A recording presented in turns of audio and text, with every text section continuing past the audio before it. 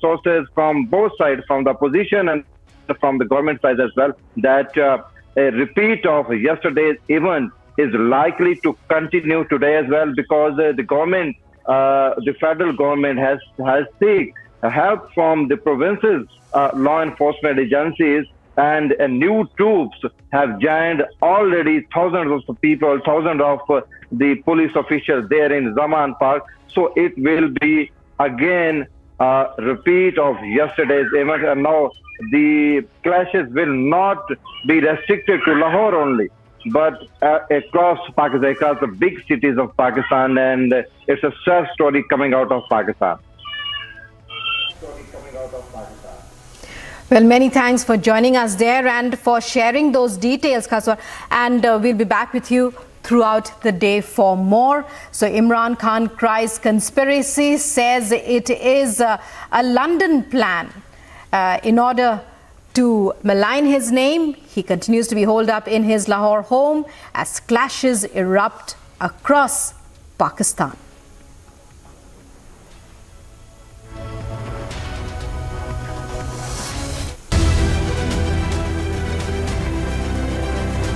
Let's move on now to other top stories from across the world. Pakistan's former Prime Minister and Pakistan Tehreek-e-Insaf chairman Imran Khan accuses the federal government of planning his arrest, saying that this is all part of a London plan to finish all cases against the country's former premier Nawaz Sharif.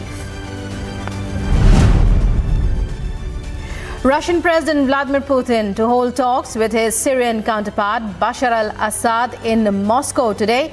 The presidents will discuss current issues of further developing Russian-Syrian political trade, economic and humanitarian cooperation, and prospects for the comprehensive settlement of the situation in Syria and around it.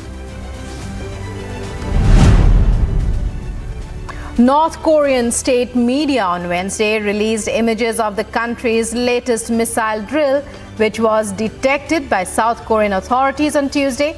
It has test-fired 2 short-range ballistic missiles in another show of force on Tuesday, a day after the United States and South Korea began military drills that Pyongyang views as an invasion rehearsal.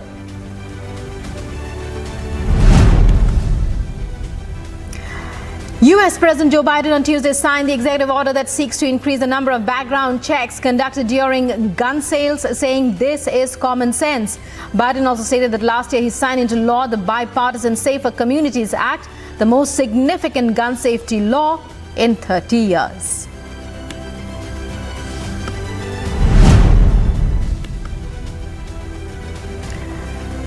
And the Biden administration says it is approving an oil drilling project in Alaska's Petroleum North Slope, a major environmental decision by President Joe Biden that drew quick condemnation as flying in the face of his pledges to slow climate change. Outrage that Biden approved the project, which they say puts his climate legacy at risk.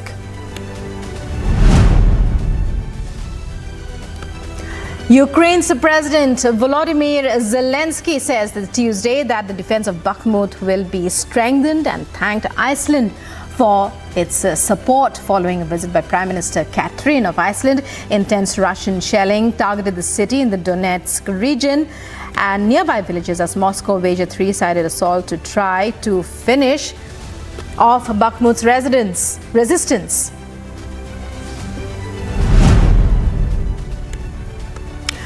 When a Russian fighter jet collided with a large U.S. surveillance drone over the Black Sea on Tuesday, it was a rare but serious clash that triggered a U.S. diplomatic protest and raised concerns about the possibility Russia could recover sensitive technology. United States and Russian officials had conflicting views of the collision between the MQ-9 Reaper drone and the Russian Su-27 fighter jet.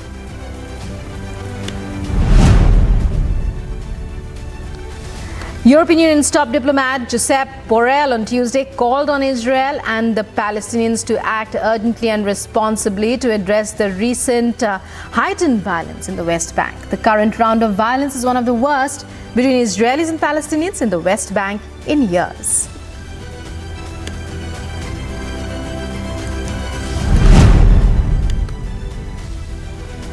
And the devastating tropical cyclone Freddy, which has ripped through southern Africa, in a rare second landfall has killed at least 219 people in Malawi and Mozambique since Saturday night, with the death toll expected to rise.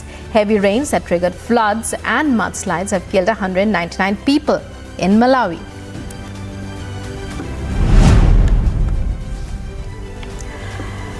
And a 10th heat wave in Argentina reported since November, making it the hottest summer on record, with extremely high temperatures and little rainfall, conditions that experts say will continue through to fall. The National Met Service reported that this is the warmest summer since 1961, when temperature measurements began at the national level.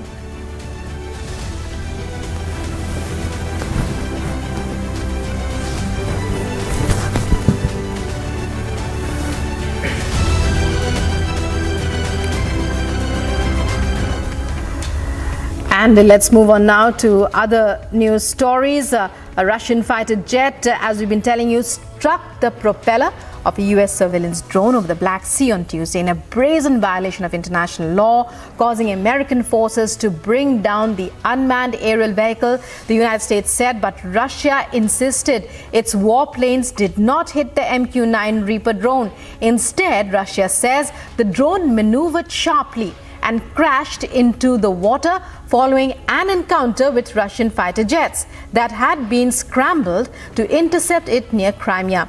The incident, which added to Russia-US tensions over Moscow's war in Ukraine, appeared to be the first time since the height of the Cold War that a US aircraft was brought down after an encounter with a Russian warplane.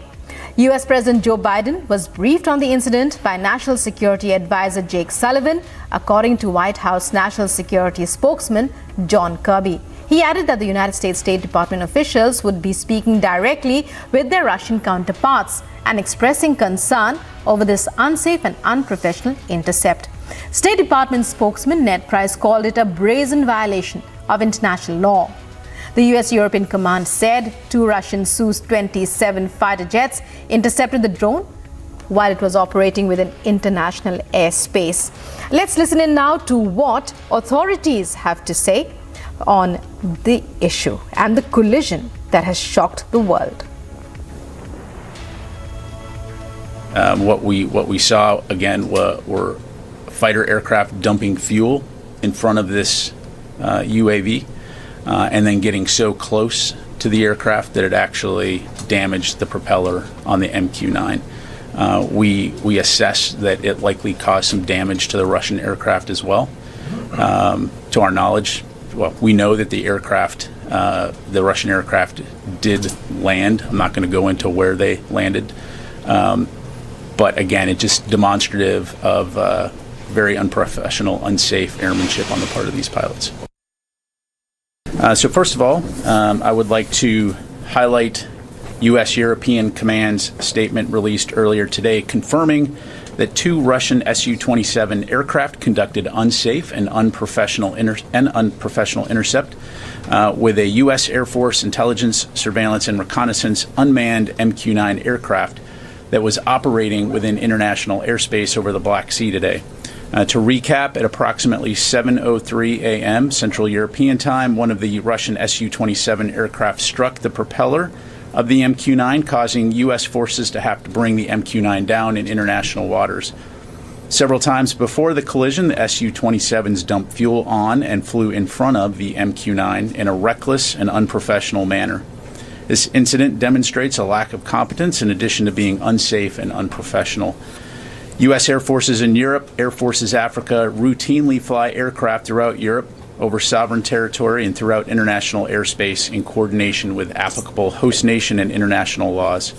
In order to bolster collective European defense and security, these missions support allied, partner, and U.S. national objectives. As the U.S. Air Forces in Europe, Air Forces Africa commander emphasized in European Command statement, quote, U.S. and allied aircraft will continue to operate in international airspace, and we call on the Russians to conduct themselves professionally and safely. There are some problems regarding international waters. You said that, for example, we consider Crimea as a part of the Russian Federation. United States does not recognize this status. And of course it's a contradiction, but does it mean that it's necessary to provoke Russian Navy or Russian Air Force on this issue? We have to be very cautious regarding our actions, taking into account what is going on in eastern part of Europe. So you see that we prefer to not to create a situation where we can face unintended clashes or unintended incidents between the Russian Federation and the United States. And joining me over this on the phone line is Major General K.K. Sinha to put in some perspective. Major General K.K. Sinha, how do you look at this entire situation that has taken place? It's a collision. It's a collision that has shocked the world. Russia has denied that there is any escalation of tensions between the two countries. But how do you look at Russia's explanation and the United States, however, crying that it is clearly a deliberate attempt by Russia to down its drone? Good morning and Jai Hind. Yeah, but the battle now after a year, the way it is crossing, and now this incident of drone being hit in the Black Sea area. Especially, it was nearer to Crimea and Sevastopol. Yeah, we have to understand one thing, because the Americans and Russians have the concern because Americans have moved there, the surveillance, revolves in the area of Romania, especially in the area, the forward area base they have created in Bucharest. In that, earlier also, they have been coming into this Black Sea area and they were carrying out the air surveillance, including AWACS is there. Now, this is a drone which has been struck and it has actually gone into international water. Now, when we look at this in this area, especially in the Crimea, whatever the Americans say or the West says that, it is annexed in 2014, illegally by Russia. But it's a matter of fact that it is Crimea is a part of them, because it was given to Ukraine, by Khrushchev. In the histories, it has got the record. Now that doesn't actually give a leeway that aircraft or surveillance or a drone can be struck down in international era, and that is what the freedom says. But Americans have got no way they can come so close to the area of concern because that is the red line they have been giving it. And especially after the Nord Stream, pipeline 1 and 2, now the things are coming, the way it was damaged and the Americans' hands were there. So, it is directly, indirectly, it leads to that. That is a confrontation, a direct confrontation between Russia and the United States. We can see it, and now it's going to intensify. This is my understanding, because Russia is not going to let it go like that. And they have that general concern. The West, the way they have West is trying to push the Russia and try to contain in this area of Ukraine by proxy. And this is going to carry on. People will do it. What the Americans are doing, the proxy, then Russians will also retaliate with the proxy and say they have not done it. But the matter of fact that this is actually happening on ground. Exactly, sir. Many thanks for speaking with Republic, Major General K.K. Sinha. So the United States calls it a reckless act as a Russian jets Su-27 collides with an American drone, causing the U.S. to down the drone in international waters. The United States calls it a violation of international law. And now joining me is defense strategist and international affairs expert, Mr. Nalapat, who's joining me on the phone line once again. Mr. Nalapat, if you could add more perspective. The United States is crying foul. It calls it a reckless act, says it's a violation of international law. But Russia, on its part, although it's clearly on the back foot, it has denied any such attempt. How do you look at this entire situation? I'm on TV.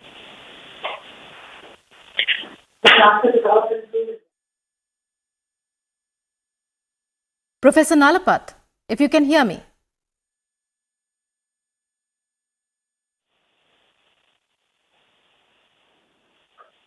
Well, I was told I'm being joined by Professor Madhav Nalapat. I'll try and establish contact with him again.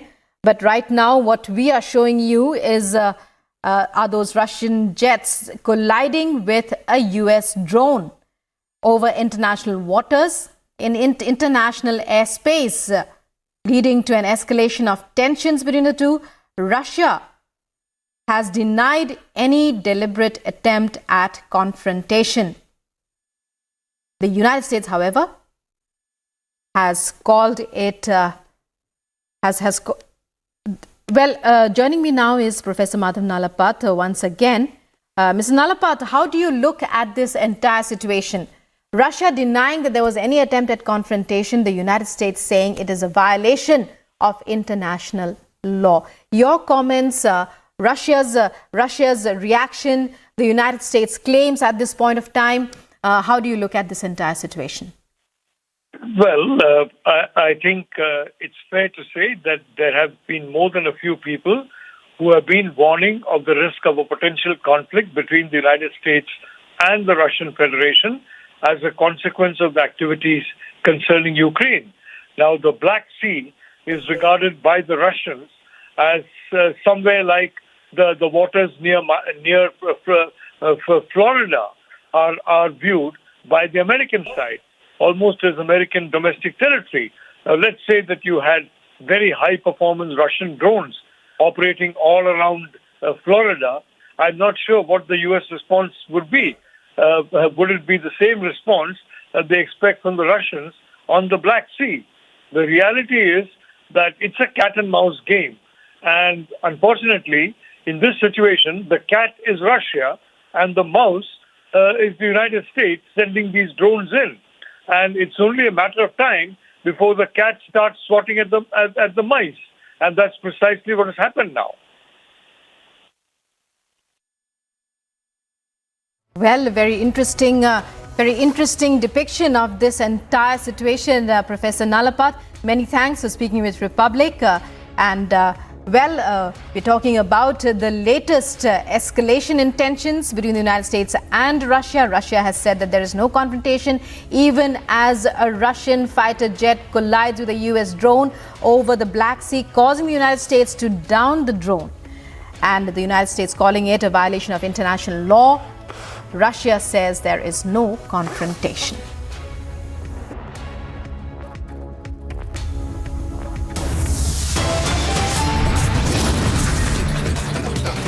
Coming up in a short while, as demand for Rahul apology grows louder, opposition to hold key meet set to raise Adani controversy. Coming up next. Also, all eyes on Punjab leg of the G20 summit that is all set to kick off in Amritsar today.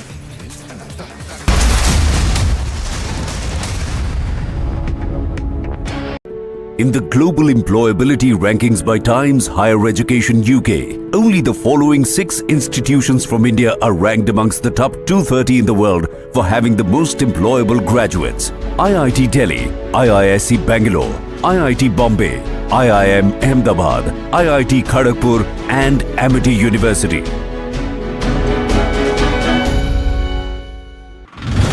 Right now we are showing you visuals straight from Jantar Mantar as YSRTP is protesting against KCR in the national capital. This is the place where YS Sharmila started her protest. She clearly stated that she wants to get the attention of all the parliamentarians and the nation towards the biggest scam which is done by the KCR government in the Kaleshwaram lift irrigation project. As YS Sharmila is detained by the Delhi police officials, she is being taken to the nearest police station.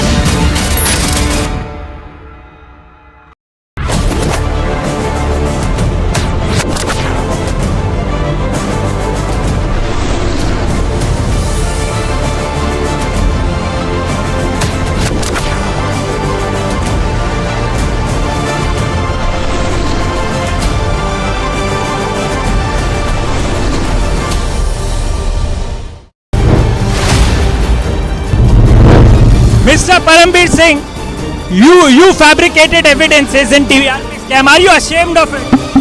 Are you sorry for it? Who were your political bosses? Who gave you orders?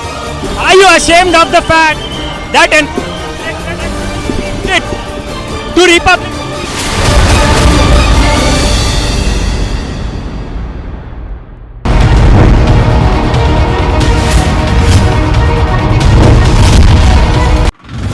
Right now we are showing you visuals straight from Jantar Mantar as YSRTP is protesting against KCR in the national capital. This is the place where YS Sharmila started her protest. She clearly stated that she wants to get the attention of all the parliamentarians and the nation towards the biggest scam which is done by the KCR government in the Kaleshwaram lift irrigation project. As YS Sharmila is detained by the Delhi police officials, she is being taken to the nearest police station.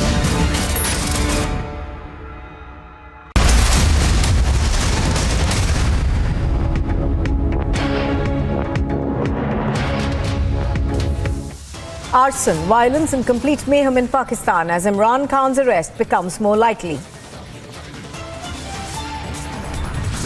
Police ने हमला किया हमारे लोगों के ऊपर, ये तो यानी इसकी कोई मिसाल नहीं है।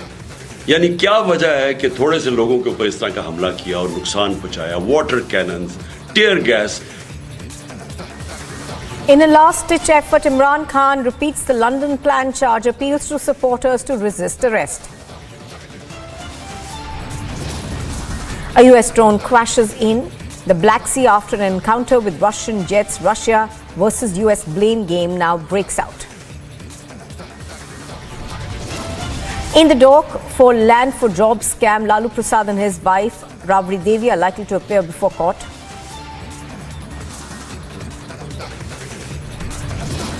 As demand for an apology from Rahul Gandhi grows louder, the opposition is to hold a key meeting set to raise the Adani controversy. All eyes are on Punjab leg of the G20 summit that is set to kick off in Amritsar today.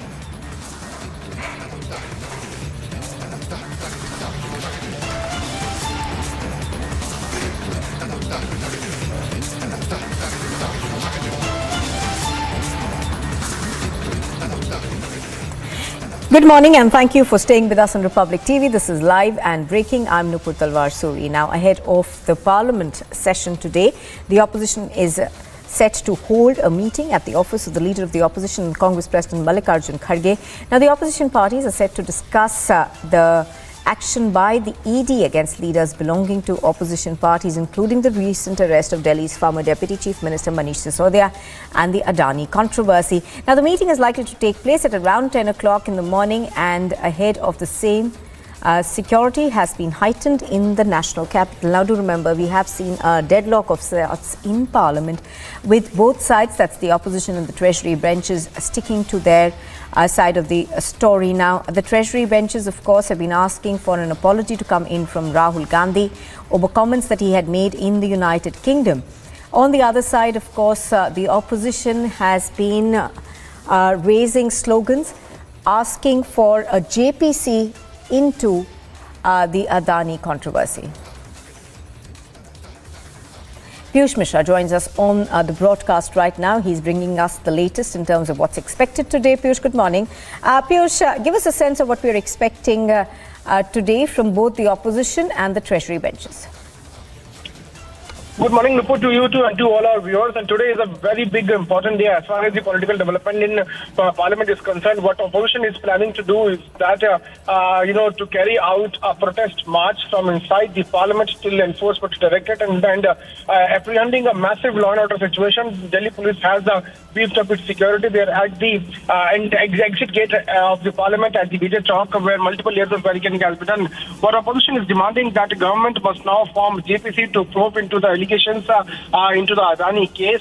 In fact, the opposition is also saying that there is a rampant misuse of investigative agencies by the central government against the opposition leaders, and for that they are going to protest. And the two issues, one the Adani issue, another one is misuse, alleged misuse of agencies, is going to be the one on which they will be taking out this protest march from the Parliament till Enforcement Directorate.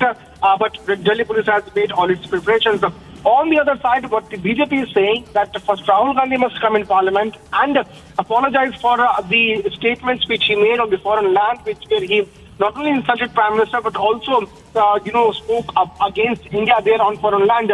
And that is why he must come here and not only apologize but also explain as to why did he, use that statement.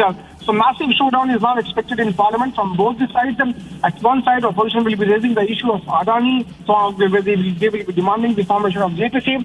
On the other side, the government and the BJP leaders, they will be asking Congress party, Rahul Gandhi specifically, on the statements which he made, like there's no democracy in Parliament, and he also made certain references about PM Narendra Modi. Now we'll have to see how the other opposition political parties who are not part of either BJP or Congress, they are going to react, which side they are going to choose. But the parties like TMC and BRS, they are today boycotting this protest march, which will begin after the 10 a.m. of opposition meet. But important point here is that at 10 a.m., Mallikarjun Kharge has called for the joint opposition meet, and after that, most likely they will be marching from Parliament to ED. And what we are also hearing is that Rahul Gandhi could also join this protest march.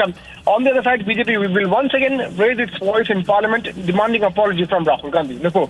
Now, Piyush, as far as the Congress party is concerned, they have said it in no uncertain terms that Rahul Gandhi will not apologize. But do you think...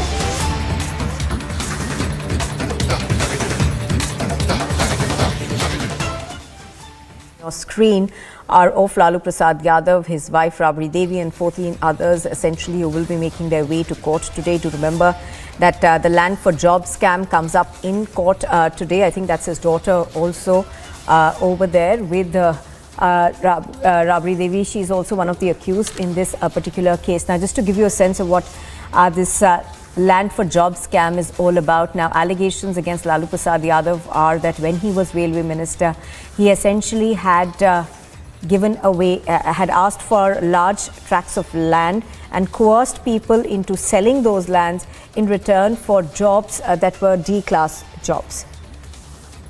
Madhurima is joining us live on the broadcast. Madhurima, give us a sense of what we are expecting in court today.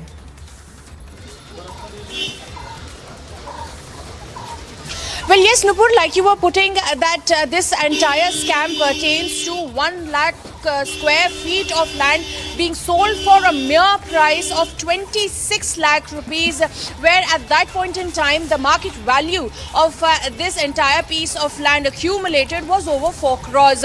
Now today in front of the court, all the accused have been summoned by the court and they will present themselves, Nupur. Also, the framing of charges will be done. Remember, last year the charge sheet was framed and now those charges will be presented in front of the court, where the CBI will be telling the court that why all these charges that have been slapped in the charge sheet are pertinent and are validated.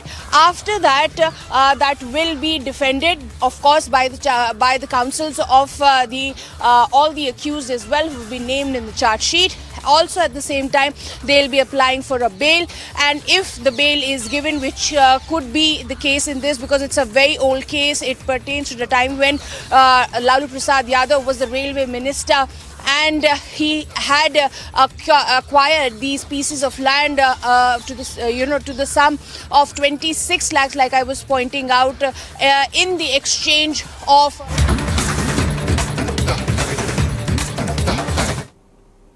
That democracy is being blown to smithereens.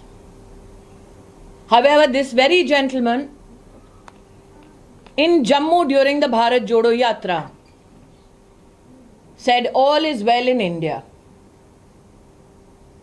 which was a lie, Mr. Gandhi. Your statement in India or your statement in England? That Rahul Gandhi attacked not only the magnificence of the Indian Parliament, but also the supremacy of institutions such as the Supreme Court of India, the Election Commission of India, is now known to every Indian citizen. I question Rahul Gandhi today that when he helps elect to Parliament a congressman who gives a clarion call to kill people, is that democracy? when the Gandhi family directs congressmen and women to tear papers and throw it at the speaker's chair in the Lok Sabha, is that democracy? When the Gandhi family directs congressmen in Rajya Sabha to tear books, jump on tables and humiliate the chair of the Vice President of India in Parliament, is that democracy? Today, every Indian citizen demands an apology to the Indian Parliament, which is not mere an amalgamation of parliamentarians. It is the voice of the Indian people. It is the constitutional reflection of the will of the Indian people. It is shameful that Rahul Gandhi, instead of coming to Parliament and apologizing for his undemocratic rant against India, today seeks to be absent from Parliament. Democracy, Mr. Gandhi, is not in peril. The Congress party has been brought to political perish by the people of India for this very behavior that you exhibited against the nation state overseas.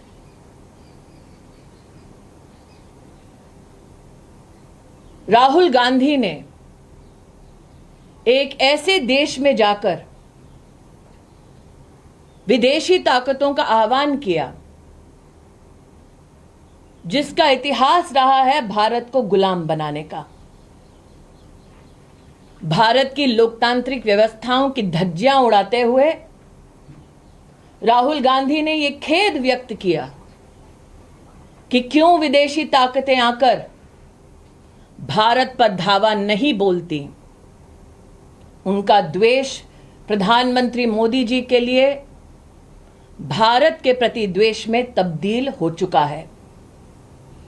मैं आज राहुल गांधी से पूछना चाहती हूं, आपने जाकर विदेश में कहा कि आपको हिंदुस्तान की किसी यूनिवर्सिटी में बोलने का अधिकार नहीं, तो 2016 में देश की राजधानी में एक यूनिवर्सिटी में जाकर इस बात तक का आपने समर्थन कर दिया जब नारा लगा भारत तेरे टुकड़े होंगे। वो क्या था Rahul Gandhi?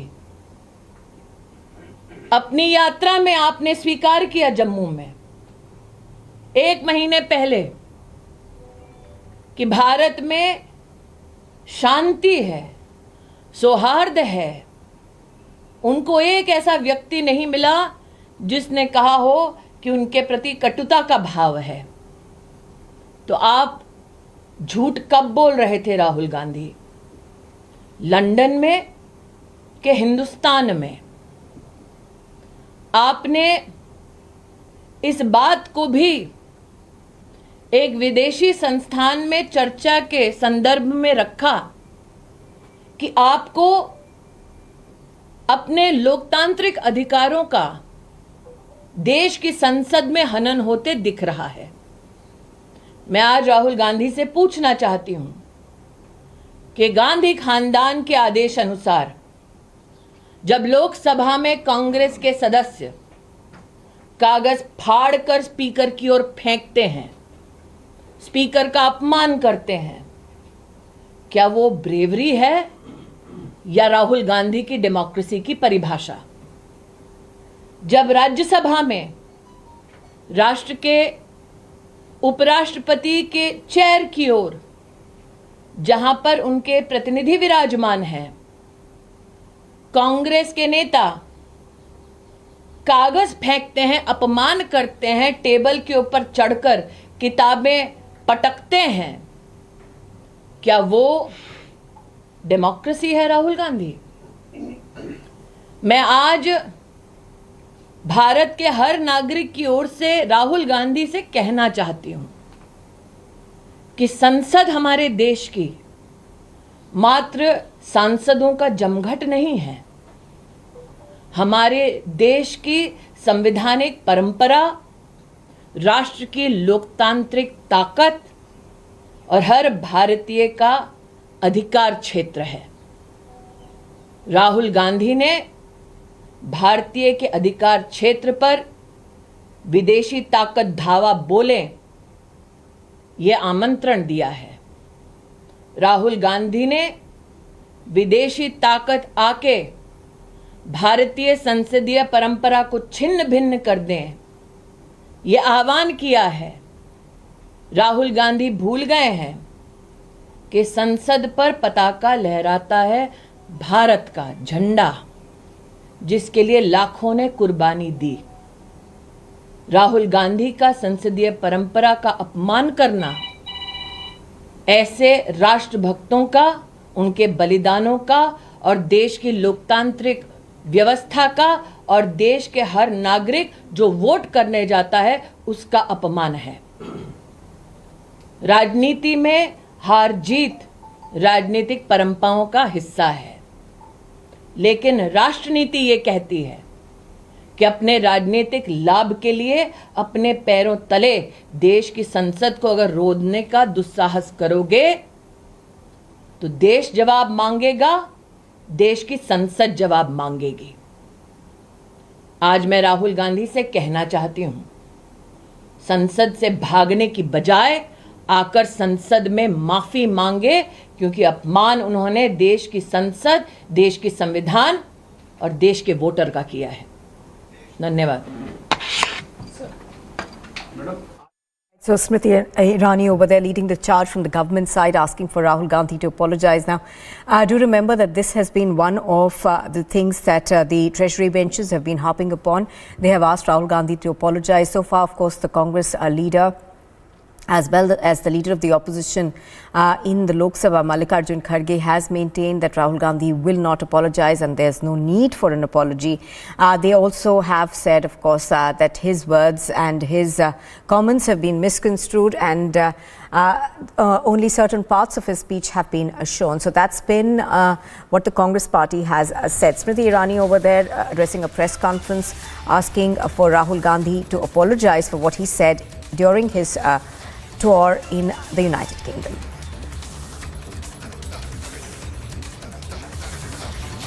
You are watching Republic TV and we will continue to bring you the latest on how this story develops. Do remember that today is going to be day 3 of the Parliament session and it is expected to essentially be the top focus there as well.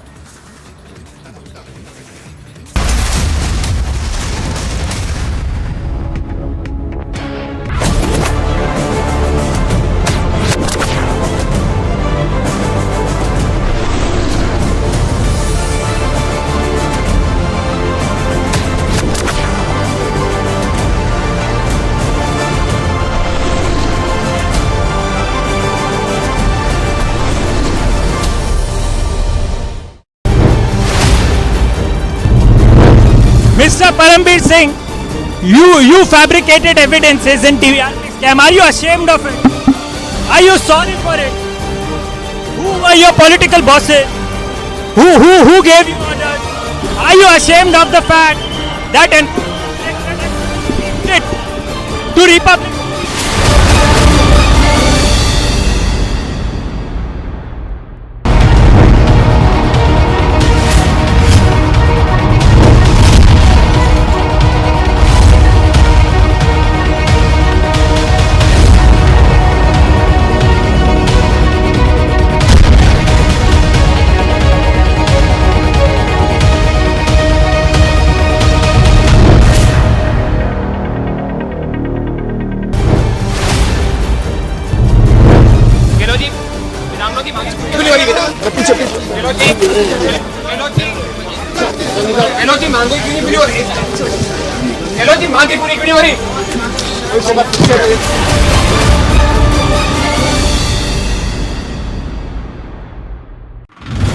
Right now we are showing you visuals straight from Jantar Mantar as YSRTP is protesting against KCR in the national capital. This is the place where YS Sharmila started her protest. She clearly stated that she wants to get the attention of all the parliamentarians and the nation towards the biggest scam which is done by the KCR government in the Kaleshwaram lift irrigation.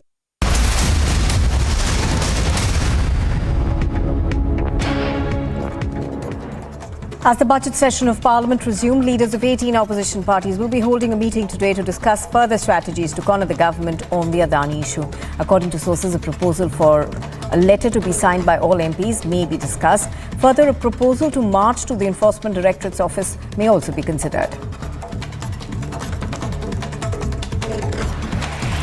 Amid intense speculation that he might join the Congress party ahead of the assembly elections in Karnataka, Senior Minister V. Somana has clarified that he would not quit the BJP and would remain in the party. The MLA from Govindarajnagar in Bengaluru, who turned emotional while speaking to reporters about the rumours, said that he was not disgruntled by the party. Former Railway Minister Lalu Prasad, his wife and former Bihar Chief Minister Rabri Devi and 14 others are likely to appear before a Delhi court on Wednesday, that's today, in connection with a case related to the alleged land for jobs scam. Now, the CBI in its charge sheet has alleged that irregular appointments were made in the railways, violating the laid down norms and procedures of the Indian Railways for recruitment. Amid the ongoing protest by government employees seeking restoration of the old pension scheme, Maharashtra's Chief Minister Eknath Shinde has said a discussion is being held in this regard and his government is empathetic to the demand. The Chief Minister further said that a committee has been put together to address the issue and settle it to the satisfaction of all. The BRS leader K. Kavitha will hold a roundtable conference in New Delhi today with political parties, civil society organizations and others over the Women's Reservation Bill in Parliament. The roundtable conference would be held at a hotel in the national capital.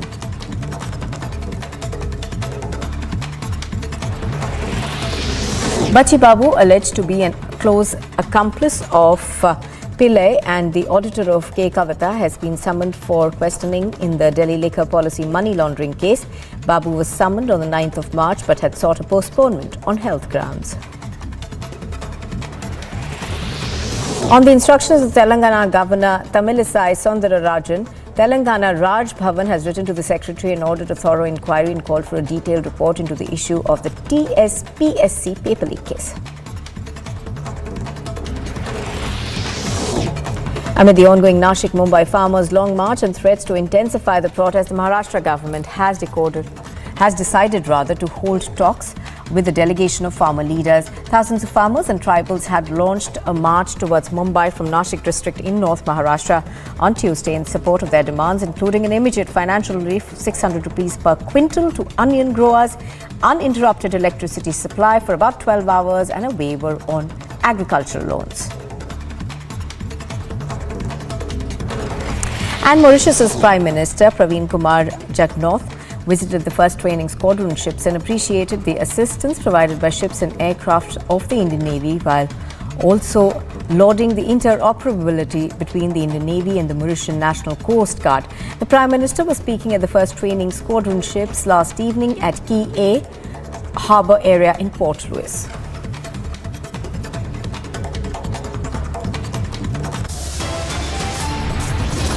And as demand for an apology from Rahul Gandhi grows louder, the opposition will be holding a key meeting and is set to raise the Adani issue. All eyes are on the Punjab leg of the G20 summit that is set to kick off in Amritsar today.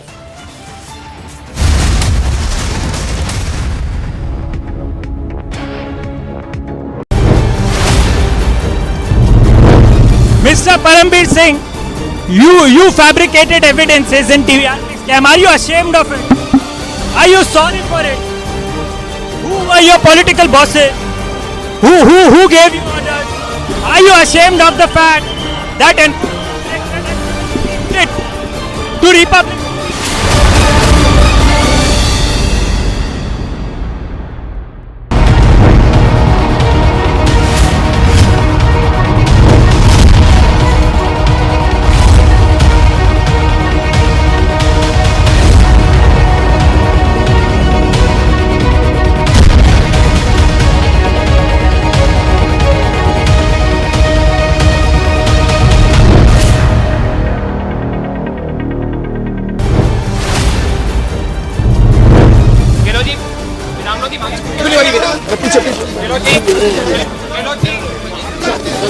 जी मांगो क्यों नहीं पूरी हो रही? Hello जी मांगे पूरी क्यों नहीं हो रही?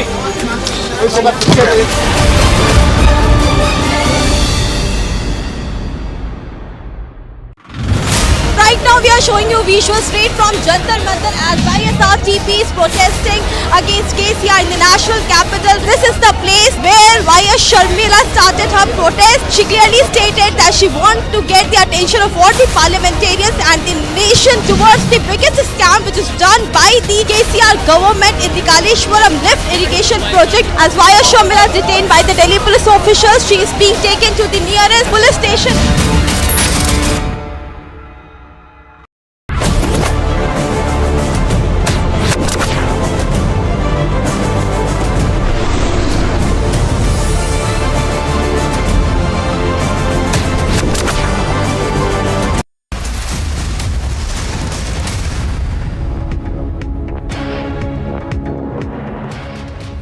Welcome back. Now, nuclear-armed North Korea test-fired 2 strategic cruise missiles from a submarine on Sunday, just as U.S.-South Korea military drills were due to begin. Today, the pictures of the same were released. Take a look at this report.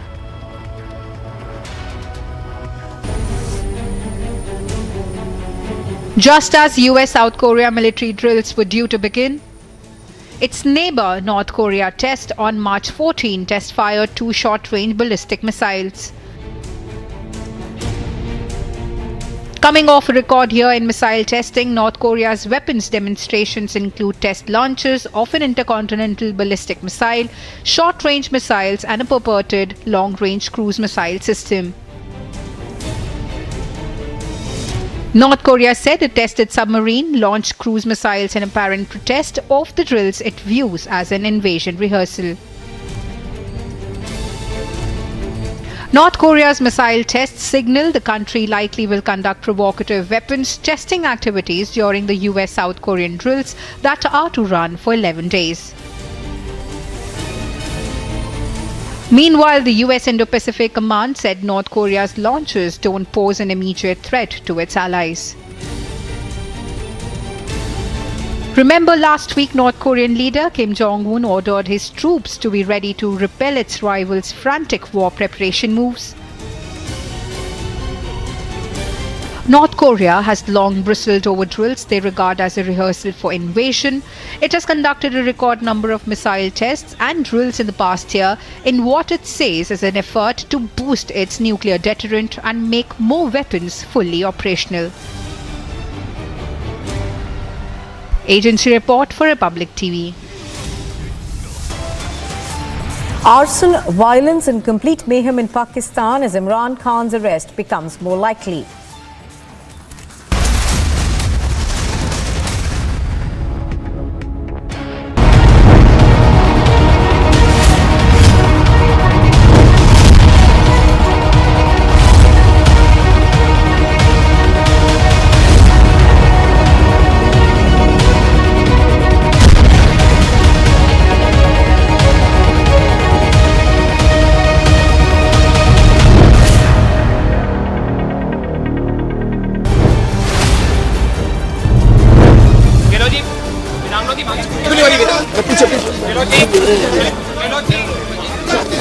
Hello जी मांगो क्यों नहीं पूरी हो रही?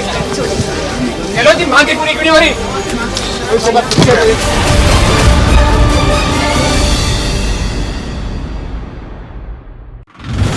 Right now we are showing you visuals straight from Jantar Mantar as YSRTP is protesting against KCR in the national capital. This is the place where YS Sharmila started her protest. She clearly stated that she wants to get the attention of all the parliamentarians and the nation towards the biggest scam which is done by the KCR government in the Kaleshwaram lift irrigation project. As YS Sharmila is detained by the Delhi police officials, she is being taken to the nearest police station.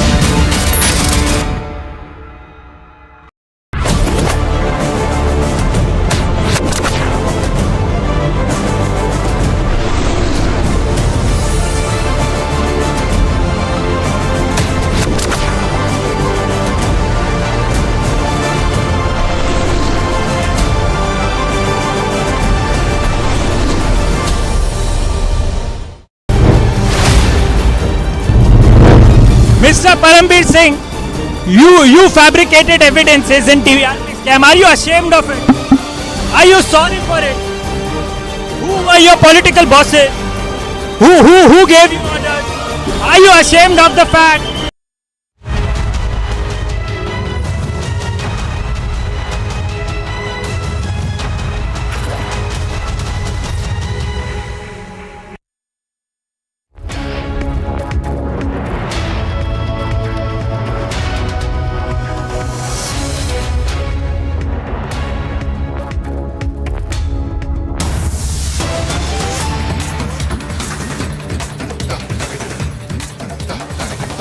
All right, so that's Lalu Prasad Yadav, flanked by his daughter Meesa Bharti, as well as his wife Rabri Devi. All of them, of course, accused in the land for jobs scam. Now, there are, of course, 14 other people who have also been made accused in this case. To remember that he is appearing before a court today. And there are very strict provisions that have been laid out in terms of his appearance. Now, just to give you a sense of what this land for jobs scam essentially was. Now, basically, in the years that he was the railway minister, there is an accusation against him that he got hundreds of acres of land from people who were given jobs in the D category in the railways. And these essentially have been described as land grabs, where the Lalu Yadav and his family had to pay very minimal amounts for this land. Now, according to allegations, there is a mall that is being constructed in the heart of Patna, which essentially is land that was grabbed by Lalu Prasad Yadav and his family. So pictures on your screen are of the family as well as other people who have been made and accused in this case appearing before court. Lalu Prasad Yadav, of course, has been extremely unwell for some time now, and the court has agreed to a large number of provisions in terms of how he must be questioned by investigating agencies, and apart from that, also how he needs to appear in court. Madhurima is joining us live on the broadcast, and she'll bring us more updates in terms of what's happening. Madhurima, give us an overall sense of what we're expecting today. Right now, of course, pictures on our screens are of the Yadav family appearing in court. Well, yes, Nupur, today in front of the Honorable Court, the Central Bureau of Investigation will be presenting the framing of the charges. The framing of the charges will be the priority from the side of the Central Bureau of Investigation. This is coming after when a charge sheet naming 16 people, including the Yadav family, was done last year. And today, the Yadav family, along with the other 12 accused, in total 16, will also be applying for bail. And after that, when the framing of charges will begin in front of the court, the counsels from the side of the accused, including that of Yadav family, will be defending against the charges that have been framed by the Central Bureau of Investigation in the charge sheet. Because in front of the court, the CBI will have to prove as to on what basis have these charges been framed against such and such person. And this is coming after a detailed interrogation at Lalu Prasad Yadav's residence. Remember, it was over 5 hours of interrogation that had happened at Meesa Bharti's residence, where Lalu Yadav has been camping post his surgery. Now today in the court, as the framing of charges will be done, we'll have to see how court responds and in what way with the defendants are going to fight out the charges that will be levelled, that will be framed by the CBI. Also, as I was pointing out, that a bail application will be moved, and it is highly likely that bail could be approved. If not, the accused could be sent to judicial custody, but that would be on the court to see as to how will the court react to the arguments that are being kept forth from the side of Central Bureau of Investigation. Now, there's another point here is that there's a lot of political turmoil as well, Nupur, around these interrogations, where Tejasvi Yadav was also summoned by the CBI twice, but he has always given a reason to be not produced in front of the CBI. They have been questioning that why Central Bureau of Investigation and other other investigative agencies like the enforcement directorates have been coming at the doorsteps of these leaders because they are not agreeing with the ideology of the Bharatiya Janata Party, and this is nothing but a political witch hunt. But now all the cards have been spread wide on the table of the court. We'll have to wait and watch as to how arguments will begin, will it begin. But the investigative agencies will be keeping that that why the charges were framed, what was the reason for slapping such and such charge in the charge sheet, and they will be producing all the evidence in front of the court, whereas the defendant will be fighting those charges, that the charges that have been levelled are not up to the mark, because Tejasvi Yadav and the RJD has been pressing on the fact that Lalu Prasad Yadav did not have the authority to award any jobs to anybody at the time when he was a union minister in the UPA government at that point in time.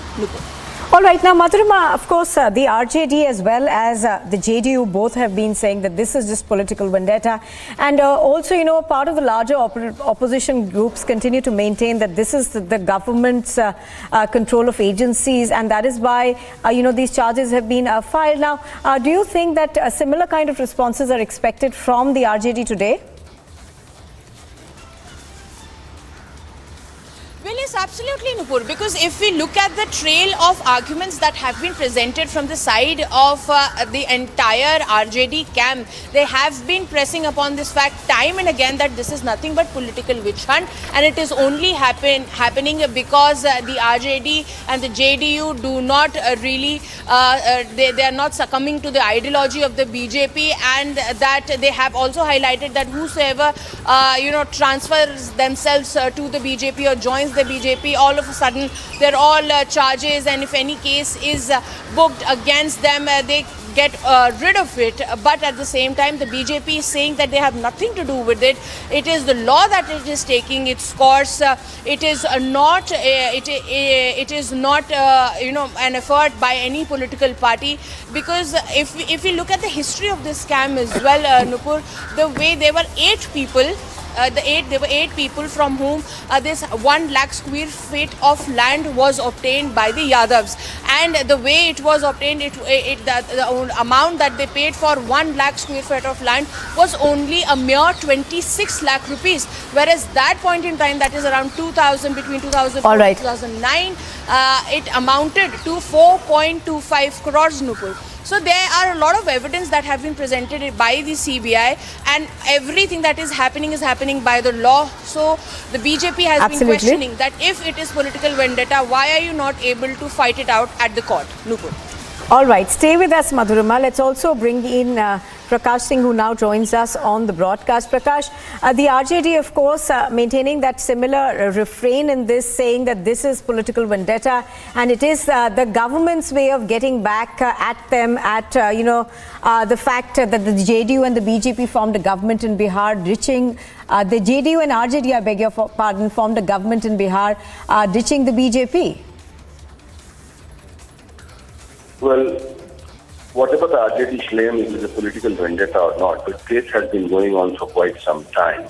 And this case was initiated in 2008 at the behest of the JDU itself, when they had lodged a complaint with the then Prime Minister Manmohan Singh. And thereafter, there was a delay in the proceedings and investigation and clearances from the Railway Ministry for reasons unknown, because till 2014, government was in power, and the case was reopened in 2017 after Nitish Kumar party waged with the Mahagathbandhan. And then now, because of COVID, what the investigating agencies and the court sources suggest, that there was a delay in the case. And thereafter, the case, the investigation and the hearing in the court has been expedited, and the CBI and the ED trying to corroborate evidences pertaining to the malpractices regarding the abnormal transfer of share in 4 companies, that is AK Info System, AB Export, Delight Marketing, Fair Grow. And shareholding were transferred from 2008 to 2014 in the name of Tejasvi Yadav, Prasad Yadav, and Lalu Yadav's daughters.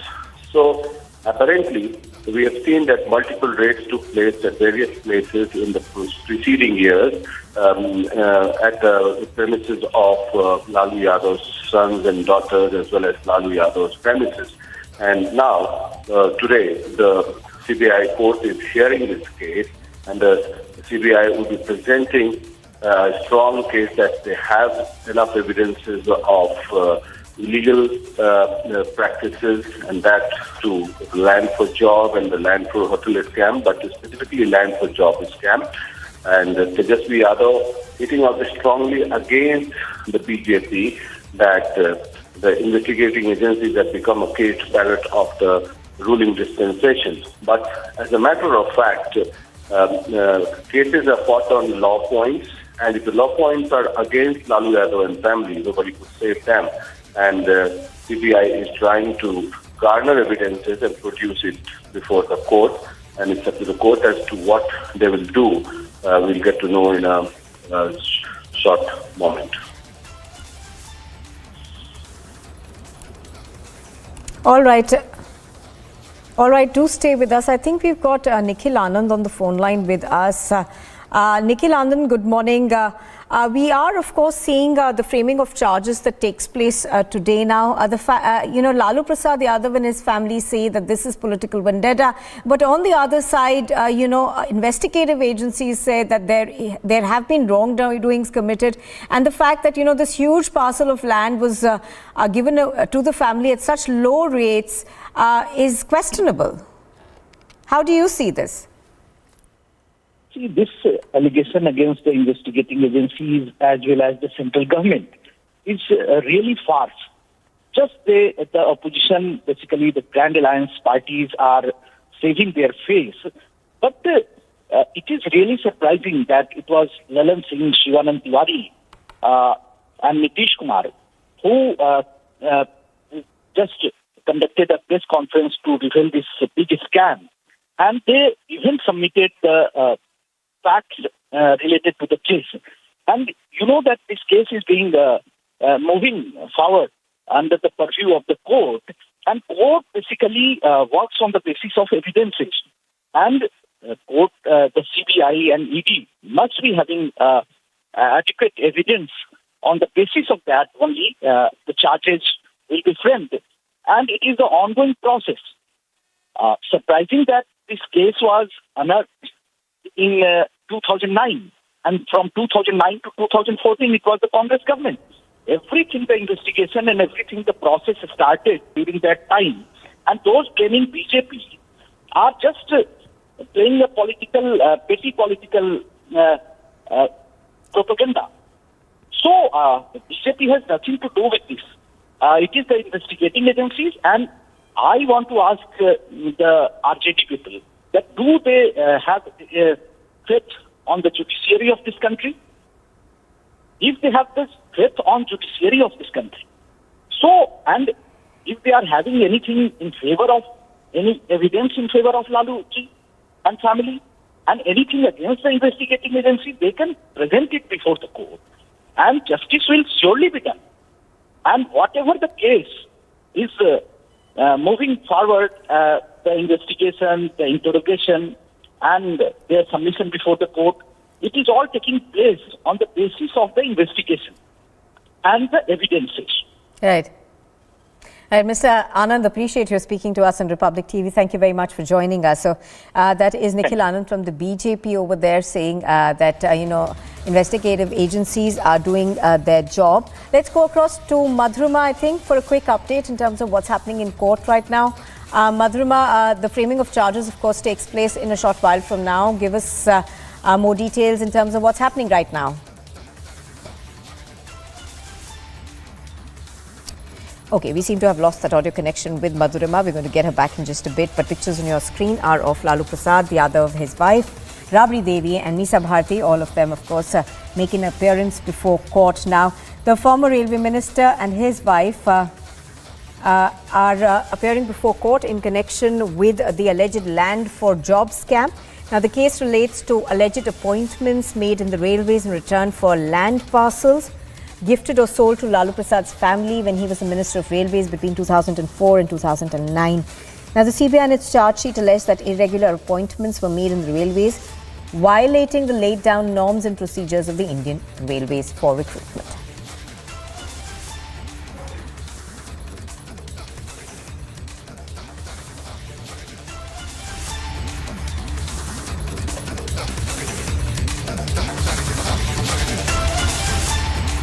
Well, moving on to what's expected in Parliament today, leading the government's charge was Union Minister Smriti Irani as she hit out at Rahul Gandhi over his anti-India tirade on foreign soil.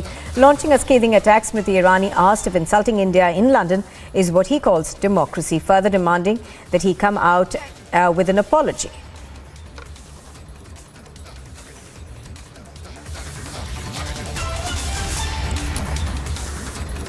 All right, so Smriti Irani essentially leading the government's charge, asking for Rahul Gandhi to apologize in Parliament. Now, that has been the demand from the Treasury benches for these past 2 days. Hardly any business, in fact, has been transacted in both houses of Parliament. The opposition, on the other hand, has been asking for a JPC into allegations that were made against the Adani group by the Hindenburg group. So we have been seeing a face-off in Parliament of sorts between the opposition and the Treasury benches. The Congress party so far, of course, has maintained that Rahul Gandhi does not need to apologize and there is no question of an apology, and that his speech at various venues in the United Kingdom has been taken out of context. So in that sense, the Congress party pretty firm on him not apologizing, but the government, of course, has been very vocal about what it says is criticism of Indian democracy on foreign soil.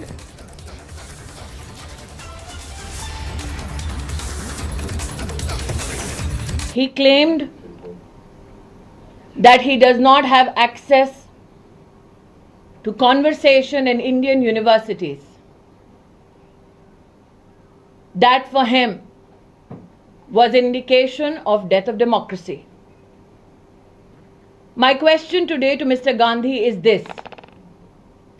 In 2016, Rahul Gandhi went to an Indian university in the national capital and supported the slogan of Bharat Tere Tukde Honge.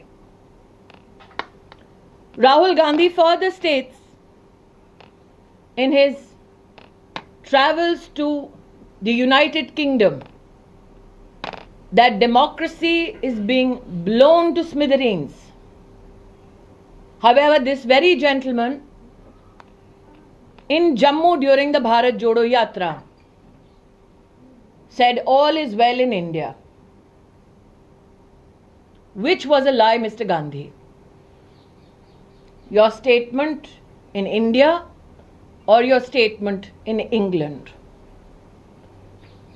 That Rahul Gandhi attacked not only the magnificence of the Indian Parliament, but also the supremacy of institutions such as the Supreme Court of India, the Election Commission of India, is now known to every Indian citizen. I question Rahul Gandhi today that when he helps elect to Parliament a congressman who gives a clarion call to kill people, is that democracy? When the Gandhi family directs congressmen and women to tear papers and throw it at the speaker's chair in the Lok Sabha, is that democracy? When the Gandhi family directs congressmen in Rajya Sabha to tear books, jump on tables and humiliate the chair of the Vice President of India in Parliament, is that democracy? Today, every Indian citizen demands an apology to the Indian Parliament, which is not mere an amalgamation of parliamentarians. It is the voice of the Indian people. It is the constitutional reflection of the will of the Indian people. It is shameful that Rahul Gandhi, instead of coming to Parliament and apologizing for his undemocratic rant against India, today seeks to be absent from Parliament. Democracy, Mr. Gandhi, is not in peril. The Congress party has been brought to political perish by the people of India for this very behavior that you exhibited against the nation.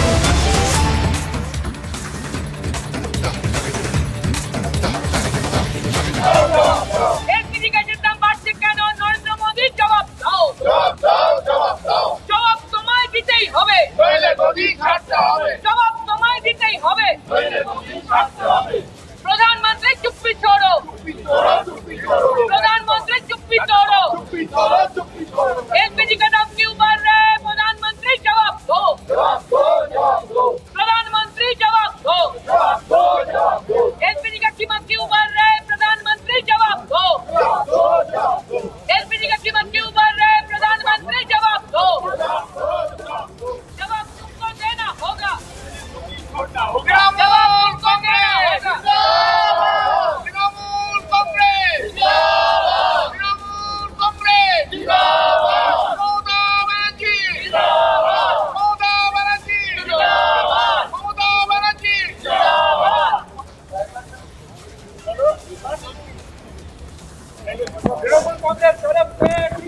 Well, the TMC over there protesting at the Gandhi statue in Parliament. The TMC, of course, is one among the several opposition parties which are asking for a joint parliamentary committee to hold an inquiry into the allegations against the Adani group of companies.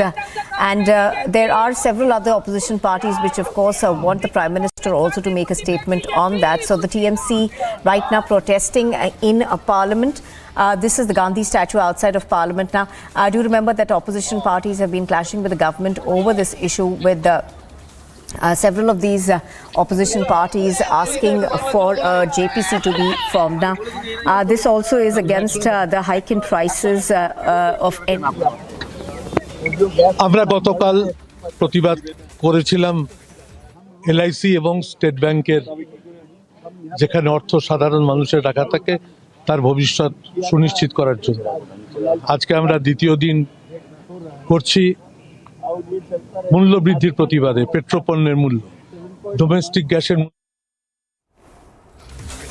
All right, so leaders from the TMC essentially very firm on their demand that there needs to be an investigation into allegations that were made in the Hindenburg report against the Adani group of companies, and thereafter the crash in stock prices of the Adani group of companies. Let's go across to Piyush Mishra, who's covering Parliament for us now. Piyush, on expected lines, of course, we are seeing the opposition protest at the Gandhi statue. But do you see that perhaps there could be an end to this deadlock and some work might be transacted in Parliament?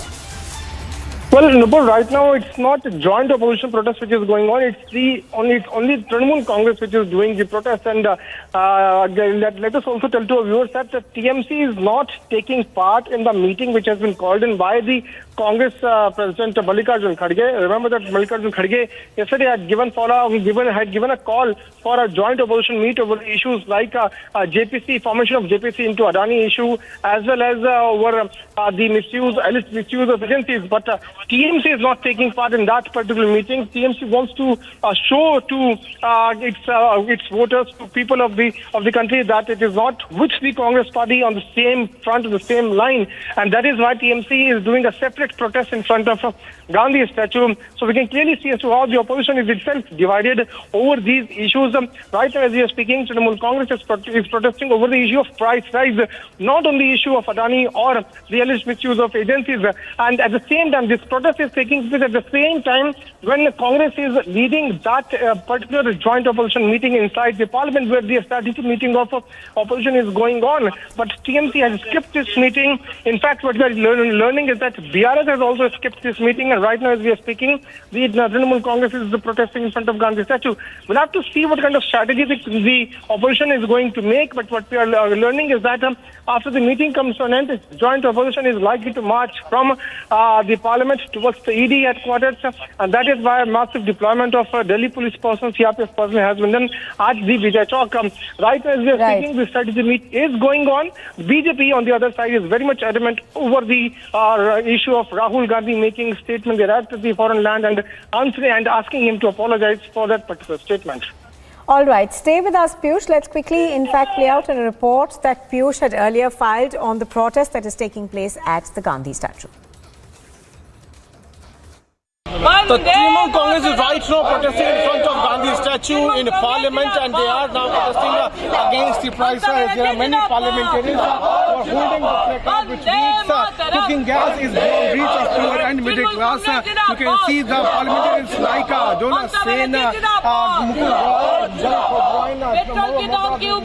they all are holding the placard, and they are raising their voice against the Modi government over the price rise in petrol and many other essential commodities. Remember that yesterday the TMC had protested against the LIC and SBI, and today they are protesting over the price rise. It is also important to highlight that TMC is not taking part in the joint opposition meet which has been called in by the Congress party, though yesterday they protested over the issue of Adani as well as the SBI and LIC. This is Piyush in Parliament for Public TV. All right, even as the TMC, of course, is protesting at the Gandhi statue, we are given to understand that it is not joining in the other 17 opposition parties that are holding a meeting to decide in terms of what strategy they will adopt in Parliament today. You're watching Republic TV, and still to come, arson, violence and complete mayhem in Pakistan as Imran Khan's arrest becomes more likely. And a U.S. drone crashes in the Black Sea after an encounter with Russian jets. Russia versus U.S. blame game now breaks out.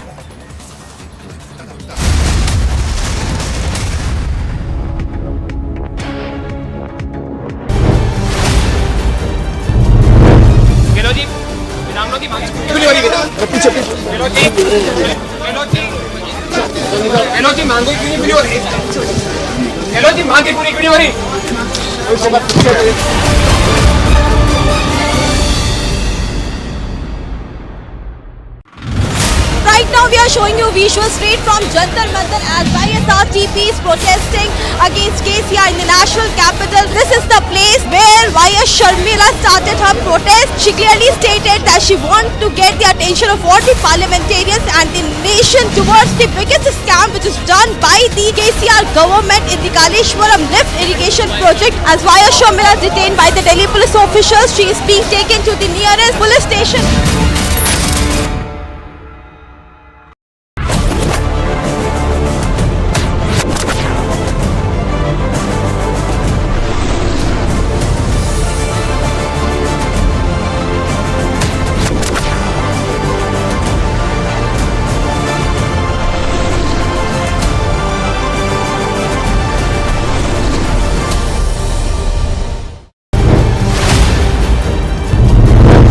Mr. Parambir Singh, you fabricated evidences in TVRP scam. Are you ashamed of it?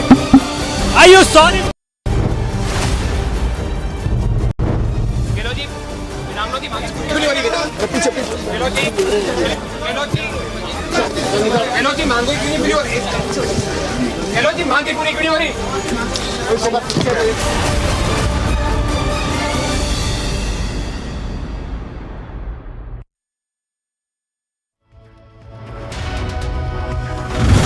Right now we are showing you visuals straight from Jantar Mantar as YSRTP is protesting against KCR in the national capital. This is the place where YS Sharmila started her protest. She clearly stated that she wants to get the attention of all the parliamentarians and the nation towards the biggest scam which is done by the KCR government in the Kaleshwaram lift irrigation project. As YS Sharmila is detained by the Delhi police officials, she is being taken to the nearest police devastation.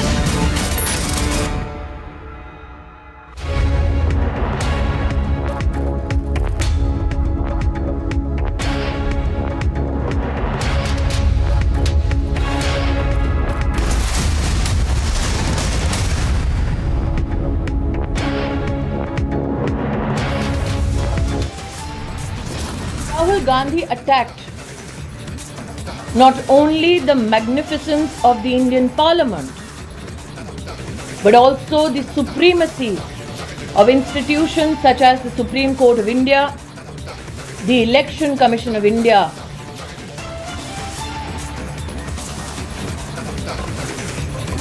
Leading the government charge, Union Minister Smriti Irani hits out at Rahul Gandhi in an unrelenting attack.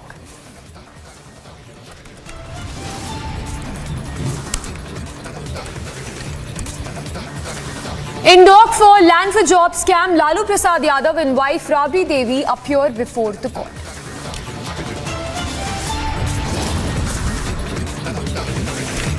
As demand for Rahul apology grows louder, opposition holds key meet set to raise the Adani controversy in Parliament.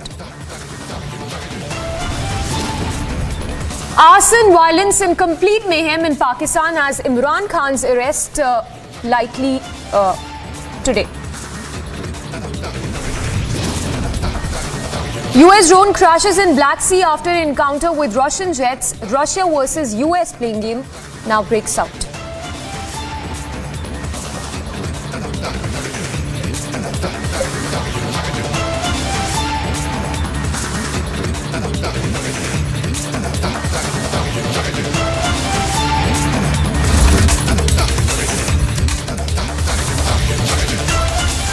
Good morning, we are live and breaking. A massive political storm that has erupted over Rahul Gandhi's speeches and lectures that he delivered in UK. It's going to be a stormy session in the Parliament today as well, as TMC has been staging a protest at the Gandhi statue. In fact, Smriti Irani, the Union Minister, while speaking to the media earlier today, demanded an apology from Rahul Gandhi on the floor of the House.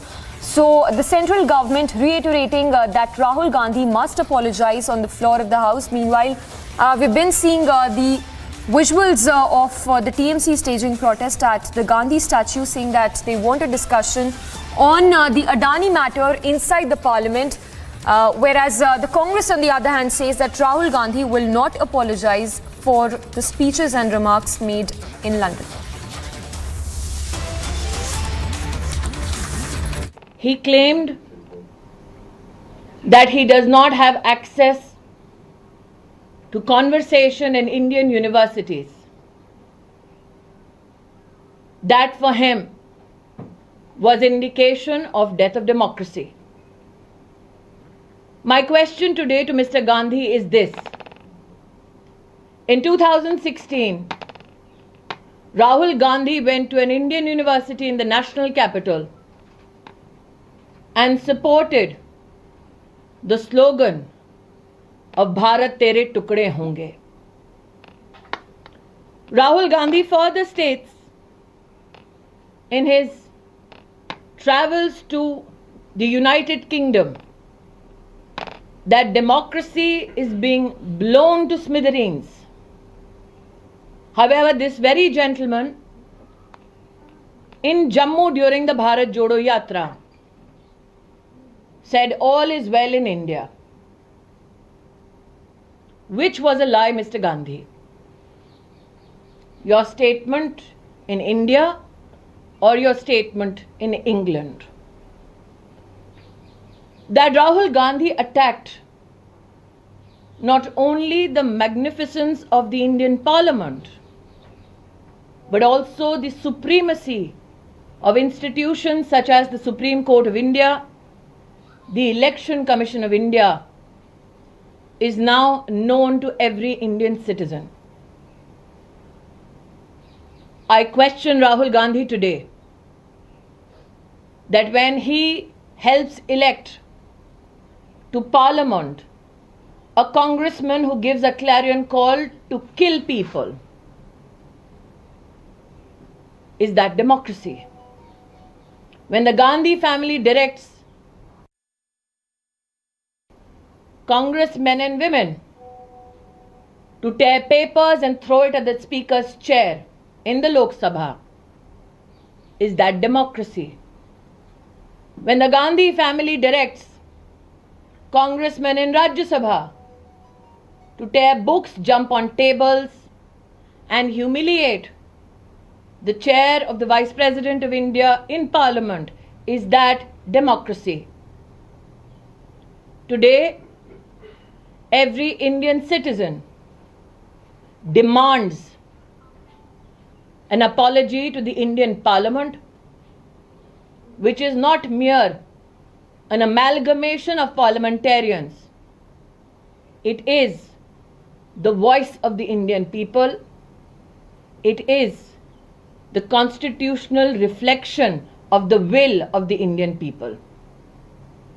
It is shameful that Rahul Gandhi, instead of coming to Parliament and apologizing for his undemocratic rant against India, today seeks to be absent from Parliament.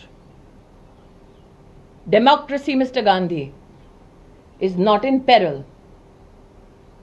The Congress party has been brought to political perish by the people of India for this very behavior that you exhibited against the nation state overseas. So there you heard Smriti Irani maintaining that the centre seeks apology from Rahul Gandhi and that he's insulted every Indian of the country while he gave those lectures and speeches at the London event, saying that he would have to apologize on the floor of the House. Meanwhile, Congress there says that Rahul Gandhi has said nothing wrong and continues to back Rahul Gandhi over his statements made in UK. अरे ये माफीनामा मांगने वालों को मैं एक प्रश्न पूछता हूँ, जब मोदी जी 5-6 कंट्रीज में जाके हमारे देश के लोगों को ह्यूमिलेट किया और हमसे ये कहा गया कि चंद कंट्री में जाके कि हिंदुस्तान में पैदा होना एक बहुत बड़ा पाप है, उन्होंने कहा। तो ये ऐसे लोग, अगर डेमोक्रेसी यहाँ ख़त्म हो रही है, फ्रीडम ऑफ एक्सप्रेशन को कमज़ोर किया जा रहा है, फ्रीडम ऑफ स्पीच को कमज़ोर किया जा रहा है, सब टीवी चैनल्स को दबाया जा रहा है और जो लोग सच बोलते हैं उनको जेल में डाला जाता है, तो ये डेमोक्रेसी को ख़त्म करने की प्रक्रिया नहीं है तो और क्या है। तो इसीलिए माफ़ी का सवाल नहीं, और हम पूछेंगे उनको, आपने इतने कंट्रीज में जाके बात की, वो भी यहाँ के लोगों के कल्चर को और इंसानियत को अपमान किया, और उन्होंने तो सिर्फ डेमोक्रेसी पे बात की, और हर जगह जो लोग जाते हैं डिबेट में अपने विचार रखते हैं, उससे ताल्लुक इससे नहीं है। So there you heard the Congress President Mallikarjun Kharge saying that this is stifling the voices if the government is seeking an apology from the Gandhi sign, and that there is no scope of Rahul Gandhi tendering an apology for his earlier remarks.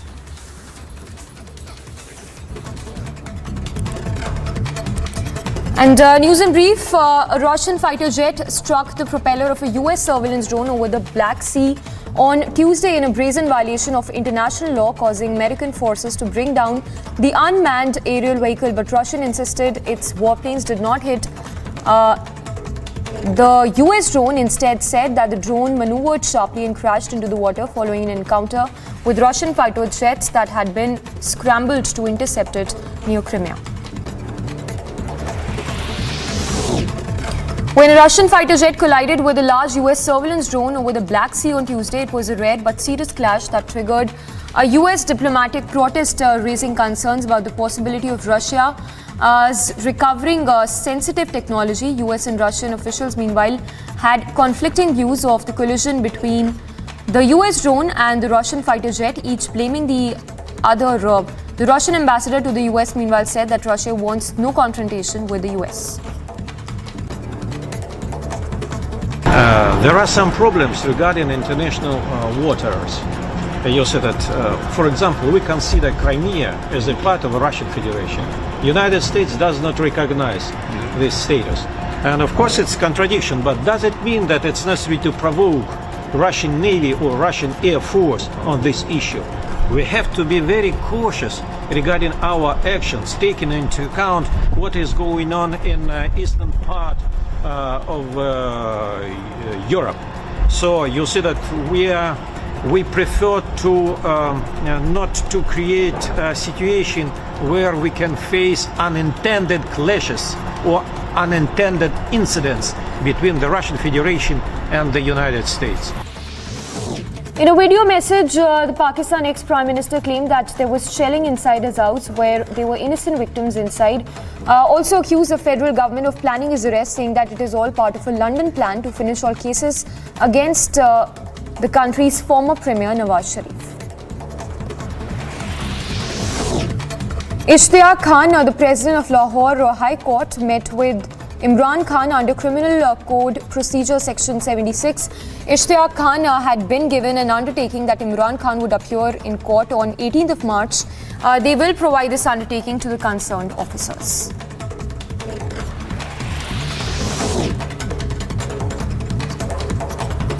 Punjab's Amritsar, meanwhile, is all geared to host the G20 meeting, which begins today. The Union Ministry of Education would host the second Education Working Group meeting in Amritsar from 15th of March till the 17th.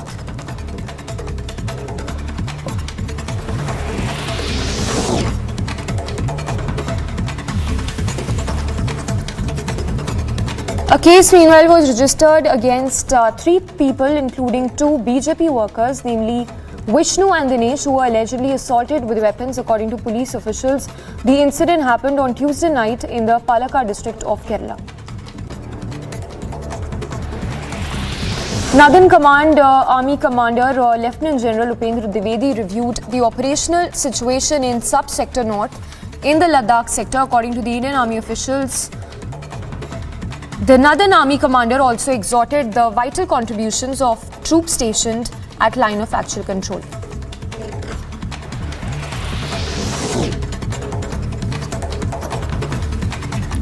A decomposed body of 53-year-old woman was found in a plastic bag in Lal Bagh area. The police informed that the 22-year-old daughter of the deceased woman was taken into custody for questioning.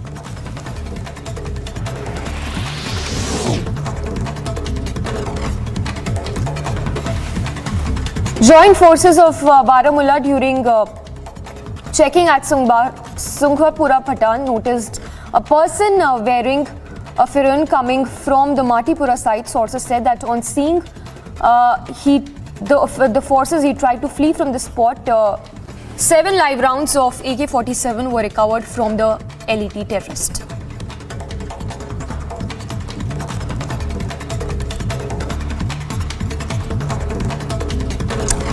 Now, SpaceX launched its 27th contracted cargo mission for NASA on Tuesday, sending a robotic Dragon capsule aloft from Cape Canaveral Space Station in Florida.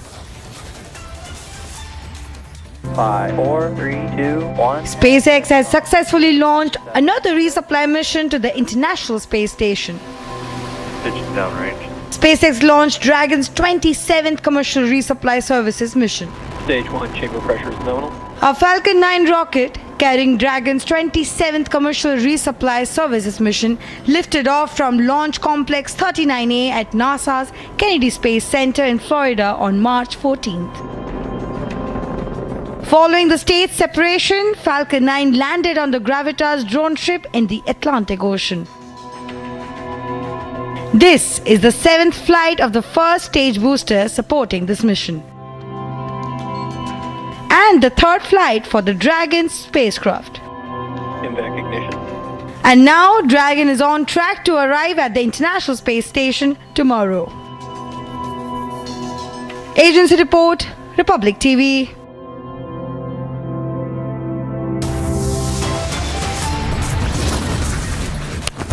And coming up on the other side, all the action from the Parliament as showdown to continue on day 3 of the Parliament session.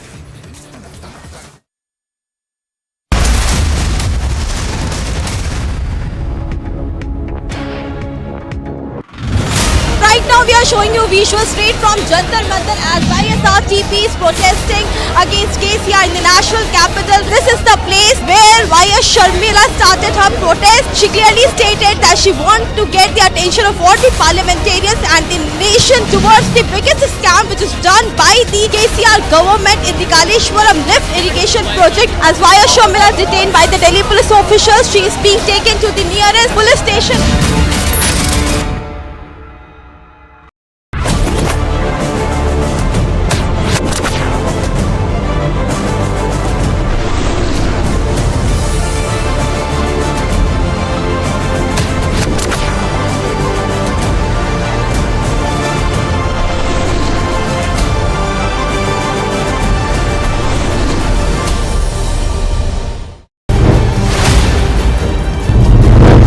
Mr. Parambir Singh, you fabricated evidences in TVRP scam. Are you ashamed of it?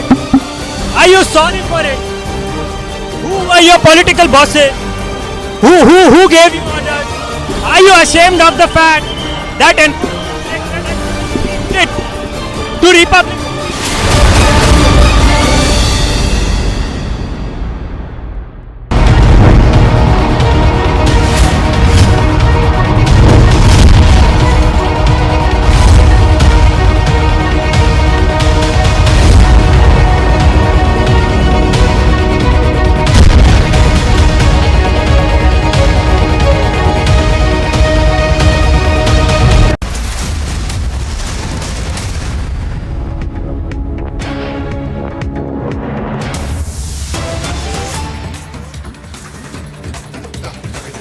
And the latest that's coming in from Pakistan, where tensions continue to flare up, we're given to understand that the police teams are now raiding homes and offices of PTI workers who were involved in clashes and protests that broke out on Tuesday evening. In fact, we're given to understand that 90 protesters have been arrested from Rawalpindi, Lahore and Karachi as well. So police crackdown on the supporters of Imran Khan. Latest, of course, update coming in that at least 90 supporters of Imran Khan have been arrested from several locations in Pakistan, including Rawalpindi, Lahore and Karachi. Remember, this comes in the backdrop of the heavy shelling which continues in the location of Imran Khan's residence. In fact, reports that are coming in of shelling which also happened at Imran Khan's residence. The visuals, of course, on your screens right now is of Imran Khan, who's seen standing with his supporters outside his residence. Meanwhile, it's a riot-like situation that is unfolding in Pakistan. There was a shelling, there was tear gas firing which happened on Tuesday evening and which continues even this morning.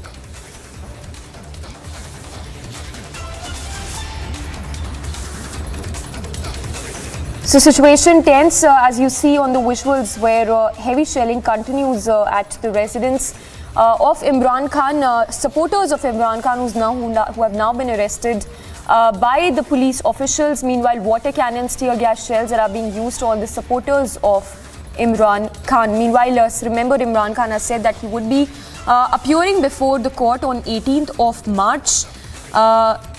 This, of course, in wake of the protests, the shelling we've been seeing at these locations.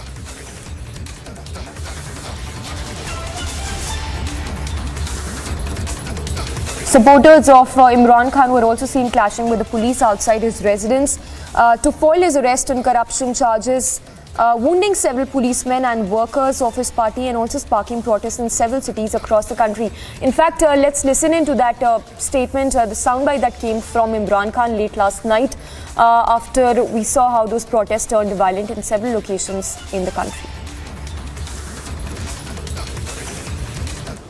मेरे पाकिस्तानियों, कल दोपहर से ज़मान पाक ऐसे लग रहा था जैसे ये मकबूजा कश्मीर है। जिस तरह का पुलिस ने हमला किया हमारे लोगों के ऊपर, ये तो यानी इसकी कोई मिसाल नहीं है। यानी क्या वजह है कि थोड़े से लोगों के ऊपर इस तरह का हमला किया और नुकसान पहुंचाया। Water cannons, tear gas, shelling या घर के अंदर की, या बेचारे मुलाजिम थे, औरतें थी। तो इसका कुछ समझ नहीं आई कि जब मेरी बेल 18 तक थी और मैंने सिर्फ वो जो जिसके ऊपर उन्होंने वारंट निकाले हैं, इनको पता था कि मैं क्यों नहीं वो F8 कचहरी इस्लामाबाद में जा रहा, क्योंकि वहां 2 दफा दहशतगर्दी के हमले हुए हैं और वहां वकला भी और जज भी शहीद हुए हैं। तो मैंने वहां सिक्योरिटी की वजह से, और उनको पता है कि मैंने तो सिक्योरिटी की वजह से मैं नहीं अपेयर हुआ। अब फिर से तैयारी कर रहे हैं, भारी कंटिंजेंट पुलिस की तैयार हो रही है, रेंजर्स तैयार हो रहे हैं, फिर जिस तरह जमान पाक को फतह करने आना है। मैं सिर्फ इंतशार को बचाने के लिए आज मैंने एक अंडरटेकिंग दी। इश्तियाक खान जो कि लाहौर हाई कोर्ट के प्रेसिडेंट हैं, उन्होंने श्योरिटी बॉन्ड दिया, जाके कोशिश की डीआईजी को देने के लिए जो मुझे अरेस्ट करने आ रहा था। वो उन्होंने पब्लिक स्टेटमेंट भी दी कि वो डीआईजी जान के नहीं मिला।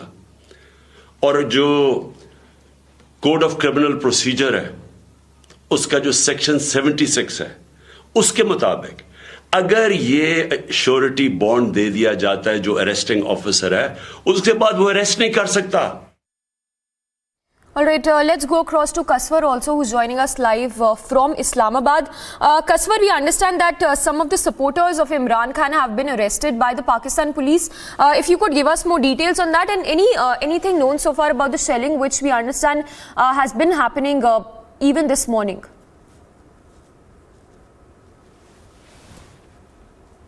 Well, yes, that's correct that the law enforcement agencies across Pakistan have unleashed crackdown on the Pakistan Tehreek-e-Insaf, the workers who were actually involved in causing hurdle, blocking roads and the pelting stones on the law enforcement agencies yesterday. And according to my information, above 90 such, the workers of Pakistan Tehreek-e-Insaf have been rounded up collectively from Islamabad, Rawalpindi, Lahore and Karachi. And I am getting from the sources that all of these workers were involved either in blocking the road and causing, damage to the lives of the properties across their jurisdiction. They have been rounded up, one thing. And regarding the current situation in Lahore, I am getting from my sources that the troops of Rangers have joined the police troops as well. Fresh troops have already arrived early this morning, outside the residence of former Prime Minister Imran Khan, and clashes have already erupted over there. So Pakistan is in a mess right now, and God forbid, I'm getting from my sources that these clashes can, take place as later in the day, because the police team are backed up by the Rangers now, and government is well committed to arrest him, and there could be, God forbid, there could be a repeat of what happened yesterday, because we have reported yesterday that bloody clashes erupted between Imran Khan supporters and the law enforcement agency, especially the police, and dozens of policemen got injured, including the seniors and junior officers as well. So police is backed up by the Rangers, and now there could be repeat of what happened yesterday. All right, Kaswar, thank you for the moment. So, Kaswar, they're getting us the latest of what is happening in Pakistan, where we understand several of the supporters of Imran Khan have been arrested by the Pakistan police. Meanwhile, Imran Khan has said that he would be appearing before the court on 18th of March.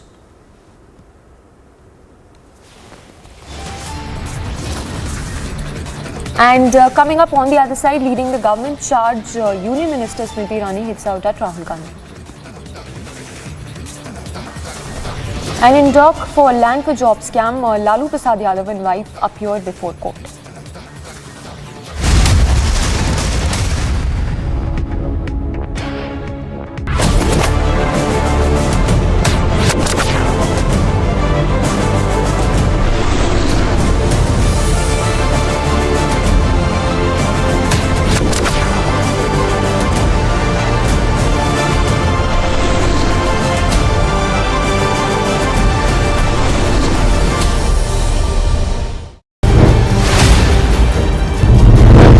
Mr. Parambir Singh, you fabricated evidences in TVRP scam. Are you ashamed of it?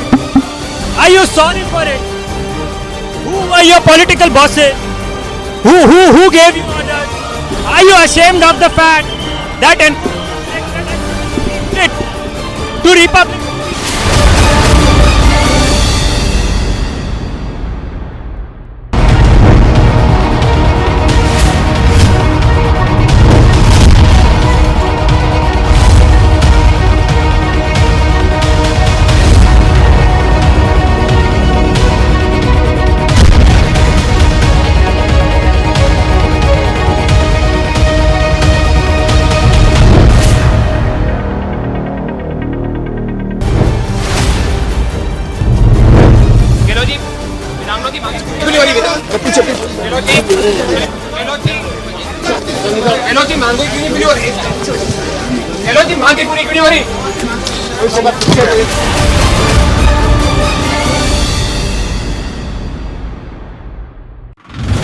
Right now we are showing you visuals straight from Jantar Mantar as YSRTP is protesting against KCR in the national capital. This is the place where YS Sharmila started her protest. She clearly stated that she wants to get the attention of all the parliamentarians and the nation towards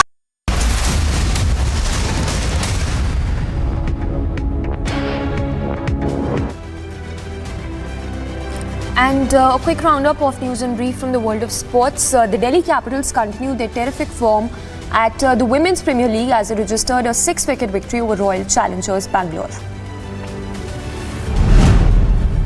Mumbai Indians became the first team to qualify for the playoffs as they kept their unbeaten record intact with a comfortable 55-run victory over Gujarat Giants in their reverse fixture in the Women's Premier League in Mumbai. Top knocks by Yastika Bhatia and Harmanpreet Kaur propelled Mumbai Indians against Gujarat Giants in their Women's Premier League. Harmanpreet was the highest run scorer for Mumbai Indians with 51 of 30 balls. Hardik Pandya always impressed with his captaincy skills in the limited overs cricket whenever he came across an opportunity in the absence of Rohit Sharma. Former captain Sunil Gavaskar believes that all-rounder will prove to be a game-changer for the country. Virat Kohli ended an over 3 years long drought of test centuries in the 4th test of the Border Gavaskar Trophy against Australia in Ahmedabad, and the batting legend later admitted that shortcomings resulted in growing complications and that was eating him up. King Kohli came up with a knock of 186, his 28th test century that took 3 years and 3 months to come, and it led India's solid reply to Australia. Steve Smith will continue to lead Australia in the white ball leg of the Team India's tour after Pat Cummins, who lost his mother to illness recently, decided to stay back home to be with his family.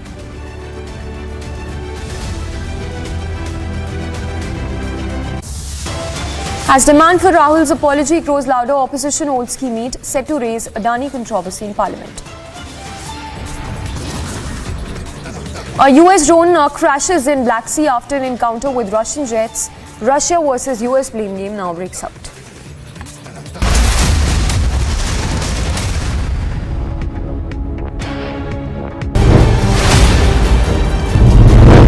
Mr. Parambir Singh, you fabricated evidences in TVRP scam. Are you ashamed of it? Are you sorry for it? Who were your political bosses? Who gave you orders? Are you ashamed of the fact that to Republic?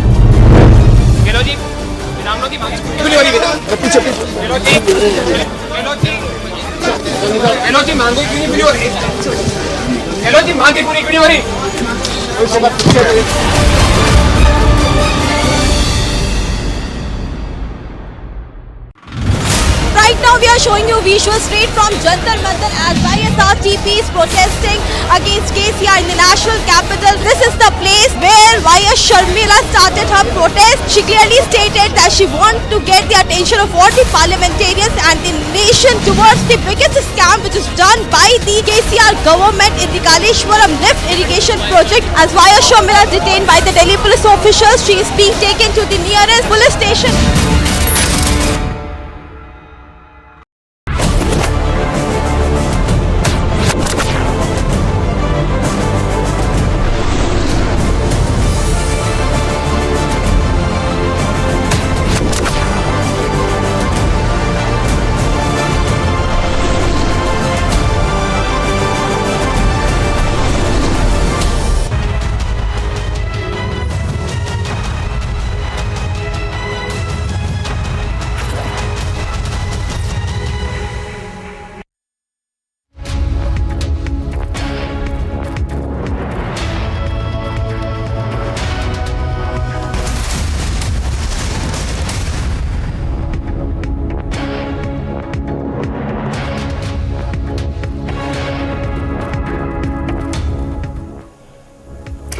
Hello and welcome. You're watching Live and Breaking on Republic. I'm Rukma with you, and over the next 30 minutes I'll be taking you through the top breaking stories, all the live and breaking news here on the show.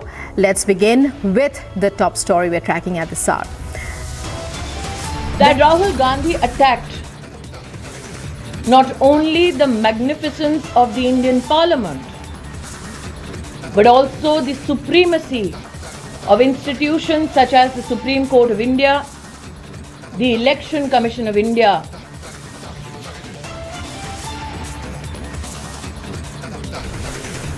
leading the government charge, Union Minister Smriti Irani hits out at Rahul Gandhi in an unrelenting attack.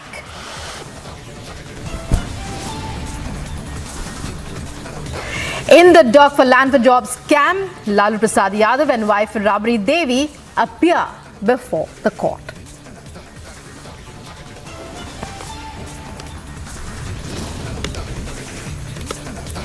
As the demand for Rahul apology grows louder, opposition holds key meet set to raise Adani controversy.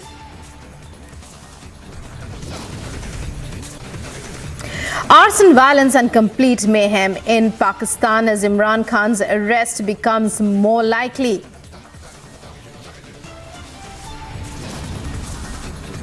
A U.S. drone crashes in the Black Sea after an encounter with Russian jets.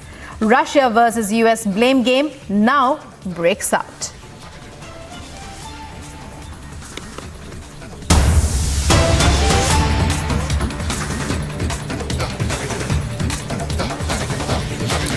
And we're breaking with news about Kavitha getting in a big lead in the Liquorgate scam. BRS leader Kavitha, who's the daughter of KCR, Chief Minister of Telangana, has arrived at the Supreme Court. She is demanding a stay on the summons of the ED to appear before it on Thursday. The Supreme Court has refused to stay the interrogation for the time being. Kavitha has demanded that on the pretext of that she being a woman, she should be interrogated at her home and not at the ED office. The Supreme Court will conduct a hearing next on the 24th of March. But for more details on this little bit of information that we have, joining me on the broadcast is my senior editor, Shavan Sen. Shavan, if you could take our viewers through this major lead in the Liquorgate scam. Rukma, this comes just a day before Kavitha of the BRS was supposed to appear before the enforcement director. In fact, this was the second summon that she was sent. KCR's daughter, BRS leader, has already approached the Supreme Court. Effectively, she says that as per norms, a woman cannot be summoned for questioning before ED in office, and questioning should be done at her residence. Now, in fact, her counsel has told the bench of CJI that ED wants to be confronted with Ramachandra Pillai and Buchi Babu. And Buchi Babu, remember, has already been called in for questioning today. In fact, she says that she's already ready for a confrontation. The CJI has essentially said that what exactly is the urgency. This matter will now be heard on 24th of March. Remember, that's the plea that was by K. Kavitha. But it now turns out that with no such relief really coming in from the apex court, the only option available before K. Kavitha would be to appear before the Enforcement Directorate. Remember, this comes at a time when the Enforcement Directorate has already got further custody of Ramachandra Pillai, and Buchi Babu, her former auditor, has already been called in for questioning. It's expected that he would be appearing before the agency sometime later today. Right, Shawan, many thanks for joining us there and for your inputs. And now let's go across to the Lok Sabha for a live telecast of the proceedings from there. विदेश में जाके भारत के सदन का अपमान करता है, parliament का अपमान करता है, वो जब तक माफी नहीं मांगे तब तक इन सबके ऊपर एक प्रकार से कोई जिम्मेदारी एलोकेट की जाए। और अगर इनको कोई अपमान नहीं लगता है और ये इस प्रकार का व्यवहार करते हैं तो मेरा मानना है कि जो तख्ती है इनको सस्पेंड किया जाए। माननीय सदस्यगण, इस सदन की मैंने पहले भी आग्रह किया था आपको, सभी को सस्पेंड किया जाए। ये सदन है, आप ये तख्तियां नारेबाजी करने का अधिकार आपको लोकतंत्र में बाहर है।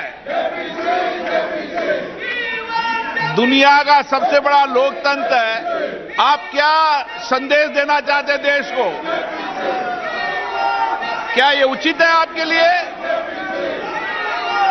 क्या मेंबर का ये कंडक्ट उचित है क्या? प्लीज माननीय सदस्य अपनी अपनी सीट पर जाके बैठे। सदन की कार्रवाई आज 2 बजे तक के लिए स्थगित की जाती है।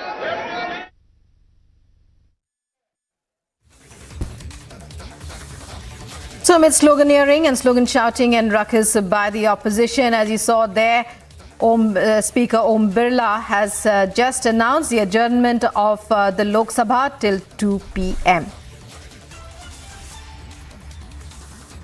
Is the budget session, the second leg of the budget session, and while you were just watching Piyush Goyal not allowed to speak, and the opposition there raising slogans inside the House now adjourned, Lok Sabha now adjourned till 2 p.m. Speaker Om Birla there admonishing the members for the ruckus that they are creating, not allowing the House to carry on with the proceedings. Earlier too, it had been clear that even before the session began, it had been clear that the opposition would do its utmost to disrupt proceedings and would, with the aim of cornering and trying to corner the government on various issues, especially the Adani issue. While the government, to take us through how the proceedings so far have gone on, and this latest development as far as lower house is concerned is my colleague Harsha, who's there with us from the ground. Harsha, well, clearly another stormy session, no productive business today conducted today either. The House now adjourned. Give us an update on, all that has gone so far. It's the second leg of the budget session and the third day. Exactly, Rukma. Now we have been seeing that continuously since the second leg of the budget session has resumed from 13th of the March. We have been seeing continuous ruckus and uproar in the parliament as the central government and the MPs from the government have been demanding that Rahul Gandhi should apologize for his remarks made against the company, against the country abroad. And on the other side, the opposition has been demanding Adani issue to be discussed in the parliament. We have been seeing from 13th of March to till now how many suspension of business notice were given by the opposition leaders from Congress, from BRS, from Aam Aadmi Party, from RJD, demanding the discussion on the Adani issue and also the constitution of the JPC for this entire Adani. And now we'll give you a sense of the visuals, Rukma, from Vijay Chowk, from where I'm reporting right now. As right now opposition will protest at from outside Parliament, will be marching towards Enforcement Directorate office. A huge security force could be seen outside Vijay Chowk. The multiple vehicles of police could be seen. The CRPF forces, the Delhi police officials, all are here, and quite a tough barricading has been done outside Parliament. As you can see, the entire area of the Vijay Chowk has been barricaded so that the opposition leaders could not march from Parliament till the ED office, as Section 144 has been imposed in this entire area, and no one is allowed to march from this area till the ED. So what we are learning is that the several buses of the Delhi police officials are already are standing here. So the opposition march will start at 12:30. We have to see the march till what place the march goes, and what we are learning is that likely 18 political parties will join this march of opposition. TMC will unlikely not attend this march. BRS, Aam Aadmi Party, RJD and several other parties, CPI, CPM, will all attend this opposition march, and this entire was led by this entire march was decided in the meeting by Mallikarjun Kharge, which Mallikarjun Kharge took in his office on Tuesday, and it was decided that memorandum will be given to the central agencies that investigation should be done against the Adani, and because they are not doing any sort of investigation, therefore this entire march is against the agencies like Enforcement Directorate and CBI. What opposition is stating? Again, showing you the visuals from Vijay Chowk, because what we are learning is that at around 11 a.m. Supriya Srinath, the Congress leader, will address the media in the entire issue which has been gearing up inside Parliament in the Lok Sabha and both the houses, Lok Sabha and Raj Sabha. And after that, we are learning that the march will be conducted by opposition leaders from inside the Parliament, from Gandhi statue. They will come outside Parliament and they will march towards Enforcement Directorate office. But you can see the huge security personnel which has been deployed outside Vijay Chowk. This entire area has been cleared by the Delhi police officials. Even the media personnel are not allowed to stand outside this barricade. No conversation could also be done by the opposition leaders with the media. Such a security has been enhanced in the entire Vijay Chowk area. These are the entire visuals which we are showing you, because this is the Parliament, and the leaders will be coming out of the Parliament. They will stand and they will gather together at Gandhi statue, and then they will come out for the march, the opposition march, which is against the central agencies. Rukma, back to you. Well, many thanks, Harsha. So the lower house adjourned till 2 p.m. Speaker Om Birla there, and you earlier saw, even as Piyush Goyal was trying to speak, members of the opposition disrupting with sloganeering and loud shouting. Huge uproar inside the house, which has been adjourned now. Lok Sabha adjourned till 2 p.m. Let's move on now to some other stories from across the globe.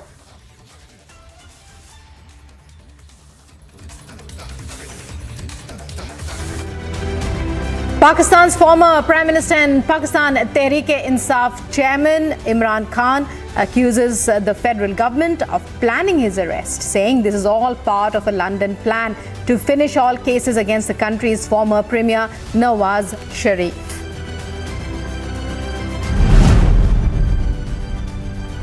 Russian President Vladimir Putin to hold talks with his Syrian counterpart Bashar al-Assad in Moscow today. The presidents will discuss current issues of further developing Russian-Syrian political, trade, economic and humanitarian cooperation, and prospects for the comprehensive settlement of the situation in Syria and around it.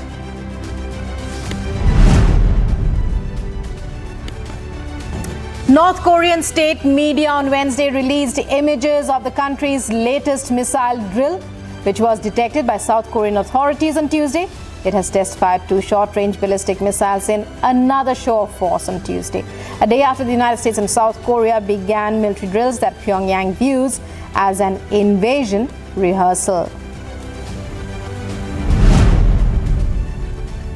U.S. President Joe Biden on Tuesday signs an executive order that seeks to increase the number of background checks conducted during gun sales, saying this is common sense. Biden also stated that last year he signed into law the Bipartisan Safer Communities Act, the most significant gun safety law in 30 years. Biden administration says it is approving an oil drilling project in Alaska's petroleum-rich North Slope, a major environmental decision by the U.S. President Joe Biden that has now drawn quick condemnation as flying in the face of his pledges to slow climate change.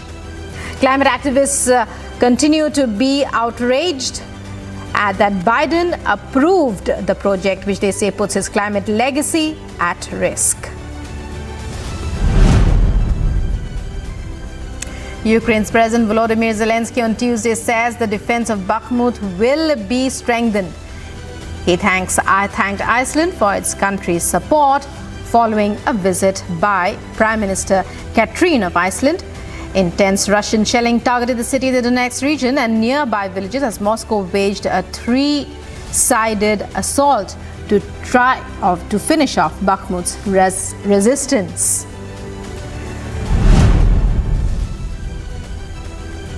When a Russian fighter jet collided with a large U.S. surveillance drone over the Black Sea on Tuesday, it was a rare but serious clash that triggered a U.S. diplomatic protest and raised concern about the possibilities Russia could recover sensitive technology. U.S. and Russian officials had conflicting views of the collision between the MQ-9 Reaper drone and the Russian Su-27 fighter jet.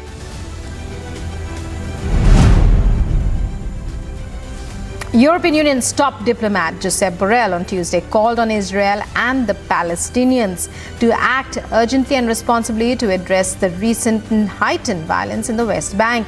The current round of violence is one of the worst between Israelis and Palestinians in the West Bank in years. The devastating tropical cyclone Freddy, which has ripped through southern Africa in a rare second landfall, has killed at least 219 people in Malawi and Mozambique since Saturday night, with the death toll expected to rise. The rains that triggered floods and mudslides have killed 199 people in Malawi.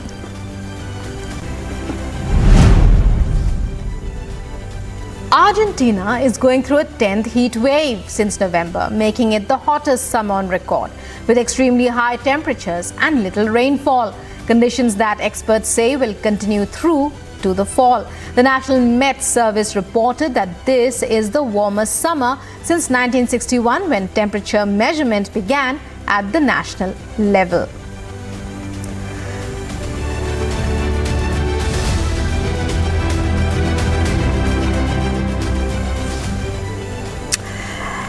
And it's a story that has sent shock waves across the world. A Russian fighter jet striking the propeller of a U.S. surveillance drone over the Black Sea on Tuesday in a brazen violation of international law. That's what the United States says, causing American forces to bring down the unmanned aerial vehicle. This is what U.S. authorities are saying, but Russia on its part insists its warplanes did not hit the MQ-9 Reaper drone. Instead, Russia says the drone maneuvered sharply and crashed into the water following an encounter with Russian fighter jets that had been scrambled to intercept it near Crimea. The incident, which added to the Russia-US tensions over Moscow's war in Ukraine, appeared to be the first time since the height of the Cold War that a US aircraft was brought down after an encounter with a Russian warplane. US President Joe Biden was briefed on the incident by National Security Advisor Jake Sullivan, according to White House National Security spokesman John Kirby. Let's listen in to what both sides had to say, authorities on both sides had to say on the matter. What we saw again were fighter aircraft dumping fuel in front of this UAV, and then getting so close to the aircraft that it actually damaged the propeller on the MQ-9. We assess that it likely caused some damage to the Russian aircraft as well. To our knowledge, well, we know that the aircraft, the Russian aircraft, did land. I'm not going to go into where they landed, but again, it's just demonstrative of very unprofessional, unsafe airmanship on the part of these pilots. So first of all, I would like to highlight U.S. European Command's statement released earlier today confirming that 2 Russian Su-27 aircraft conducted unsafe and unprofessional intercept with a U.S. Air Force intelligence, surveillance, and reconnaissance unmanned MQ-9 aircraft that was operating within international airspace over the Black Sea today. To recap, at approximately 7:03 a.m. Central European Time, one of the Russian Su-27 aircraft struck the propeller of the MQ-9, causing U.S. forces to have to bring the MQ-9 down in international waters. Several times before the collision, the Su-27s dumped fuel on and flew in front of the MQ-9 in a reckless and unprofessional manner. This incident demonstrates a lack of competence in addition to being unsafe and unprofessional. U.S. Air Forces in Europe, Air Forces Africa routinely fly aircraft throughout Europe over sovereign territory and throughout international airspace in coordination with applicable host nation and international laws. In order to bolster collective European defense and security, these missions support allied, partner, and U.S. national objectives. As the U.S. Air Forces in Europe, Air Forces Africa commander emphasized in European Command statement, quote, U.S. and allied aircraft will continue to operate in international airspace, and we call on the Russians to conduct themselves professionally and safely.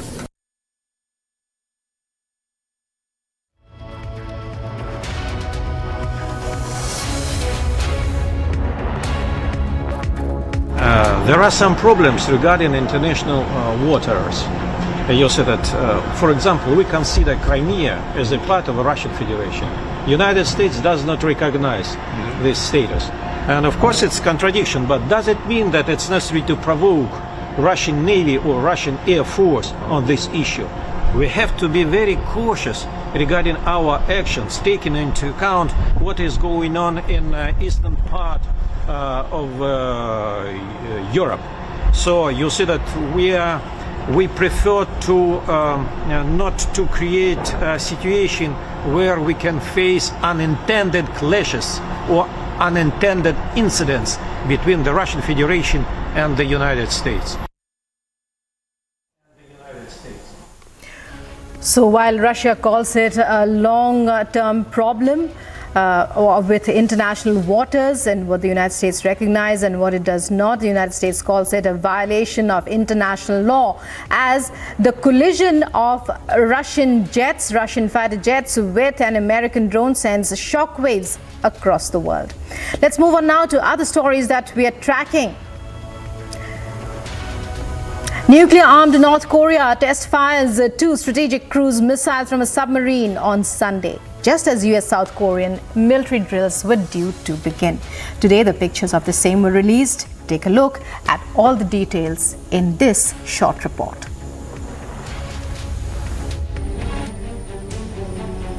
Just as U.S. South Korea military drills were due to begin, its neighbor North Korea test on March 14 test-fired 2 short-range ballistic missiles.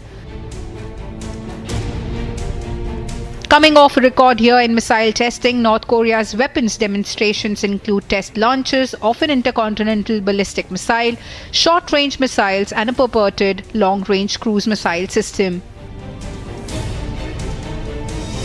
North Korea said it tested submarine, launched cruise missiles in apparent protest of the drills it views as an invasion rehearsal. North Korea's missile tests signal the country likely will conduct provocative weapons testing activities during the U.S.-South Korean drills that are to run for 11 days. Meanwhile, the U.S. Indo-Pacific Command said North Korea's launches don't pose an immediate threat to its allies. Remember, last week North Korean leader Kim Jong-un ordered his troops to be ready to repel its rivals' frantic war preparation moves. North Korea has long bristled over drills they regard as a rehearsal for invasion.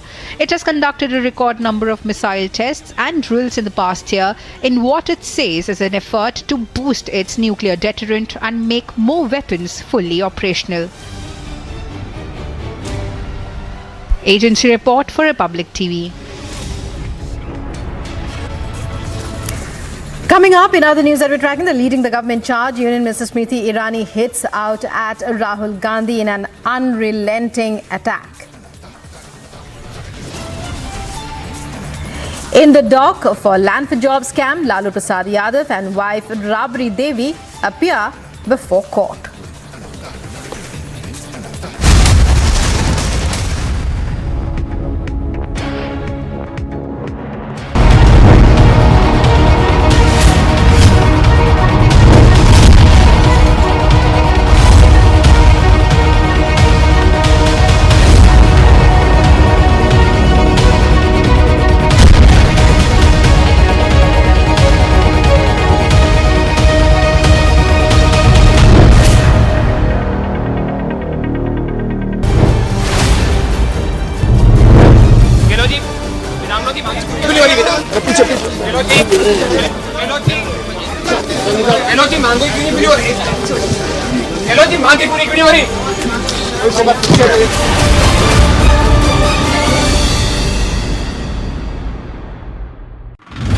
Right now we are showing you visuals straight from Jantar Mantar as YSRTP is protesting against KCR in the national capital. This is the place where YS Sharmila started her protest. She clearly stated that she wants to get the attention of all the parliamentarians and the nation towards the biggest scam which is done by the KCR government in the Kaleshwaram lift irrigation project. As YS Sharmila is detained by the Delhi police officials, she is being taken to the nearest police station.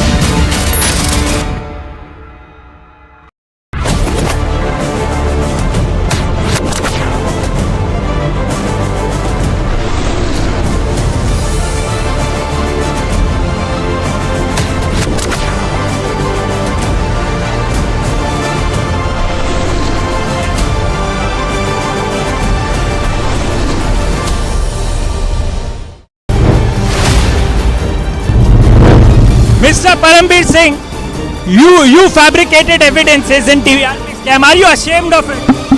Are you sorry for it? Who were your political bosses? Who gave you orders? Are you ashamed of the fact? Right now we are showing you visuals straight from Jantar Mantar as YSRTP is protesting against KCR in the national capital. This is the place where YS Sharmila started her protest. She clearly stated that she wants to get the attention of all the parliamentarians and the nation towards the biggest scam which is done by the KCR government in the Kaleshwaram lift irrigation project. As YS Sharmila is detained by the Delhi police officials, she is being taken to the nearest police station.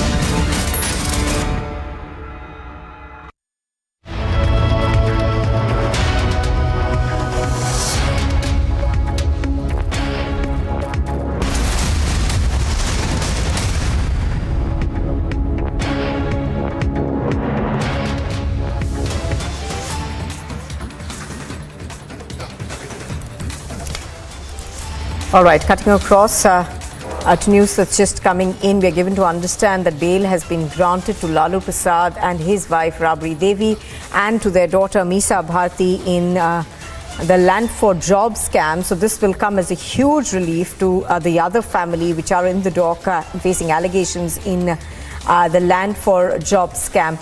So the Rouse Avenue Court granting bail to all three that is Lalu Prasad Yadav, his wife Rabri Devi and Misa Bharti. Now the matter has been adjourned and will be heard next on the 29th of March. Now do remember that charges were supposed to be framed against the accused, that is Lalu Prasad Yadav, his wife, and 14 others in this particular case. Lalu Prasad Yadav, of course, has been quite unwell for some time now, and there were conditions that have been put on agencies in terms of how long they can question him for in one setting. But apart from that, central agencies, of course, wanting to frame charges in this particular case, which essentially dates back to between 2004 and 2009.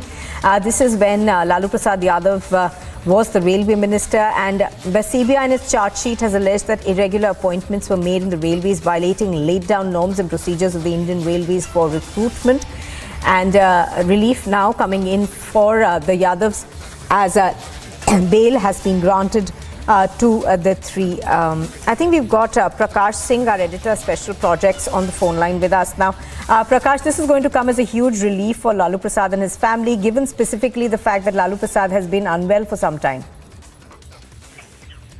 Yes, it's a huge reprieve for Lalu Yadav, Misa Bharti and Rabri Devi as they have been granted bail by the special CBI court in Delhi. on a bail bond of rupees 50,000 each. Now, CBI has been conducting raids and the ED also conducting raids at various places. And CBI in the courtroom, we are told from the sources that they had produced enough evidences as to why these people should not be arrested because they're all guilty for illegal malpractices as well as procuring land in lieu of providing jobs in the railways. So there are many incriminating evidences against Lalu Yadav and his family members as shareholdings were transferred, and there are many Benami properties as well. So during the course of the interrogation as well as during the course of the hearing, what pans out remains to be seen because still the case is under investigation and the CBI and the investigating agencies are corroborating evidences.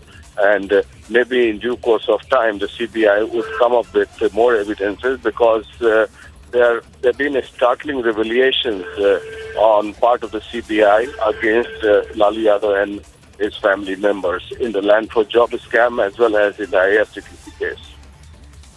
Prakash, in the land for jobs scam, one of the allegations is that as quid pro quo, the candidates directly or through, their immediate relatives and family members sold land to Lalu Prasad Yadav at highly discounted rates. Now, give us more details as to, how discounted these rates are. One estimate suggests that they were actually at 1/5 of the prevailing market rates.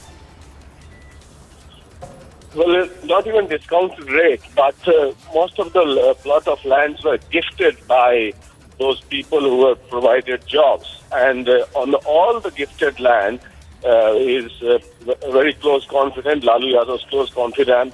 Bhola Yadav has been a witness. And on many documents, Rabri Devi has also been a signatory.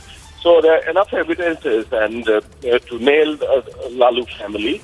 And over a period of time in the IRCTC case also, there was a huge plot of land in Patna as well as in other parts of the country which were transferred in a company formed by Prem Gupta with the RJD MP. And in those companies, his wife was the major shareholder. And thereafter, the Jasvi Yadav was roped into the company and all the assets which were gifted to Lalu Yadav in lieu of land or hotel, jobs or hotel, they were transferred to all these companies, and apparently these companies turned out to be shell companies in the preceding year between 2008 to 2014. So that is what the CBI is aiming at, to nail Lalu Yadav and his family members.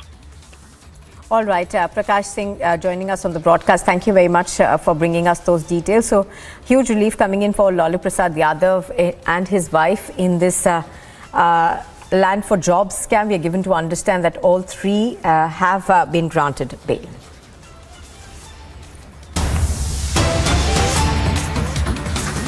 Now, in Kerala, we are told that unprecedented events have unfolded in the Legislative Assembly. Congress MLAs are staging a protest. So, essentially a showdown that's taking place in the Kerala Assembly. Yesterday also, there was a protest that took place in the Kerala Assembly. That, of course, was about the Brahmapuram dumpyard fire. We are going to try and go across to our correspondents to get more details on what this protest essentially is about. Do remember that in the Kerala Assembly there have been dramatic disruptions over the Brahmapuram dumpyard fire even yesterday, with the Congress-led UDF MLAs protesting in the well of the House and holding essentially a parallel session before they staged a walkout. Now, the protest began after the Congress had sought an adjournment motion of the police action against their councillors who had protested in front of the Kochi Corporation yesterday. So, dramatic scenes unfolding in the Kerala Assembly once again. Ashwin's on the phone line. Ashwin, is this also about the Brahmapuram dumpyard fire? Yesterday, of course, we saw uproarious scenes.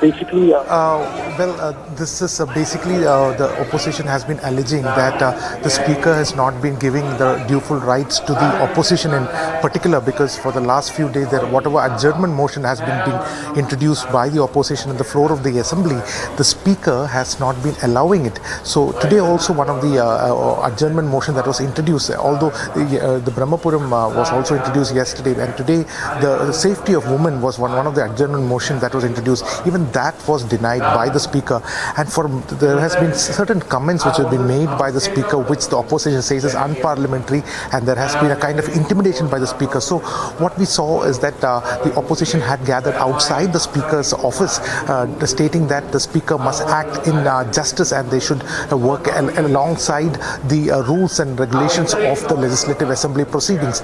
But what happened was that one of the watch and warden had in fact the opposition claims have attacked a senior Congress leader Thiruvanchur Radhakrishnan, and from there the entire situation flared up.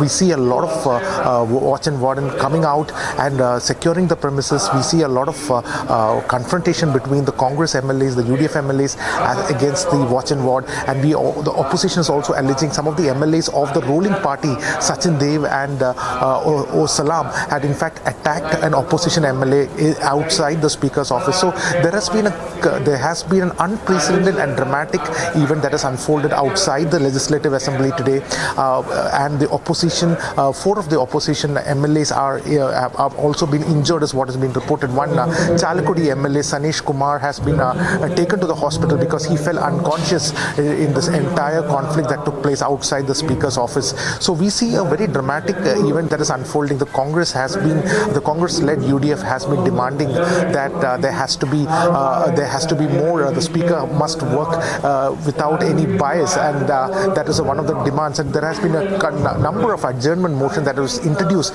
None of them has been given benefit. And we also saw yesterday the speaker stating to some of the MLAs that you have all won by a small margin. You will not win the elections next time. All this was stated by the speaker. So there has been a continuous displeasure against the speaker by the opposition, and today it resulted in utter chaos. What we see is like a lot of MLAs confronting the watch and warden, the speaker's office. They were having a dharna outside, and then the entire event changed when one of the Congress MLA, senior Congress MLA, was allegedly been attacked by the watch and warden.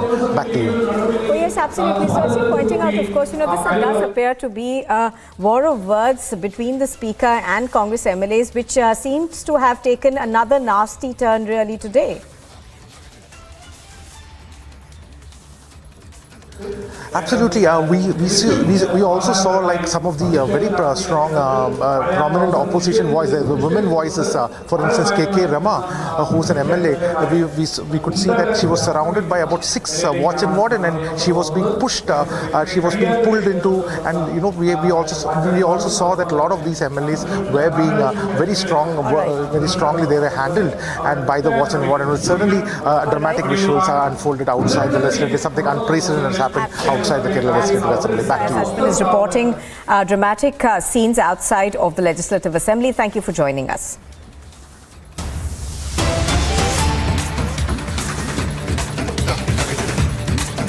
Properties अरबों dollar है, हमारा तो जीना मरना यहाँ है।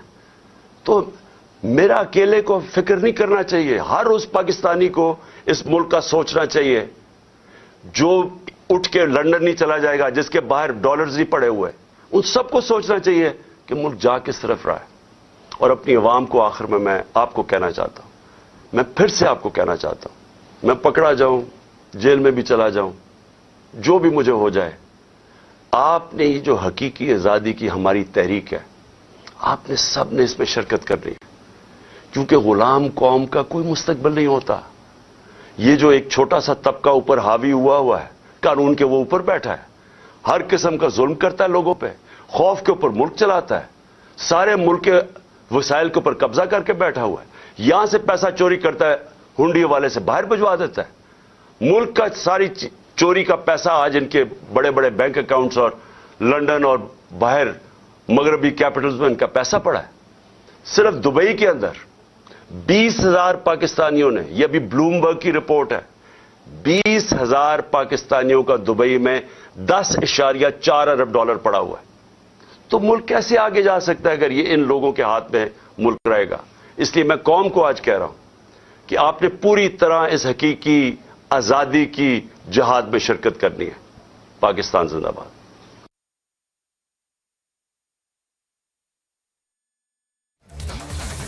Khan, who is lashing out against the government. Do remember that the police has simultaneously begun a crackdown on PTI workers across Pakistan. Now, police teams have been raiding homes and offices of PTI workers who were involved in the bloody clashes and protests that we saw in various areas of Rawalpindi, Lahore and Karachi. 90 protesters, of course, have been arrested. Now, there is apprehension that Imran Khan could be arrested soon. Do remember that he faces serious graft charges in the Toshakhana case, and thereafter, of course, he has given a call to his supporters from the PTI to come out on streets in large numbers and protest.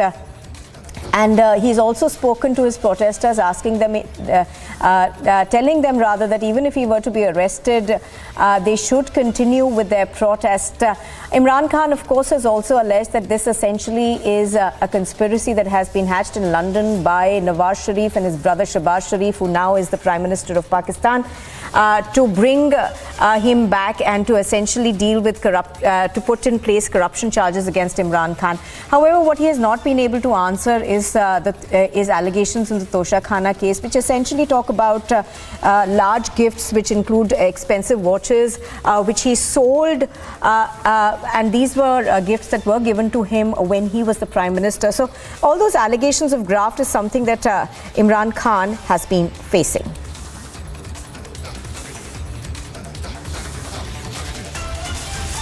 Shelling नहीं की, इन्होंने water cannon में जहरीला chemical मिला के नहीं जलाया, बल्कि ये स्ट्रेट फायरिंग की है।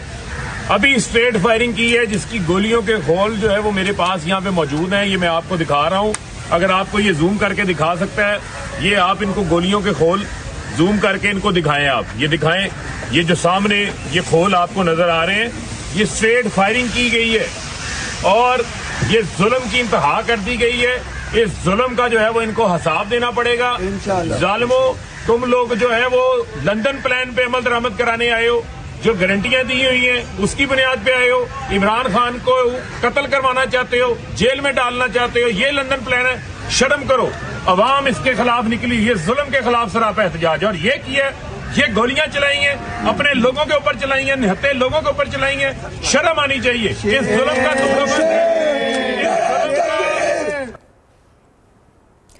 All right, so facing arrest, of course, this appears to be the last-ditch attempt that is being made by Imran Khan to at least mobilize support, even as it looks very, very likely that he will have to go to prison in the Toshakhana case.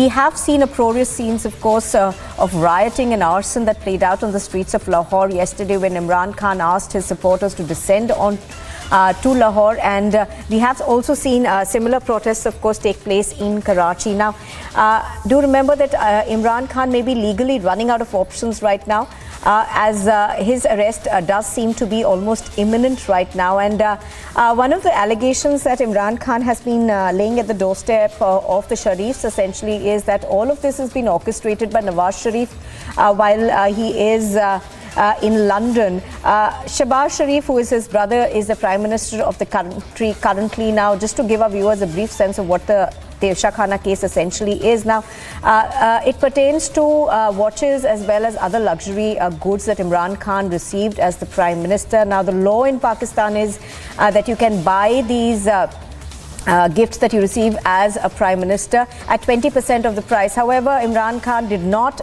notify the Toshakhana about these gifts and sold them at inflated prices in the Gulf. So that is the main charge against him.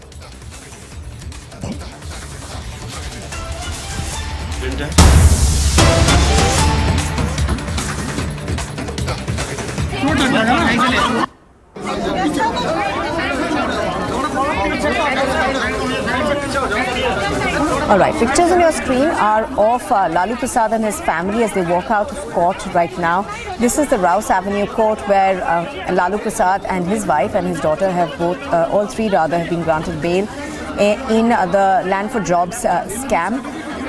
We were expecting, of course, the CBI to frame its charges in this case, but we are given to understand that the case now will be heard on the 29th of March. The former railway minister, his family members, that's his wife and daughter and 14 others, were supposed to be appearing in this case, where the CBI was supposed to file a case against them. Now, this case, of course, relates to alleged appointments that were made in the railways in return for land parcels that were gifted or sold to Lalu Prasad Yadav's family at throwaway rates. The period of these allegations is from 2004 to 2009, when he was railway minister in the UPA government.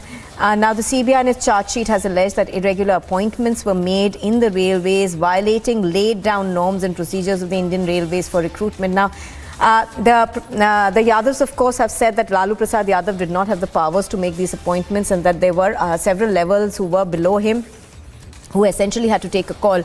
Now, it is also alleged that as a quid pro quo, the candidates directly or through their immediate relatives and family members sold land to family members of RJD Chief Lalu Prasad, the then railway minister, at highly discounted rates.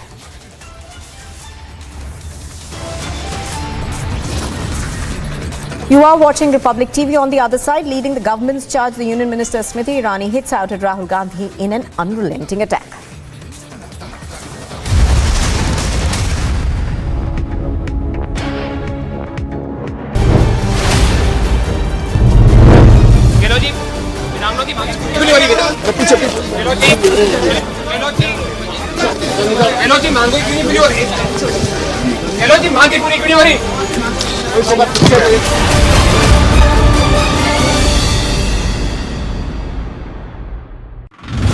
Right now we are showing you visuals straight from Jantar Mantar as YSRTP is protesting against KCR in the national capital. This is the place where YSRTP started her protest. She clearly stated that she wants to get the attention of all the parliamentarians and the nation towards the biggest scam which is done by the KCR government in the Kaleshwaram lift irrigation project. As YSRTP is detained by the Delhi police officials, she is being taken to the nearest police station.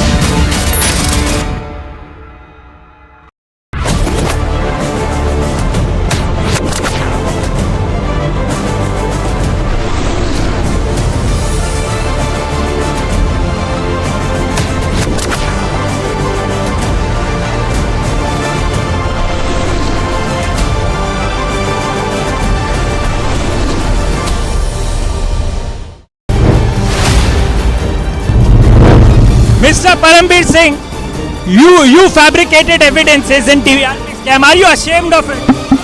Are you sorry for it? Who were your political bosses? Who gave you orders? Are you ashamed of the fact that to Republic?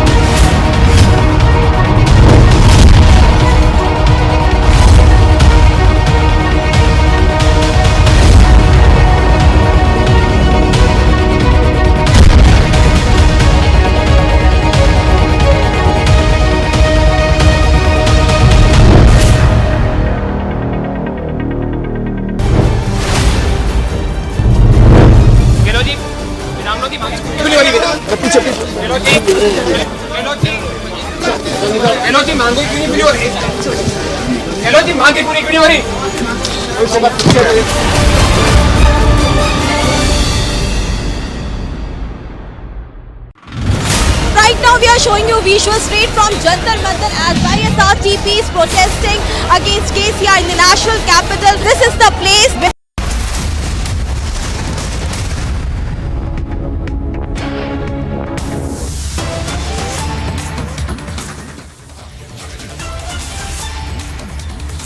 Now, the Commissioner of Commercial Taxes has raided the residence of the former Minister of BJP MLC R. Shankar at Bereshwara Extension in Ranebenaru, Haveri. The raid was conducted by the Commercial Tax Commissioner, and many items brought to be distributed to the people of the constituency have been seized. Let's go across now to Prajwal. Prajwal, give us a sense of what really happened Just looking at the visuals, you know, it does seem to be that there were a large number of items that were present.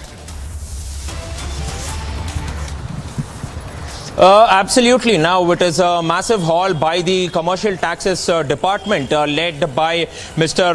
Shivkumar, who is the Haveri Commercial Taxes Commissioner, where we get to understand now that 6,000 saris, 9,000 bags, which was meant to be distributed to pre-kindergarten and college kids, have also been seized, and also around 3,000 to 4,000 sets of glasses and plates, which was meant for distribution for voters, has been seized from his house. And these raids have started early in the morning, somewhere between 4:30 to 5, and have gone on till 11 this morning. And the nature of these raids initially was not understood, but later now, after the seizures which has been made by the Commercial Taxes Department, it has been produced before the court already, and all these objects which was meant for distribution to the voters have also been seized. And this is not something new in Karnataka, where freebie politics has already taken center stage, but now questions are arising as to why was these materials found in the house of the BJP MLC R. Shankar over here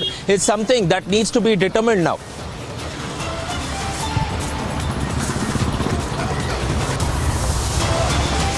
तो वो police officer जो मुझे arrest करने आया था, उसको surety मिल जाती, वो केस उसको इंतजार करना चाहिए। तो मैंने फैसला कर लिया कि मैं अदालत जा रहा हूं, इसलिए तो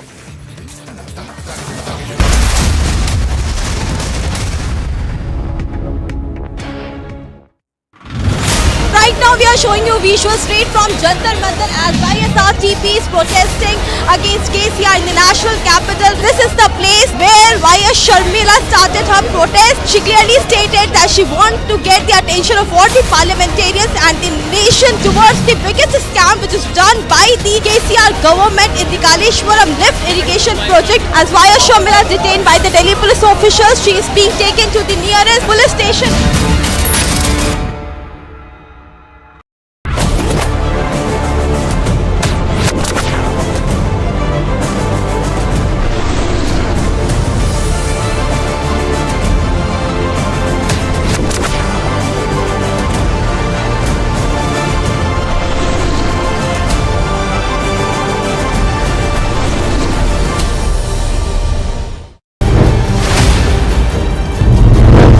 Mr. Parambir Singh, you fabricated evidences in TVRP scam. Are you ashamed of it?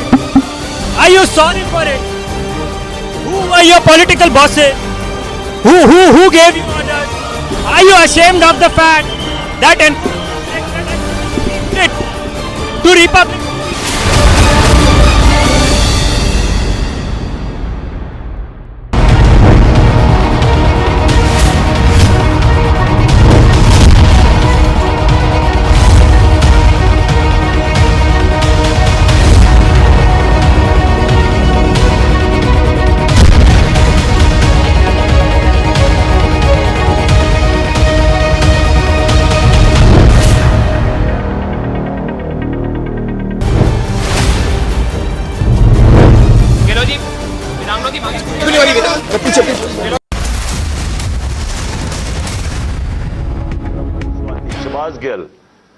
हमें पता है अरशद शरीफ से क्या हुआ, हमें पता है सोशल मीडिया के लड़कों से क्या हुआ, और हमें पता है कि वो दरवेश, वो जो स्पेशल इंसान था जिसके पास प्यार के अलावा कुछ था ही नहीं, जिले शाह से किस तरह उन्होंने उठाया और उसे तशद्दुद करके कत्ल करके सड़क पे फेंक गए। तो वो सारे फिक्र कर रहे थे कि देखिए अगर इन्होंने ये आपसे ले गए एक दफा आपको, तो ये आपसे भी ये करेंगे। इसलिए उन्होंने रात से वो मुकाबला कर रहे हैं इनका, सिर्फ इस वजह से।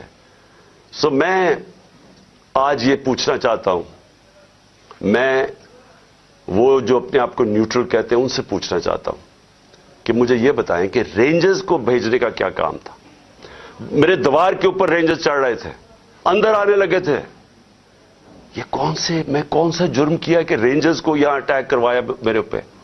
और जब रेंजर्स और हमारे लोगों का आमना सामना होगा तो क्या कोई कौम समझेगी कि हमारी एस्टेब्लिशमेंट न्यूट्रल है? और क्या ये करना चाहिए कि रेंजर्स यानी फौज को और अवाम का आमना सामना करवाना चाहिए? जब टीएलपी आ रही थी इस्लामाबाद की तरफ तो मुझे तब आर्मी चीफ ने कहा था कि हम बिल्कुल फौज को सिविलियंस के सामने नहीं लेके आएंगे। तो अब क्यों आ रही है? क्या वजह है? कौन सा जुर्म है? क्या जुर्म किया मैंने?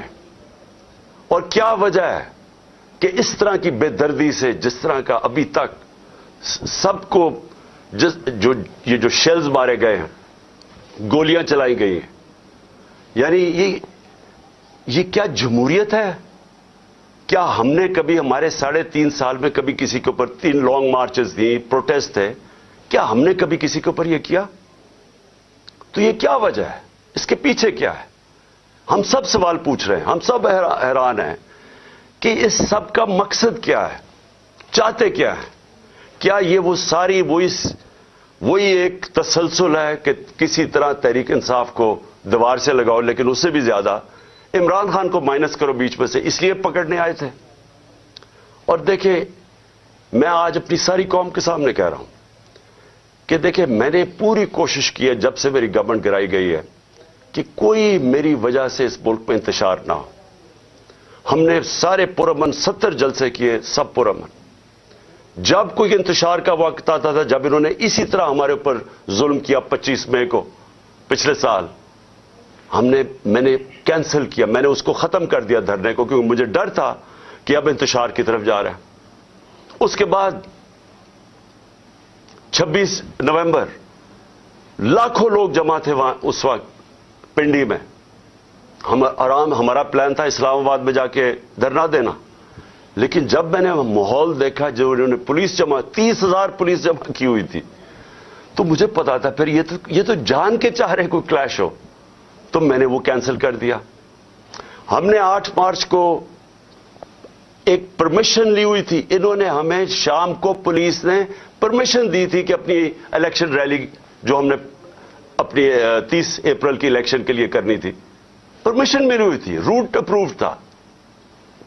सुबह लोग आ रहे हैं और देख रहे हैं पुलिस खड़ी हुई है और पुलिस के जत्थे खड़े हुए हैं और लोग रैली के लिए आ रहे हैं, और एकदम पता चलता है कि दफा 144 लगा दी जाती है।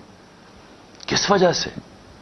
इलेक्शन जब डेट अनाउंस हो जाए, आप इलेक्शन रैली के खिलाफ दफा 144 कैसे कर सकते हैं? वो भी caretaker government.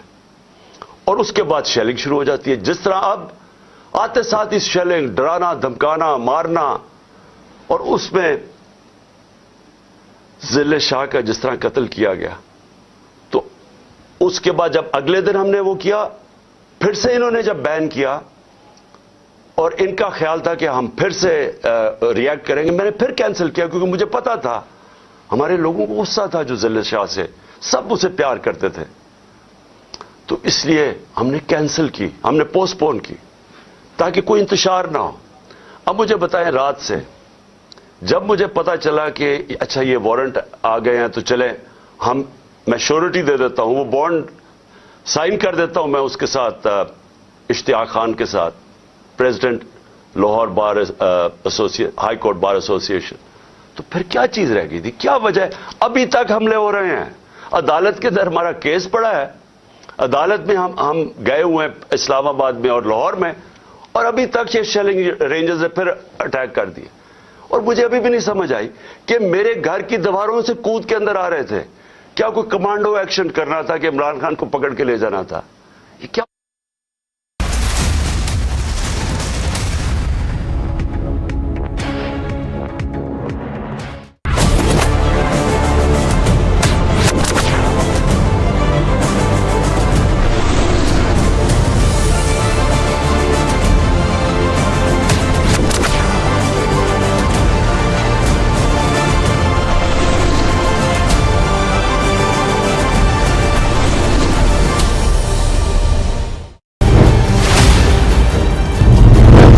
Mr. Parambir Singh, you fabricated evidences in TVRP scam. Are you ashamed of it? Are you sorry for it? Who were your political bosses? Who gave you orders? Are you ashamed of the fact that to Republic?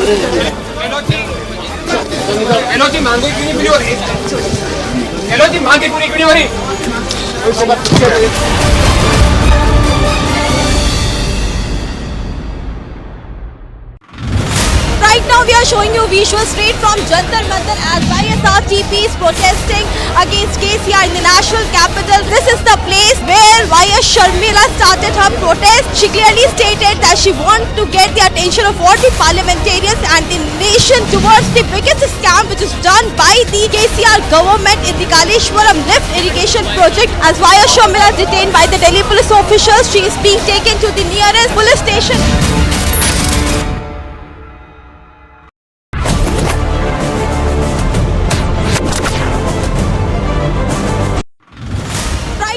Showing you visuals straight from Jantar Mantar as YSRTP is protesting against KCR in the national capital. This is the place where YS Sharmila started her protest. She clearly stated that she wants to get the attention of all the parliamentarians and the nation towards the biggest scam which is done by the KCR government in the Kaleshwaram lift irrigation project. As YS Sharmila is detained by the Delhi police officials, she is being taken to the nearest police station.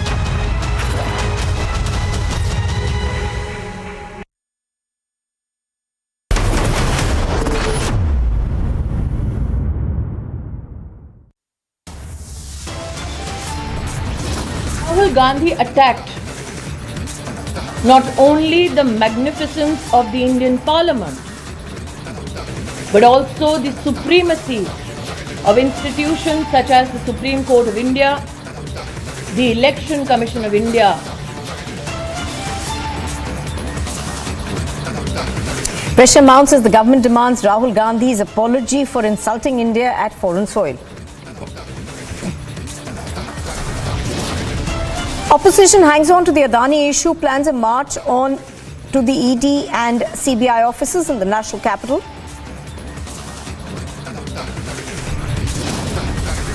Lalu Prasad Yadav, Devi and Misa Bharti are granted bail by the Delhi court in the land for job scam. Huge showdown in the Kerala Assembly. Opposition MLA faints amid protest, alleges attack. A US drone crashes into the Black Sea after an encounter with Russian jets. Russia versus US blame game now breaks out. Arson, violence and complete mayhem in Pakistan as Imran Khan's arrest now becomes extremely likely.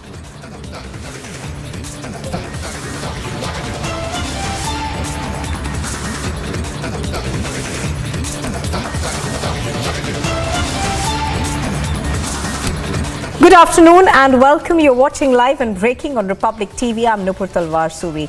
Well, leading the government's charge against Rahul Gandhi, Union Minister Smriti Irani hit out at Rahul Gandhi over what she said was his anti-India tirade on foreign soils. Now, launching a scathing attack, Smriti Irani asked if insulting India in London is what he calls democracy, further demanding that he come to Parliament and issue an apology.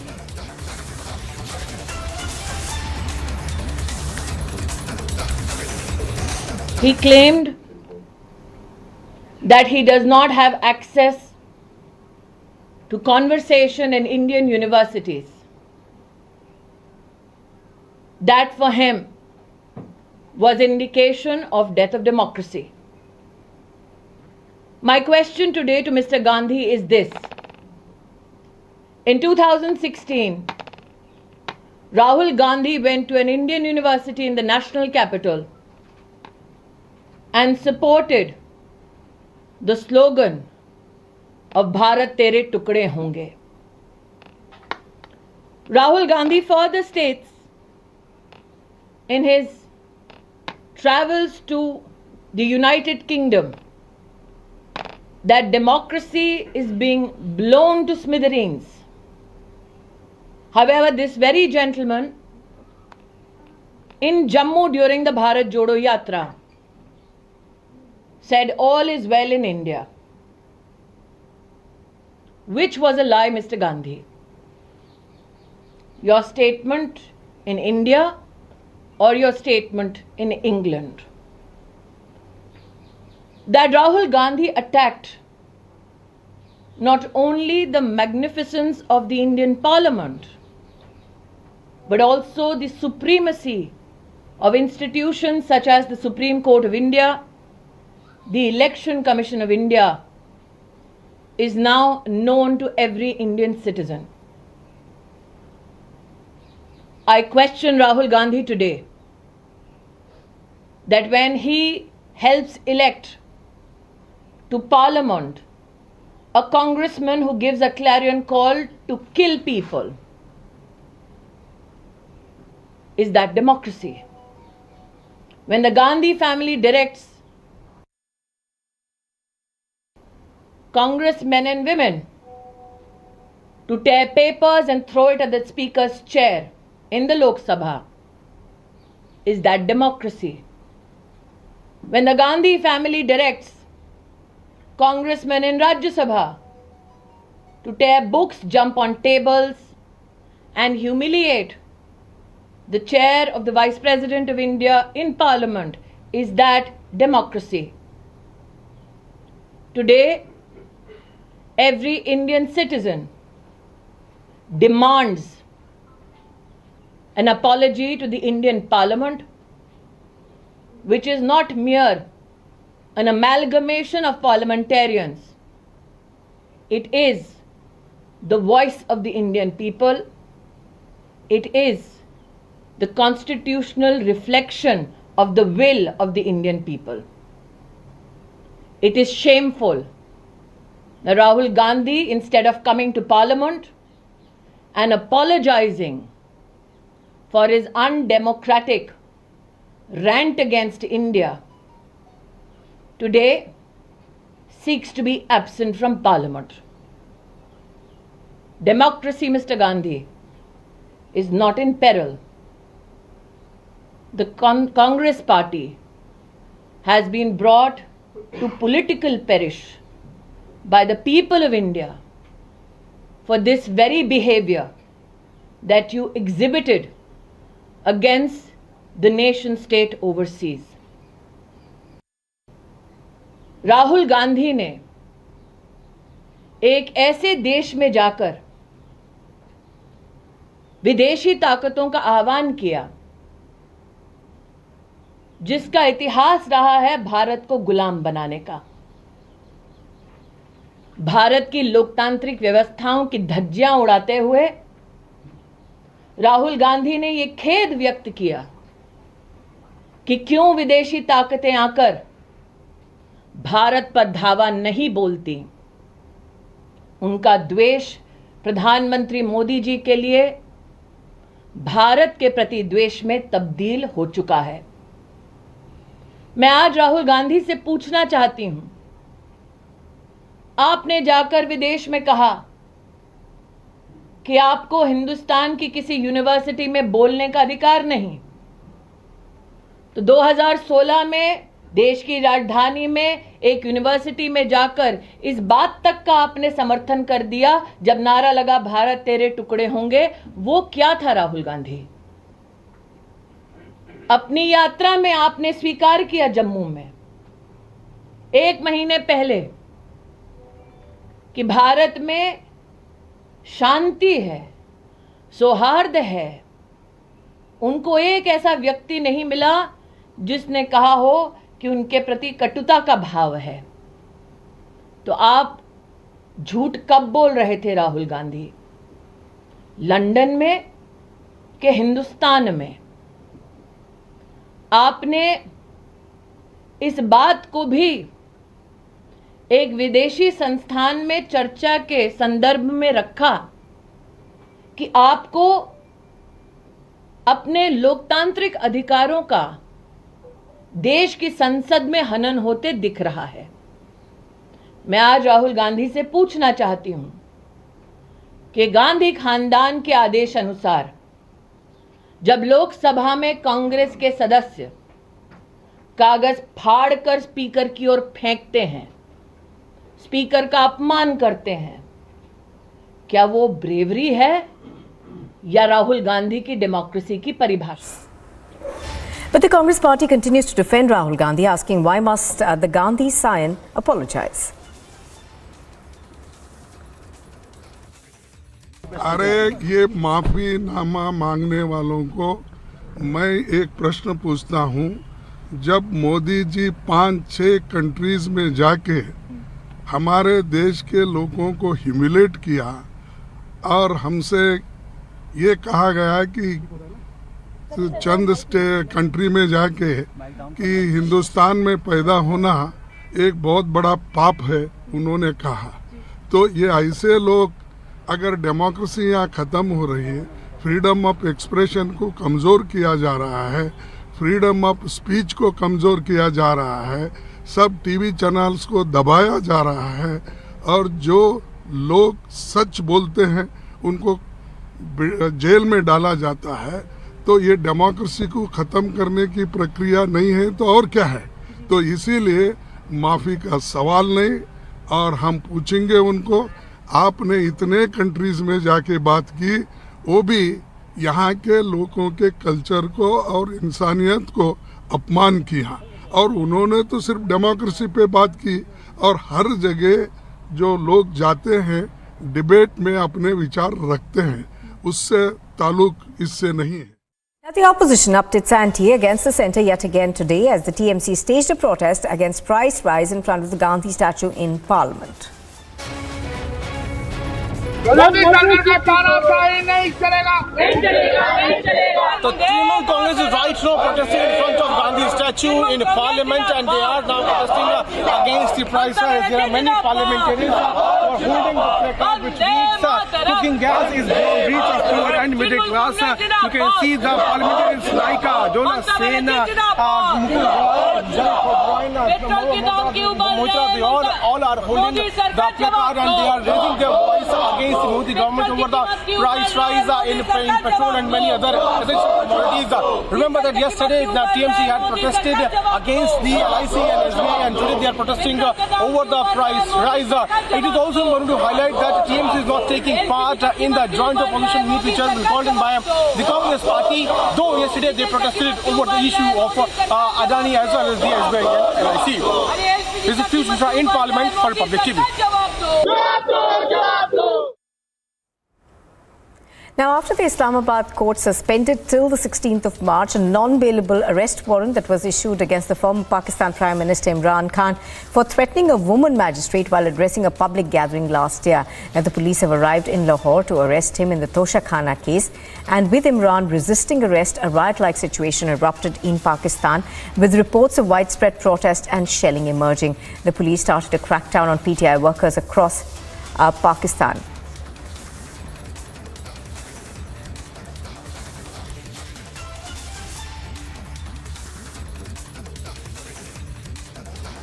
Election जब date announce हो जाए, आप election rally के खिलाफ दफा 144 कैसे कर सकते हैं, वो भी केयरटेकर गवर्नमेंट? और उसके बाद शेलिंग शुरू हो जाती है। जिस तरह अब आते साथ ही शेलिंग, डराना, धमकाना, मारना, और उसमें जिले शाह का जिस तरह कत्ल किया गया, तो उसके बाद जब अगले दिन हमने वो किया, फिर से इन्होंने जब बैन किया और इनका ख्याल था कि हम फिर से रिएक्ट करेंगे, मैंने फिर कैंसिल किया क्योंकि मुझे पता था हमारे लोगों को गुस्सा था जो जिले शाह से, सब उसे प्यार करते थे, तो इसलिए हमने कैंसिल की, हमने पोस्टपोन की ताकि कोई इंतशार ना हो। अब मुझे बताएं, रात से जब मुझे पता चला कि अच्छा ये वारंट आ गए हैं तो चले मैं श्योरिटी दे देता हूं, वो बॉन्ड साइन कर देता हूं मैं उसके साथ, इश्तियाक खान के साथ, प्रेसिडेंट लाहौर बार हाई कोर्ट बार एसोसिएशन, तो फिर क्या चीज रह गई थी? क्या वजह? अभी तक हमले हो रहे हैं, अदालत के अंदर हमारा केस पड़ा है, अदालत में हम गए हुए हैं इस्लामाबाद में और लाहौर में, और अभी तक ये शेलिंग रेंजर्स ने फिर अटैक कर दिए। और मुझे अभी भी नहीं समझ आई कि मेरे घर की दीवारों से कूद के अंदर आ रहे थे। क्या कोई कमांडो एक्शन करना था कि इमरान खान को पकड़ के ले जाना था? ये क्या मजाक कर रहे हैं इस मुल्क के साथ। और मैं आखिर में अफसोस से कहना चाहता हूं कि देखें, ये मुल्क को उधर आप लेके जा रहे हैं, और जो भी इस वक्त पावर में बैठे हैं, मैं आपको ये बता दूं कि मुल्क को उधर लेके जा रहे हैं कि ये मेरे हाथ से भी चीज निकल जाएगी। अब ये जो लड़कों ने, ये थोड़े से थे, जिस तरह इन्होंने वहां खड़ा होके टेयर गैसिंग सब के बावजूद इतनी भारी पुलिस की नफरी उसके सामने खड़े हुए हैं, सिर्फ इस खौफ से कि चेयरमैन को उठा के ले जाके ये फिर जेलों में तशद्दुद करेंगे। और खौफ ये है कि इन्होंने कत्ल करने की कोशिश की थी और यही अब जेल में लेके जा रहे हैं। कोई किसी को एतमाद नहीं है इन मुजरिमों को। ये जराइम पेशा लोग हैं, किसी को इनके ऊपर एतमाद नहीं है। तो मैं सवाल ये पूछता हूं कि जो इस वक्त इक़्तिदार में बैठे हैं, जो पावर में हैं, जो पावर कंट्रोल करते हैं पाकिस्तान की, और वो ये नहीं है ये जो राना सनाउल्ला और ये जो शहबाज शरीफ है जिनके पास पावर है, क्या कोई फिक्र है आपको पाकिस्तान की?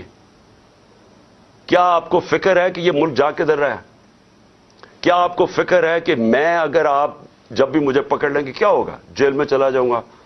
जिंदगी मौत अल्लाह के हाथ में है, इज्जत जिल्लत उसके हाथ में है। क्या कर लेंगे आप? और ज्यादा पार्टी ताकत में आएगी।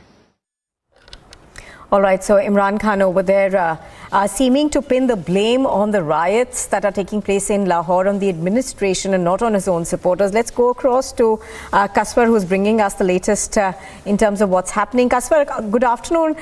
Kaswar, we were hearing earlier that Imran Khan could essentially go to the court and surrender. Is that something that's a real possibility? Or do you think that he will continue to wage this war through his supporters?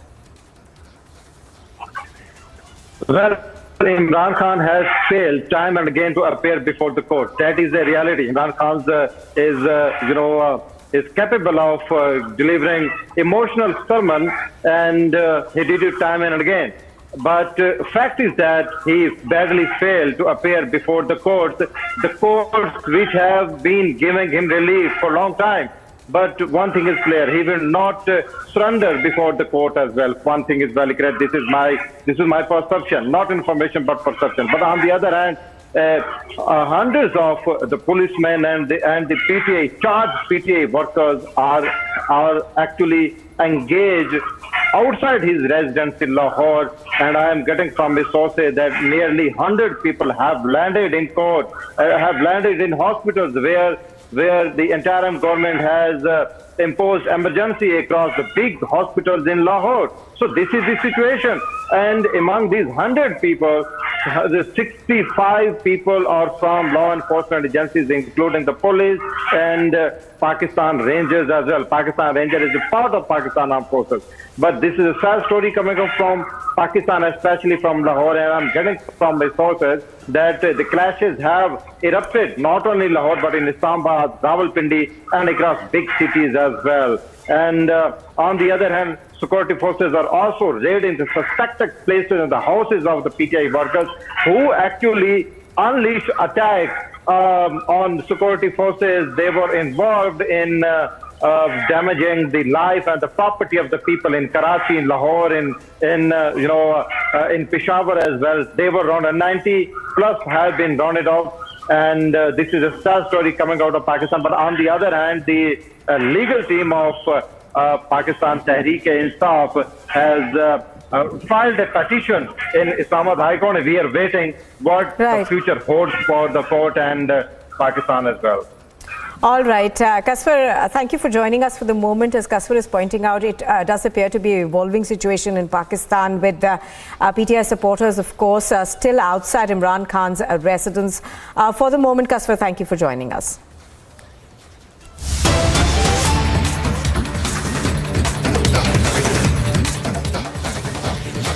And stoking a fresh controversy, Kerala Chief Minister Pinarayi Vijayan has now tweeted saying that International Day of Combat Islamophobia is a solid call to action, reminding us of the disturbing rise in intolerance against Muslims and hate crimes worldwide. We must unite and ignite a flame of compassion and empathy to illuminate the darkness of hatred and bigotry. So this is a tweet that has come in from Chief Minister of Kerala, Pinarayi Vijayan. It does appear that it could perhaps stoke more controversy. And let's go across to Ashwin, who's reporting live on this from Thiruvananthapuram. Ashwin, give us a sense of why the Chief Minister has tweeted this, and what do you think is going to be the fallout? Well, in the case of the assembly, when there are a lot of dramatic things that are happening, the Chief Minister was in fact making a statement the assembly today about many other issues according to Kerala. Suddenly, the tweet has come from Chief Minister's office, which talks about Islamophobia. The tweet talks about that United Nations in fact is to combat Islamophobia. Also, there has been no precedent as the reason for the tweet. There has been no other statement given. All right, I think that's a very poor audio connection that we have with Ashwin over there. We're going to try and fix it in just a bit, but this is a tweet that is bound to create controversy. So we are, of course, awaiting reactions to come to it. This is a tweet by the Kerala Chief Minister, Pinarayi Vijayan. He said to Twitter, International Day to Combat Islamophobia is a solid call to action, reminding us of the disturbing rise in intolerance against Muslims and hate crimes worldwide. We must unite and ignite a flame of compassion. Let's go across to Mr. Varakan from the BJP on the phone line. Mr. Varakan, good afternoon. How do you see this tweet that has come in from the Kerala Chief Minister? Do you think that we are going to perhaps see some sort of a standoff over this, and what do you read into it? Well, this is clearly a case of appeasement. And the Chief Minister himself saying that there is a divide is unfortunate. And one would request him to also tweet to the Chinese dispensation to look into the kind of treatment the minority is receiving in China. So I think that also is called for, because if he can congratulate them on continuing in power, I'm sure he will also should tweet this. The issue here is he's trying to get close to the certain parties in Kerala. And this is one way of trying to welcome them by saying he's taking a strong position. This is absolutely electoral focus, opportunism, and appeasement at its height. And let me tell you, he is not fit to be a chief minister of that state. If he wants to divide the state into religious communities and be partial to one, and create a rift between the communities. It's unfortunate indeed. Right. So, Mr. Varakan, essentially you see this as an attempt to create more rift where none exists. Thank you very much for joining us. So that was a tweet of the Kerala Chief Minister, which is raising considerable controversy. And here's a look at the top international news this afternoon. A Russian fighter jet struck the propeller of a U.S. surveillance drone over the Black Sea on Tuesday in a brazen violation of international law, causing American forces to bring down the unmanned aerial vehicle. But Russia insisted that its warplanes did not hit the MQ-9 Reaper drone. Instead, it said that the drone maneuvered sharply and crashed into the water following an encounter with Russian fighter jets that had been scrambled to intercept it near Crimea. When a Russian fighter jet collided with a large U.S. surveillance drone over the Black Sea on Tuesday, it was a rare but serious clash that triggered a U.S. diplomatic protest and raised concerns about the possibility that Russia could recover sensitive technology. U.S. and Russian officials had conflicting versions of the collision between the MQ-9 Reaper drone and the Russian Su-27 fighter jet, each blaming the other. But Anatoly Antonov, the Russian ambassador to the U.S., said Russia wants no confrontation with the United States. Some problems regarding international waters. You said that, for example, we consider Crimea as a part of the Russian Federation. The United States does not recognize this status. And of course it's contradiction, but does it mean that it's necessary to provoke Russian Navy or Russian Air Force on this issue? We have to be very cautious regarding our actions, taking into account what is going on in eastern part of Europe. So you see that we prefer to not to create a situation where we can face unintended clashes or unintended incidents between the Russian Federation and the United States. In a video message, the Pakistan ex-Prime Minister has claimed that there was shelling inside his home where there were innocent victims. Now, he also accused the federal government of planning his arrest, saying that this is all part of a London plan to finish all cases against the country's former Premier Nawaz Sharif. Ishtiaq Khan, the president of the Lahore High Court Bar, met with Imran Khan under the Criminal Procedure Code, Section 76. Khan has been given an undertaking that Imran Khan will appear in court on the 18th of March. They will provide this undertaking to the concerned officers. Punjab's Amritsar is geared to host the G20 meeting, which begins today. The Union Ministry of Education will host the second Education Working Group meeting in Amritsar from the 15th to the 17th of March, which will see participation from G20 member countries, guest countries and invited organizations such as UNESCO and UNICEF. A case was registered after 3 people, including 2 BJP workers, were allegedly assaulted with weapons. According to police officials, the incident took place on Tuesday night in the Palakkad district of Kerala. One of the victims' mother was also attacked when she tried to stop the attackers. All 3 have been admitted to a hospital. Meanwhile, the Alatur police have registered a case in the matter. Further details are awaited. The Northern Army Commander, Lieutenant General Upendra Dwivedi, has reviewed the operational situation in Subsector North in Ladakh. According to the Indian Army officials, the Northern Army Commander also exhorted vital contributions of troops stationed at the line of actual control in strengthening India's border defence. A decomposed body of a 53-year-old woman was found in a plastic bag in Lal Bagh area. Police said that the 22-year-old daughter of the deceased woman was taken into custody for questioning. Police further said that the police took the body for a post-mortem.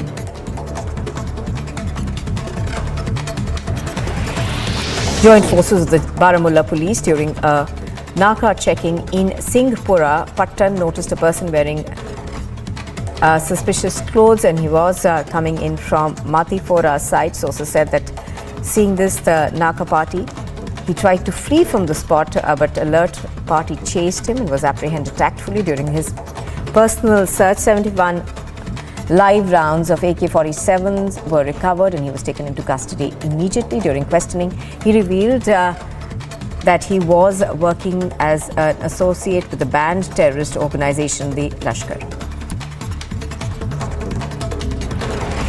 The Haryana police have arrested 2 men in connection with the viral video in which one of them is seen throwing currency notes from his moving vehicle in Gurugram. The accused have been identified as Zoravar Singh Kalsi and Gurpreet Singh. Meanwhile, an investigation is underway and further details are awaited.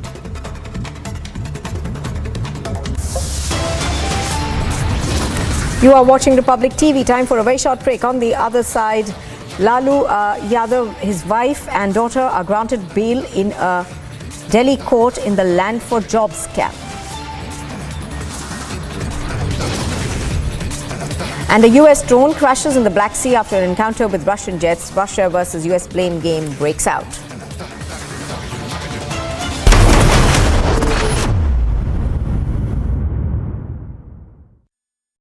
In the global employability rankings by Times Higher Education UK, only the following 6 institutions from India are ranked amongst the top 230 in the world for having the most employable graduates. IIT Delhi, IISc Bangalore, IIT Bombay, IIM Ahmedabad, IIT Kharagpur and Amity University.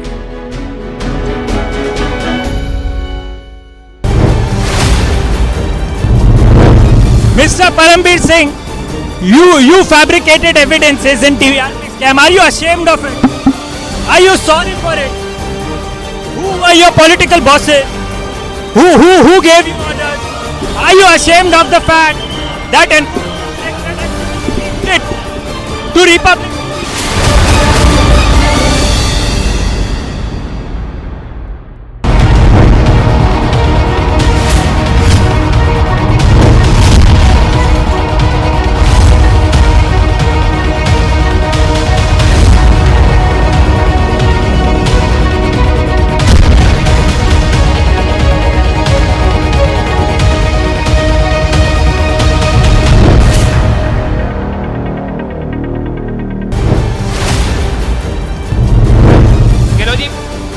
Right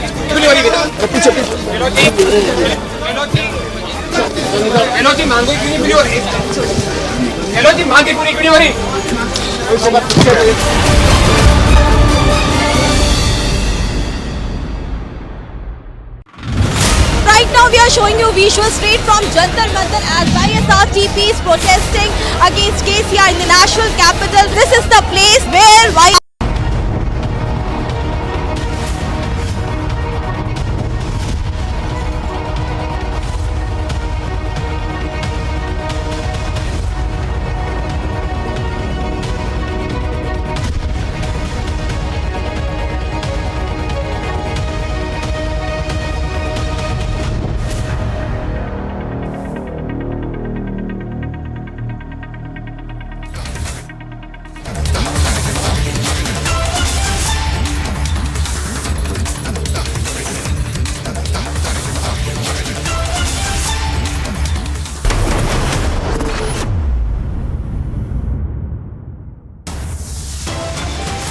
that Rahul Gandhi attacked not only the magnificence of the Indian Parliament, but also the supremacy of institutions such as the Supreme Court of India, the Election Commission of India,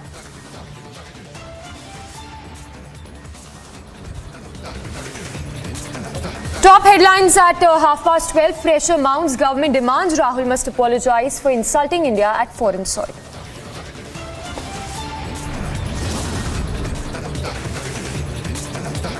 Opposition hang on to Adani issue. Plans march to ED and CBI offices.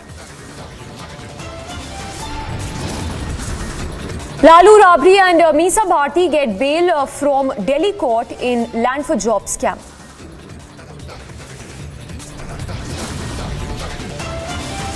Massive showdown in Kerala Assembly. Opposition MLAs protest alleged manhandling.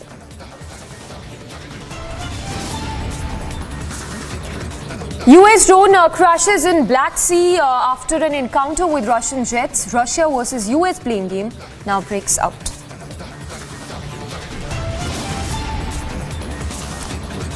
Arson, violence and complete mayhem in Pakistan as Imran Khan's arrest becomes more likely.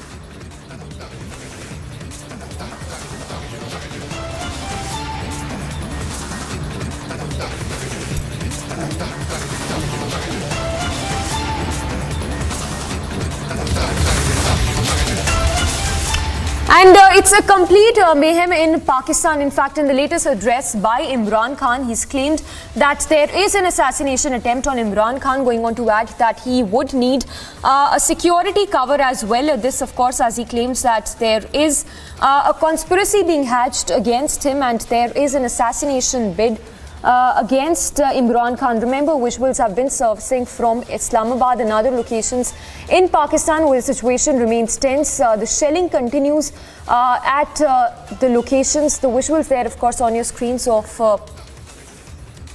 the shelling which continues in Islamabad, Rawalpindi, Lahore and other locations. Meanwhile, we're given to understand that several of the PTI workers who were involved in the clashes and protests have been detained by the Pakistan police.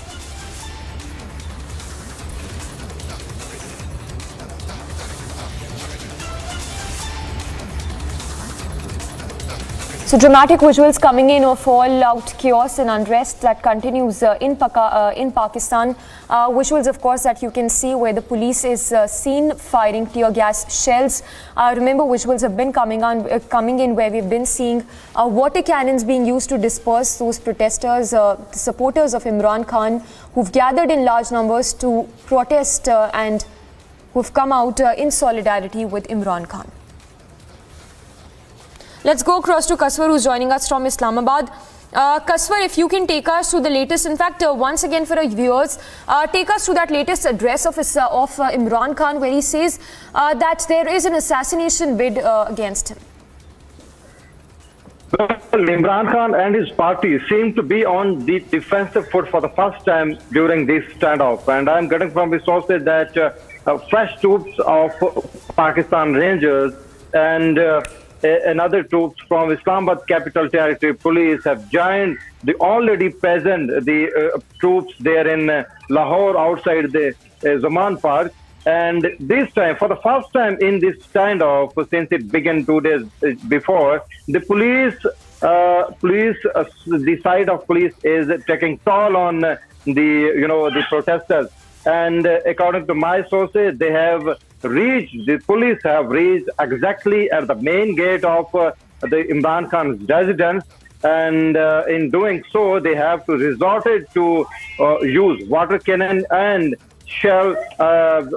shelling of tear gas as well, because police was not at all to use the baton and other things as well, but they resorted to the tear gas to disperse the crowd, and seemingly they are now near to actually enter his residence in a couple of hours from now. So this is what I can tell you from Islamabad, and things are not good there in Lahore. And also the sporadic, the clashes have erupted not only in Islamabad but also in Rawalpindi, Lahore, Karachi and Peshawar as well. The charged crowd of PTI's workers have come out from the roads and streets on the call of Imran Khan. And now the clashes have spread actually across big cities of Pakistan. But when we discuss situation in Zaman Park, the residence of former Prime Minister Imran Khan, things have tilted towards law enforcement agencies, and now they are in full control of Zaman Park. I'm told that they have surrounded the building, they have surrounded the entire building of former Prime Minister Imran Khan, and they can be getting into, they can get into the house in a couple of hours. So the Imran Khan's arrest is likely. But on the other hand, as we know, that the legal team of former Prime Minister Imran Khan is present in Islamabad High Court, and all eyes are set on the decision taken by the Islamabad High Court, very likely, because the legal team of Imran Khan is actually trying to engage Islamabad High Court to get the arrest warrant null and void. So this is what I can tell you from Pakistan, and all eyes are set on the Islamabad High Court, and the verdict is likely within a couple of hours, I think. All right, Kaswar, thank you for the moment. We'll keep coming back to you for the latest. The visuals, of course, coming in from Lahore and other locations in Pakistan, where you see how the police continues with the tear gas firing in several locations of Pakistan. And newsbreak coming in of the opposition showdown that continues. The visuals that are coming in right now of a meeting that is being chaired by the Congress President Mallikarjun Kharge, and the visuals, of course, on your screens right now is of the opposition march which has begun from the Parliament to the ED and CBI offices. So the opposition completely up in arms. Piyush, they're getting us the latest visuals coming in right now of the opposition parties that have begun their protest march from the Parliament to the ED office. And this, of course, comes in the backdrop of the sloganeering and the ruckus which has happened in the last 2 days inside the Parliament, with the opposition demanding a JPC inquiry into the Adani Hindenburg report. They will also try to get an award from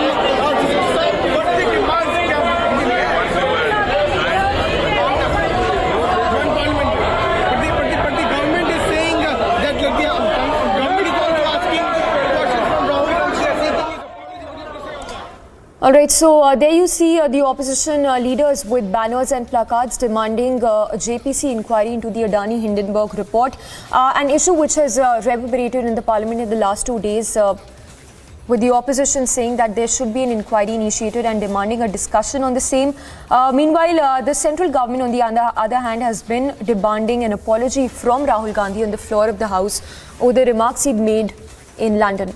In fact, let's take a look at this report filed by Piyush on the opposition protest, which continues as the opposition begins the march from the Parliament to the ED office.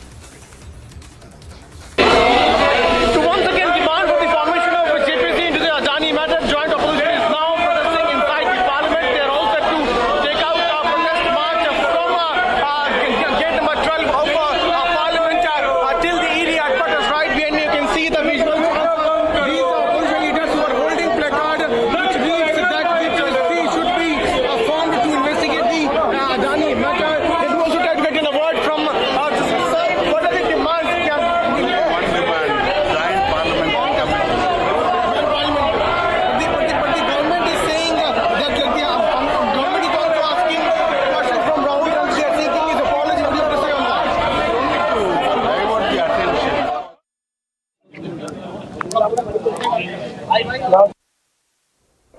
that are coming in of the opposition having begun their march. The visuals there on your screens where you see there's a massive security deployment as well as the opposition leaders have begun their march. They are marching towards the ED office, completely up in arms against the central agencies.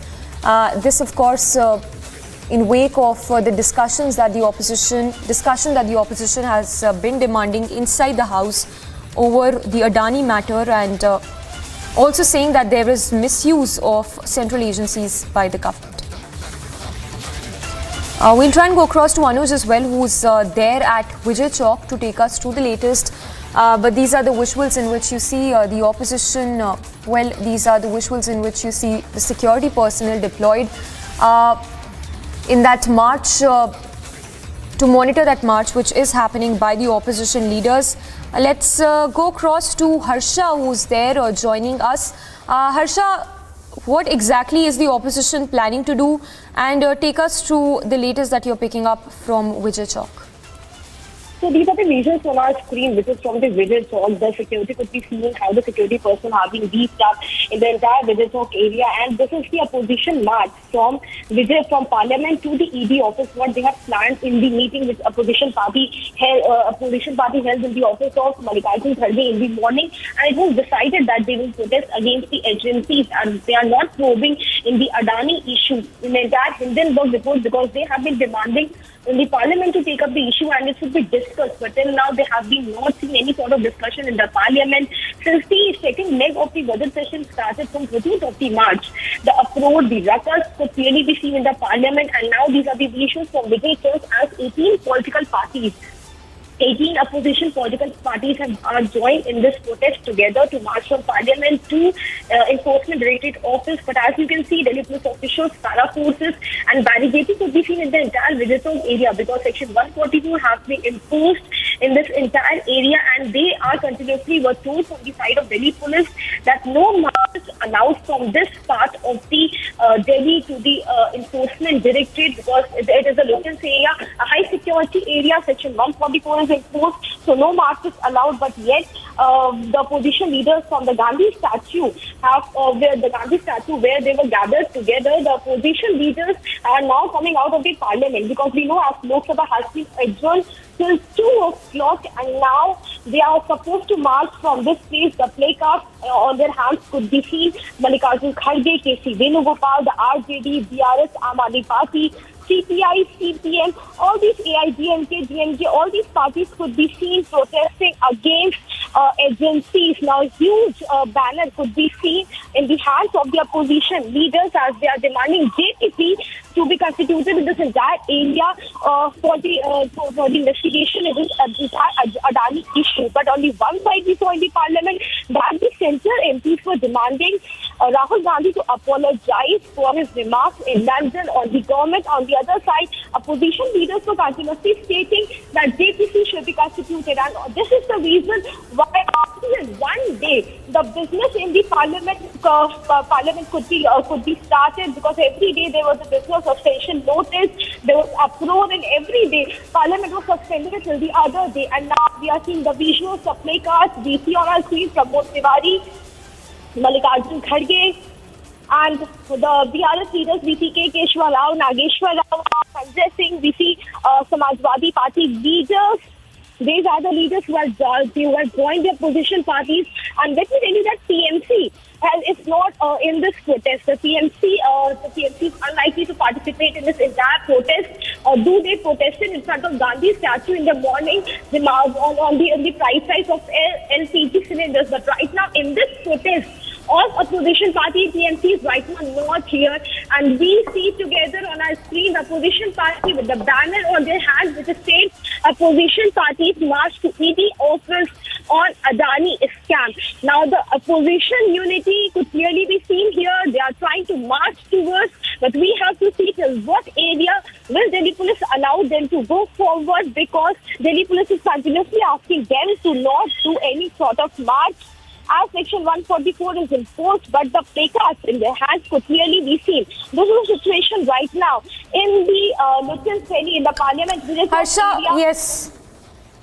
Could you just confirm it for us if the BRS and the TMC are a part of the opposition march which is happening? Now, what we have got to know till now is that BRS and Aam Aadmi Party have joined this protest, but TMC has escaped this protest. TMC is not part of this march, but BRS and Aam Aadmi Party are the part of this march, and it was decided yesterday after the memorandum was shared amongst all the opposition party, and TMC yesterday only stated that they are not going to be part of the protest. Samiksha. All right, Harsha, thank you for taking us through those details while we keep up with these visuals where you see there is massive police deployment as the opposition is staging a protest march seeking a discussion on the Adani matter. This march is against the central agencies.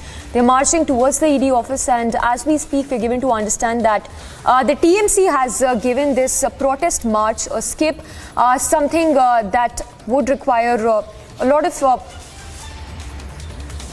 discussion, given the fact that this comes just ahead of 2024 polls. The TMC not joining the protest march which is happening at this stage. We see the opposition leaders who are carrying those placards and banners demanding a discussion on the Adani matter. Meanwhile, holding on to the Adani issue as well. There is a massive security deployment as well. That's there on your screens, the opposition that is staging a protest march towards the ED office.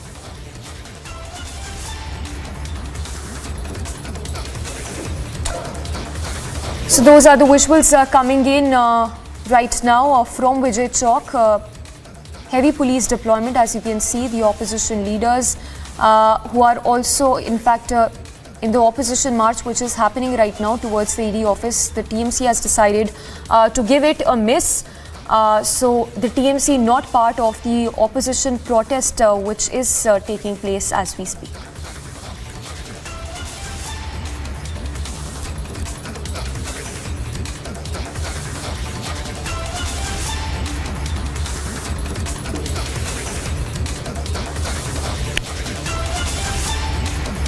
And we'll still wait on that confirmation whether the BRS is part of the opposition march or not.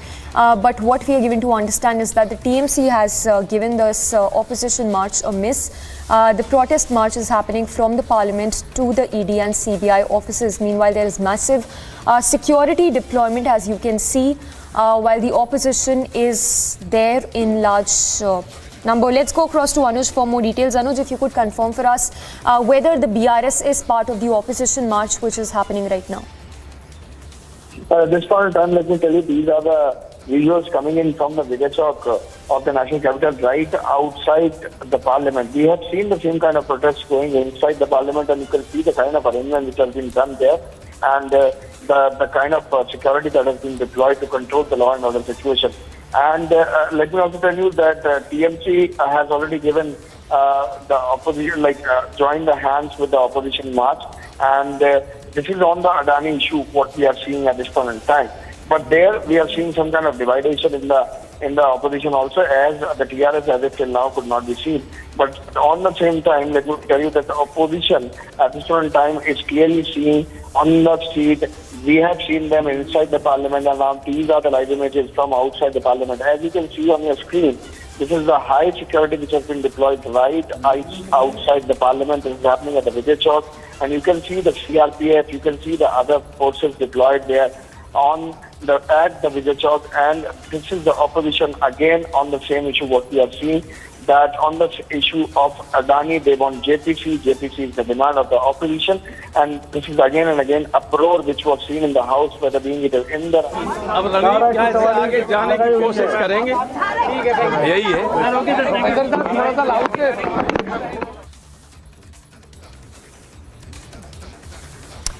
All right, let's go back to Anuj, who continues to be with us. Anuj, we believe that you are there at Vijay Chowk. Help us understand what is happening at this stage. And once again, if you could tell us which are the opposition parties who are part of this protest march.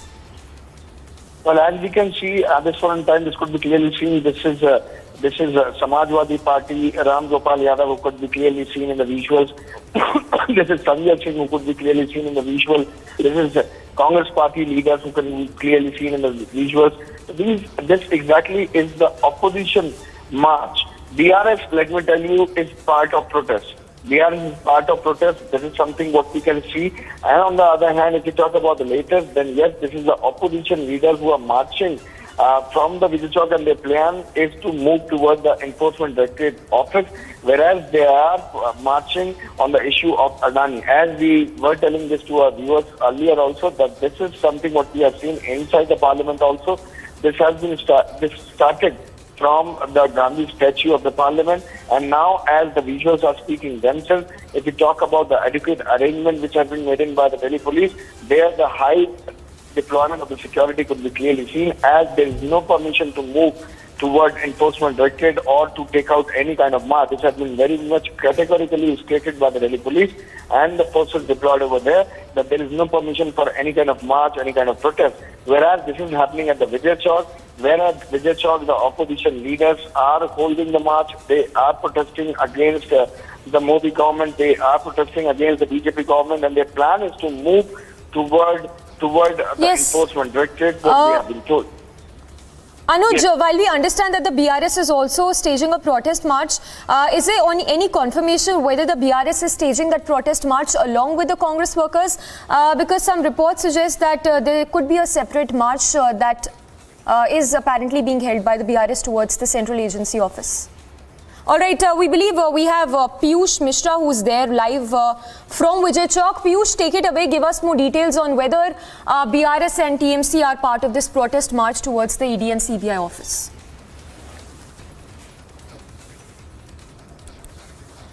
है जो अडानी का जो घोटाला है उसके लिए महाघोटाला है, उसके लिए जेपीसी गठित की जाए, और दूसरा हम अभी ईडी के पास जाके उनको हमारा निवेदन देंगे कि ईडी के थ्रू उनकी चौकसी करो।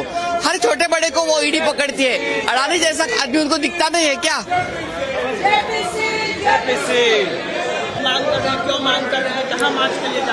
देखिए, इस देश में जब से भाजपाई सत्ता में आए हैं लोकतंत्र नहीं बचा है।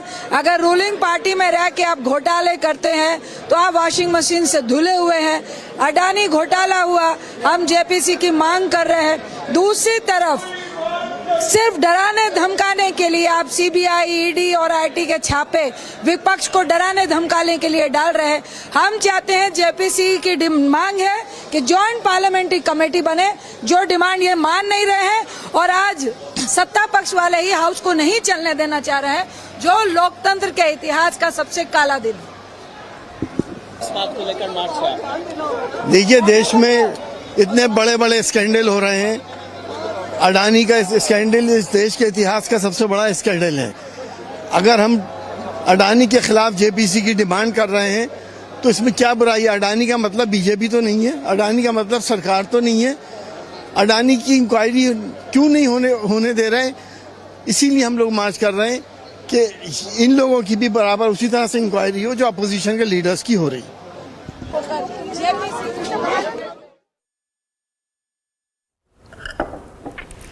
So the details are just trickling in that the NCP and TMC are not participating in the protest march being held by the opposition MPs from the Parliament to ED office in the national capital. Meanwhile, the AAP, BRS, Left, Congress and SP are the parties who are part of this protest march. Let's listen into a soundbite that's coming. JPC,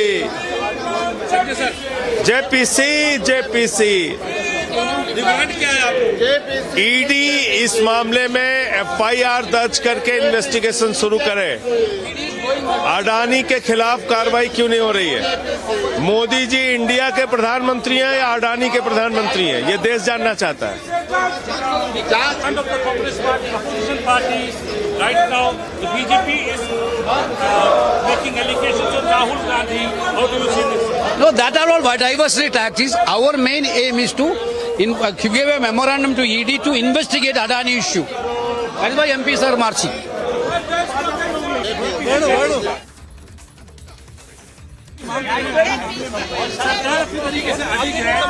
आज ED के पास जा रहे हैं हम लोग, ED investigation. सरकार तो अडिग रहेगी।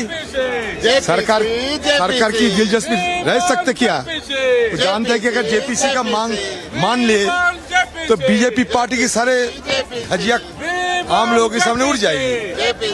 बीजेपी की सारे जो नोटों की, बीजेपी की सारे भ्रष्टाचार आम लोगों के सामने साबित हो जाएंगे। इसलिए नहीं चाहेंगे जेपीसी हो। जब वो विपक्ष में थे तब चाहते थे, अब नहीं चाहते।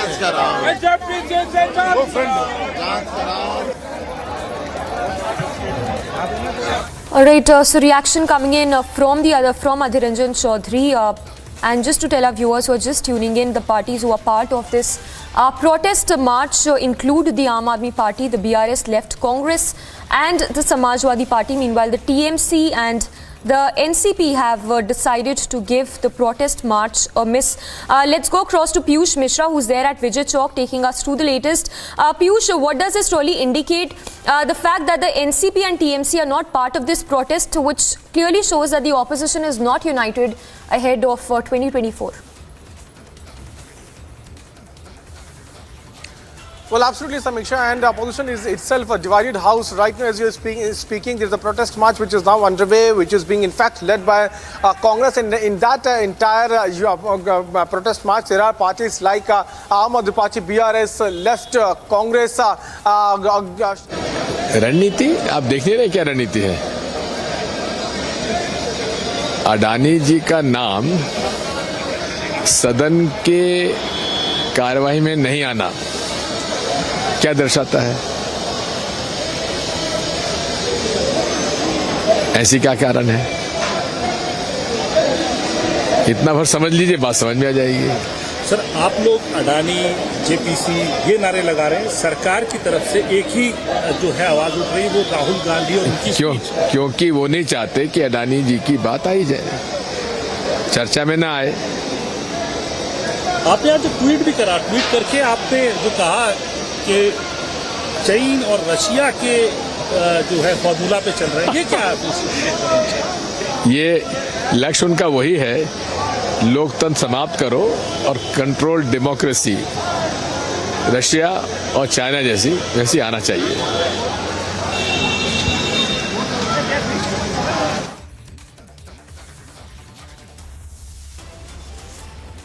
All right, so there you heard reaction coming in from Digvijay Singh as well.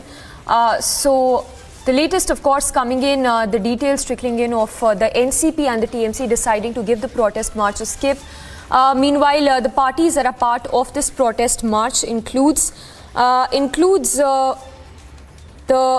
Aam Aadmi Party, BRS, Left, Congress and the Samajwadi Party. Meanwhile, as you see on the left side, massive security deployment while the opposition is marching towards the central agency office. Let's go back to Piyush, who's there at Vijay Chowk. Piyush, once again, give us a sense of what is happening there. But first, let's listen into Kharge's reaction. देखिए, हम सभी लोग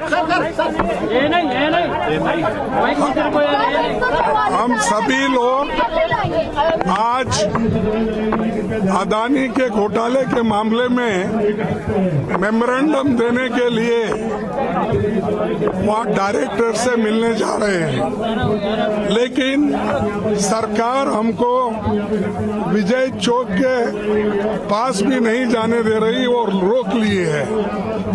जो आदमी लाखों रुपए का घोटाला हुआ है, LIC बर्बाद हो गई है, स्टेट बैंक ऑफ इंडिया और दूसरे बैंक्स भी बर्बाद हो गए हैं। जो लोग अपने पैसे बैंक में रखते विश्वास के साथ और सरकार के भरोसे, वो पैसा सारे एक व्यक्ति को देकर उसको सरकार की संपत्ति खरीदने के लिए ये प्रोत्साहन सरकार कर रही है और मोदी जी ऐसे लोगों को प्रोत्साहन दे रहे हैं जिसकी संपत्ति बहुत ही कम थी, आज वो 13 लाख की संपत्ति हो गई। कैसा हुआ? How it 13 lakh crore? How it happened? Who is responsible? Who is giving the money? How he is allowed to take so much money? A man who started his career with 1,650 crores and today he is worth of 13 lakhs crore. So therefore we want there should be an inquiry and inquiry should be held and what is the relation between Prime Minister and Adani ji. And wherever he goes, he takes him. Wherever he goes, this man goes early. So these are all things, and we have given in writing earlier also. Today also we want to make our point before ED. Therefore, we all MPs belonging to all political parties, nearly 18 parties we are here, and we want that how the Adani made money, lakhs of crores of rupees within 2.5 years.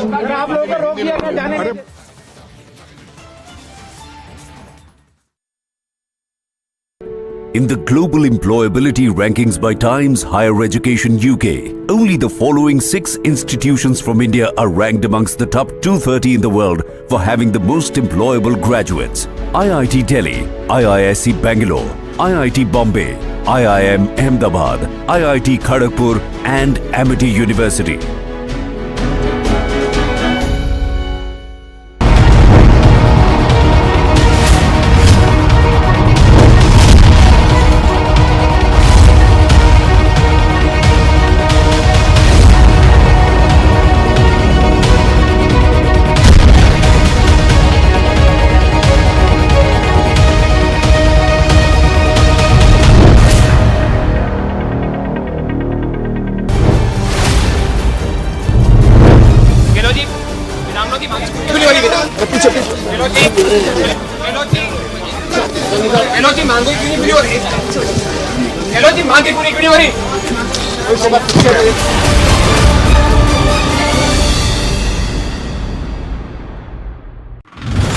Right now we are showing you visuals straight from Jantar Mantar as YSRTP is protesting against KCR in the national capital. This is the place where YS Sharmila started her protest. She clearly stated that she wants to get the attention of all the parliamentarians and the nation towards the biggest scam which is done by the KCR government in the Kaleshwaram lift irrigation project. As YS Sharmila is detained by the Delhi police officials, she is being taken to the nearest police station.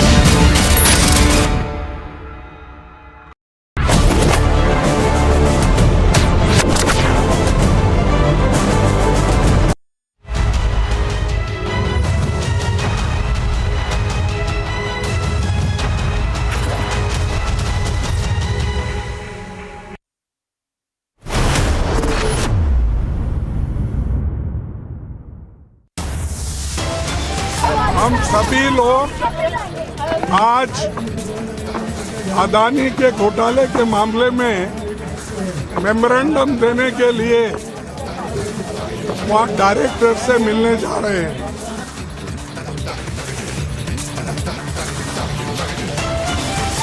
Opposition parties marched from Parliament to ED and CBI offices over the Adani issue.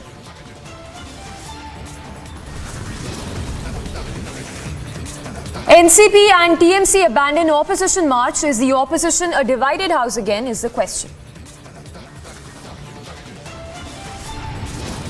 That Rahul Gandhi attacked not only the magnificence of the Indian Parliament, but also the supremacy of institutions such as the Supreme Court of India, the Election Commission of India. Smriti Irani launches a scathing attack on Rahul Gandhi for his anti-India remarks on foreign soil. Kerala Chief Minister backs UN Day against Islamophobia. BJP calls it appeasement politics.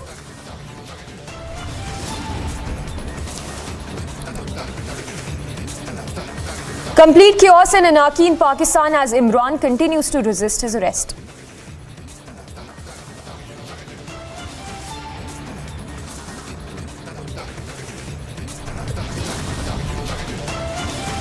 U.S. versus Russia over claims of Russian jet drowning U.S. drone in Black Sea.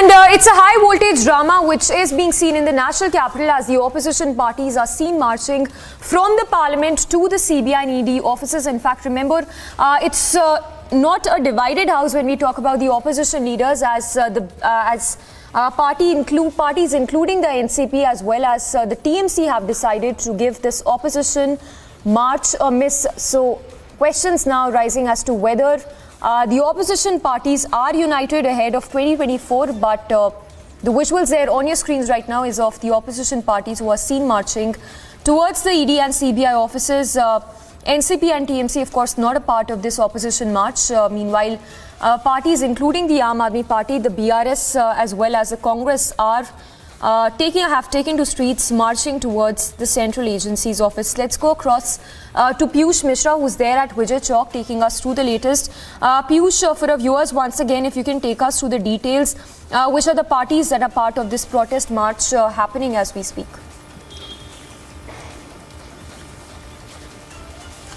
Well, Samiksha, the political parties like Congress, BRS, Aam Aadmi Party, Left, they all are part of this. In fact, Shiv Sena's Uddhav Thackeray, it is also part of this.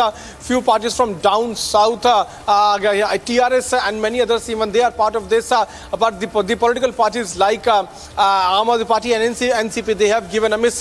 There are at least 18 large and small political parties, regional political parties who are part of this, and all of them have taken out this protest march demanding that JPC should be formed into the Adani matter. In fact, they are moving towards the ED headquarters to give a memorandum to the ED director regarding the alleged scam in the Adani matter, and this after the Hindenburg report, which claimed that there was a massive scam as far as this entire matter is concerned.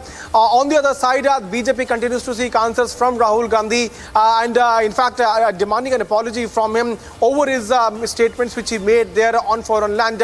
But on that front, the Congress is saying Piyush, that... yes, just stay with us. Let's cut across to a reaction that's also coming. ఏది ఏమైనా ఇన్ని పార్టీలు వచ్చినప్పుడు కూడా మరి మోడీ ప్రభుత్వం మరి ముందుకు రాకపోవడం మరి జేపీసీని పెట్టక ముందు కాబట్టి దీని అందరూ కూడా వ్యతిరేక. Back to you, if you can help us read into this the fact that the TMC is not a part of this opposition march which is happening, because let's not forget Mallikarjun Kharge had earlier stated that there's going to be an opposition alliance that will be forming the government, but the fact that the TMC is not a part of this protest march, does it speak volumes on the stand of the TMC as far as the 2024 elections is concerned?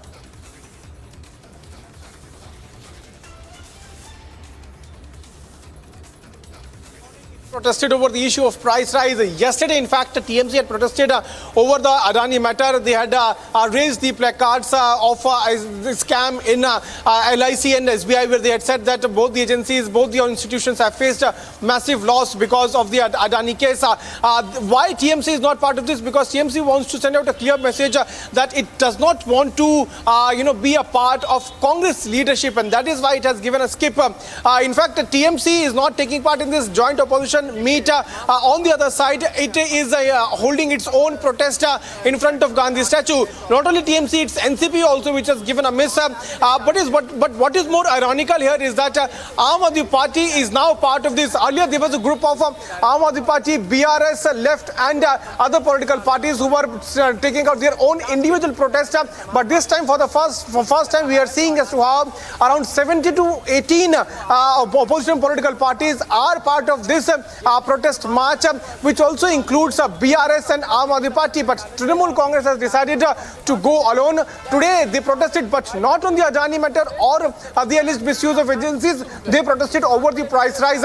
So these are some different strategy which is now being adopted by Trinamool Congress. We'll have to see how the Congress is going to take all the opposition united. But today there was a meeting which took place today in the morning at around 10 a.m. and in that strategy meet, the political parties like Samajwadi Party, BRS, Aam Aadmi Party and many other political parties had taken part. Cut across. Sir एक सवाल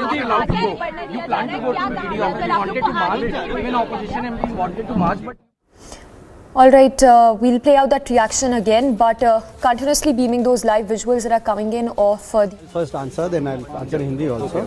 We just wanted to, all the members of parliament from 18 different political parties across the spectrum in opposition, they wanted to put forth a demand to the government of India and its investigation agencies, the independent investigation agencies they are, and they should be magnanimous enough to accept our demand to look into the affairs where certain BJP governments have they resorted to giving preferential treatment to certain big corporate houses.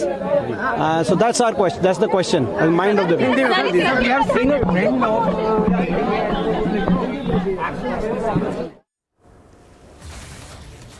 All right, let's go back to Piyush for more details. Piyush, take it away.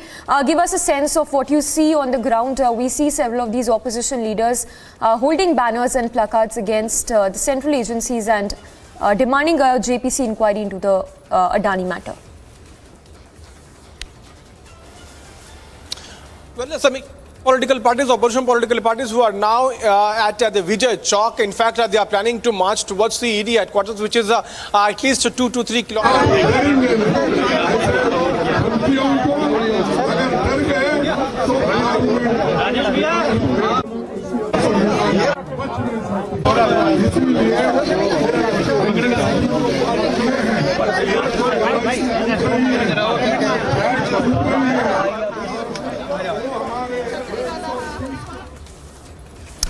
All right, so there you heard Kharge speaking as the opposition is staging a protest march. They are seen holding placards and banners demanding a joint parliamentary committee probe into the Adani Hindenburg matter. Meanwhile, the police informing about Section 144. So that's the update that's just coming in of the police saying that Section 144 has been clamped in the Vijay Chowk location, saying that no such march has been allowed. So it's complete defiance we are seeing as the opposition has gathered in large number and continues with its march towards the ED and CBI office. Let's go back to Piyush. Piyush, we understand that Section 144 has been imposed, but the opposition continues to maintain that they would be continuing with their march towards the central agency's office.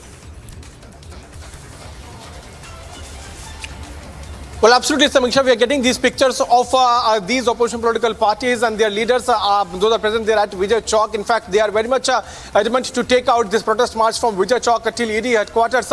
Though they have been stopped by Delhi Police, where Delhi Police has announced that Section 144 is in place.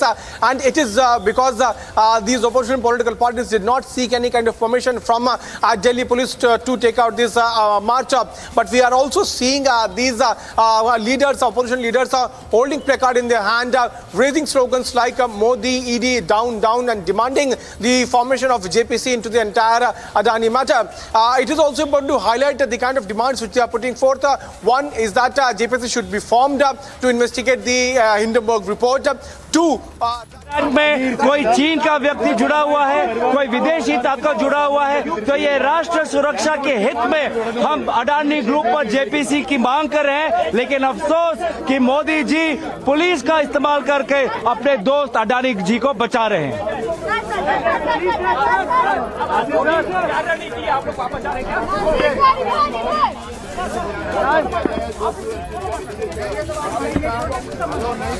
So certainly we are getting the different reactions coming in from Vijay Chowk. We just heard Gaurav Gogoi. Before that, it was Mallikarjun Kharge who was speaking.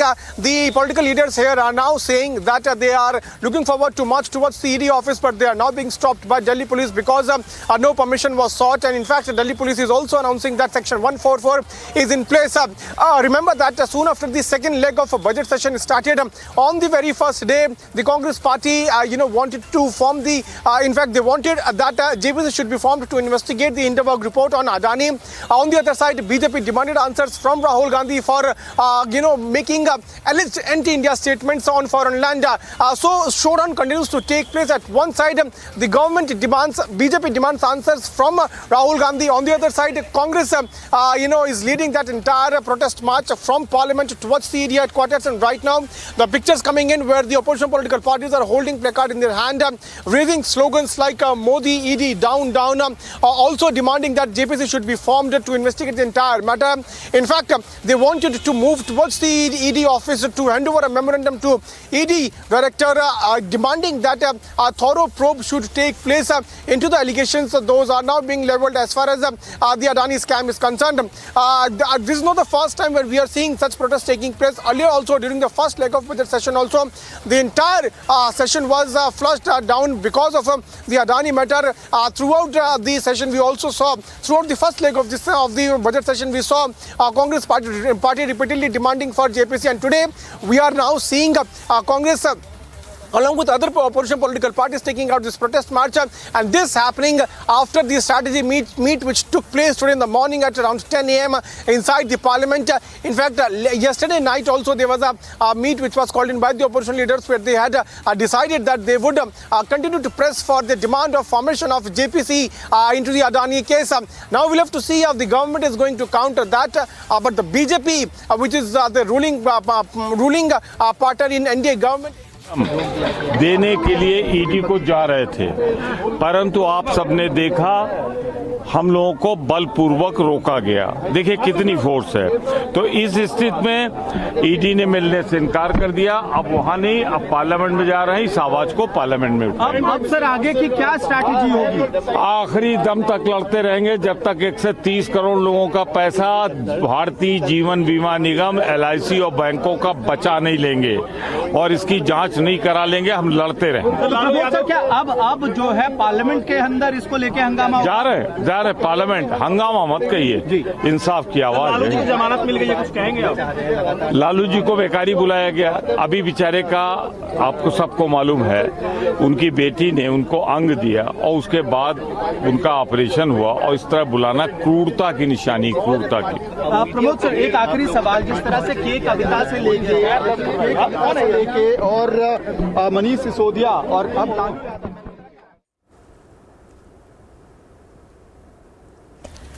So those are the visuals coming in. Remember, the police has clamped section 144 in the location in the Vijay Chowk area as the opposition continues with its protest march. But what we're given to understand that this protest march seems to have been blocked, as the police has said that section 144 has been imposed and that the opposition leaders are not allowed to march towards the ED and CBI office. कि एक memorandum मांग करे कि जो इतना सब कुछ हुआ है, ईडी जांच क्यों नहीं कर रही है? और हमने बिंदु दिए हैं, साक्ष्य दिए हैं। हम ईडी ऑफिस में 200 MP जा रहे थे, हमको बलपूर्वक रोक लिया गया। आखिर क्या 200 MP भारत के राज्यसभा, लोकसभा, सारे दल के मिला के ईडी ऑफिस में ये फरियाद करने भी नहीं जा सकते कि इसकी जांच करो? तो अब तो ऐसा लगता है जैसे अडानी से हम नहीं लड़ रहे हैं, मोदी जी से। लेकिन पुलिस का तर्क है 144 लागू है, संसद सत्र चल रहा है, ऐसे में इस तरह का विरोध प्रदर्शन नहीं अलाउ किया जाता। उसका भी सुझाव हम लोगों ने दिया कि आप ऐसा करिए, 5 हम लोगों में से चुन लीजिए, 4 चुन लीजिए, 3 चुन लीजिए और उनको कार में बैठा लिए, चाहे पुलिस की गाड़ी में ईडी ऑफिस ले जाइए। तो 144 तब तो नहीं टूटेगी ना। ये भी हमने सुझाव दिया, वो भी स्वीकार। ईडी की तरफ से कोई जवाब मिला है अभी तक आपके? सीधे ईडी ने नहीं दिया, लेकिन जो पुलिस अधिकारी यहाँ पे सर्वोच्च थे, उन्होंने कहा ईडी आपसे मिलना नहीं चाहिए। अब आगे की स्ट्रैटेजी क्या होगी? संसद 2 बजे आवाज उठाएंगे और आवाज उठाने के बाद ये हमारा संघर्ष तब तक जारी रहेगा जब तक 130 करोड़ लोगों के हित को सुरक्षित। एक आखिरी सवाल सर, जिस तरह से के कविता से लेके मनीष सिसोदिया और लालू यादव परिवार पे एक्शन हो रहा है, इसको कैसे देख रहे हैं? टाइमिंग को कैसे देख रहे हैं? मोदी घबराया हुआ है, भाजपा घबराई हुई है। आज तक कभी आपने देखा है कि सदन में विपक्ष तो हंगामा करता है, पर देख लीजिए 3 दिन से लगातार हंगामा चल रहा है। जैसे मालिक अडानी ने हुक्म दिया, देखो बीजेपी के लोगों उठाने। So a lot of reactions coming in. Meanwhile, the BJP hitting out at the opposition tweet that has been put out by the BJP, where they say, calling it a march of convenience by the opposition leaders, saying those who cannot see eye to eye come together to save corrupt. A march of hypocrisy. Congress says action on AAP is correct, but otherwise it's vindictive. A march for a birthright to do corruption, despite courts not granting relief play victim card, united in corruption and loot, divided for power. Let's go back to Piyush, who's there at Vijay Chowk. Piyush, if you can give us more details, is the protest march still on? Because we understand Section 144 has been imposed in the area. Well, Samiksha, let's tell to our viewers is that the protest march has now come to an end. These opposition political parties are heading back to Parliament, as Parliament is also to resume at 2. They have now been denied the permission to move towards the ED headquarters, and that is why all these opposition political parties are coming back to Parliament, and they will raise their voice on the floor of the House at 2 p.m. Remember that both the houses are going to resume, and before that they want to come back.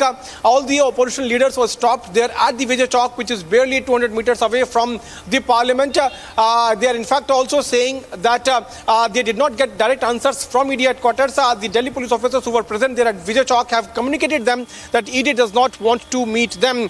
They are also adding about the fact that they gave a suggestion to Delhi police that if Section 144 is imposed, 4 to 5 can be allowed to sit in police vehicle and they can be taken to ED. That suggestion has also been declined by Enforcement Directorate. Right now, as we are speaking, these leaders are now coming back to Parliament.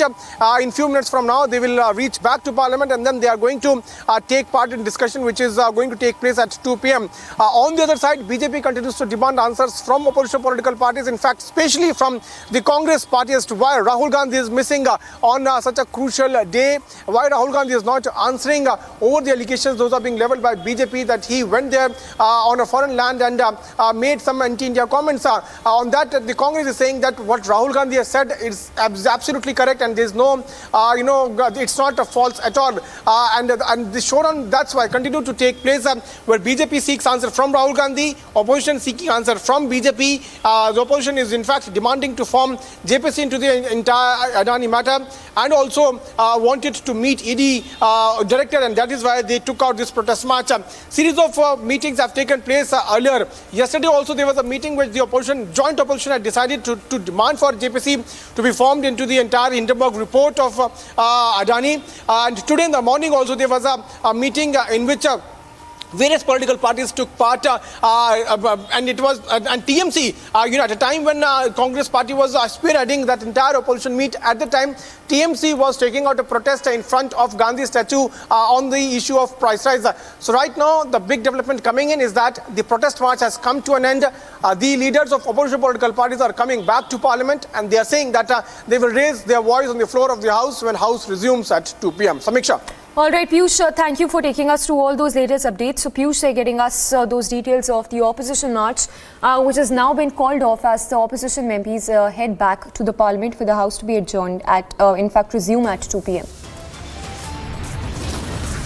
And coming up on the other side, we'll get you the latest, in fact, the latest as the opposition continues to remain up in arms, demanding a JPC inquiry into Adani matter.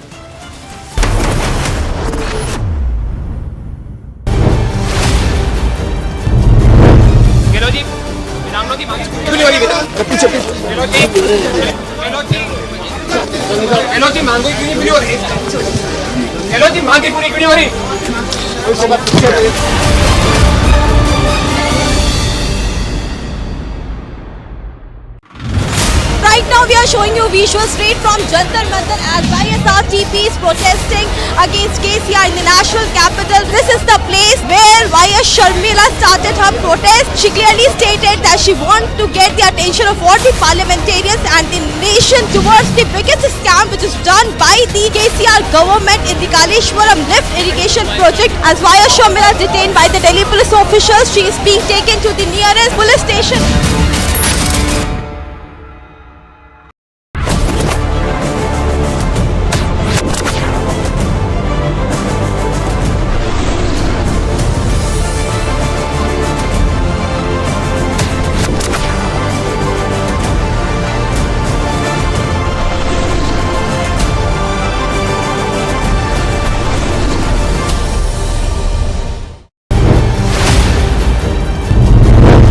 Mr. Parambir Singh, you fabricated evidences in TVR scam. Are you ashamed of it?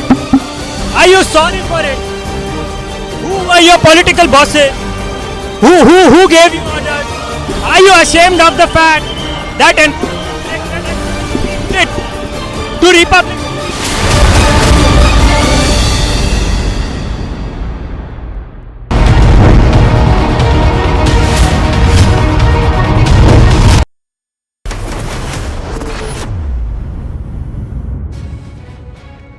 A massive protest has been called by the farmer unions, and in fact several farmer organizations are on the streets, and the farmers across Maharashtra is on the street, as well as CPM, the left party, is in fact have called this massive protest. Behind me you can see in the visuals the farmers are on the roads and are in fact heading towards Mumbai, and they will gherao the Vidhan Bhavan, in fact wherein the assembly is in fact underway. I'm being joined by several leaders out here. NCP is in fact backing this protest. NCP is in opposition in Maharashtra. I'm being joined by Mr. Mahesh Tapase, the spokesperson of Nationalist Congress Party. What are the agenda? Are you politicizing this farmer protest? Farmers' agitation can never be politicized. It's a social concern.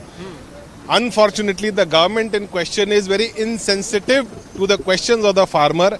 Hence, they are trying to politicize it. We are all children of farmers, and we have great respect for the contribution of farmers in making this country an agrarian country, agrarian surplus country.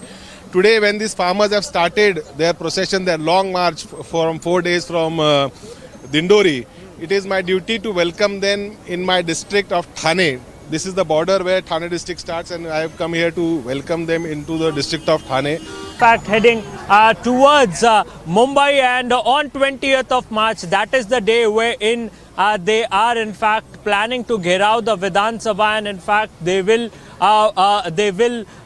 seek some kind of relief from Maharashtra government. Reporting from Agatpuri with video journalist Samir Shelke, Sandeep Singh for Republic TV. And coming up on the other side, Kerala Chief Minister backs UN Day against Islamophobia. BJP calls it appeasement politics. It's complete chaos and anarchy in Pakistan as Imran Khan continues to resist his arrest.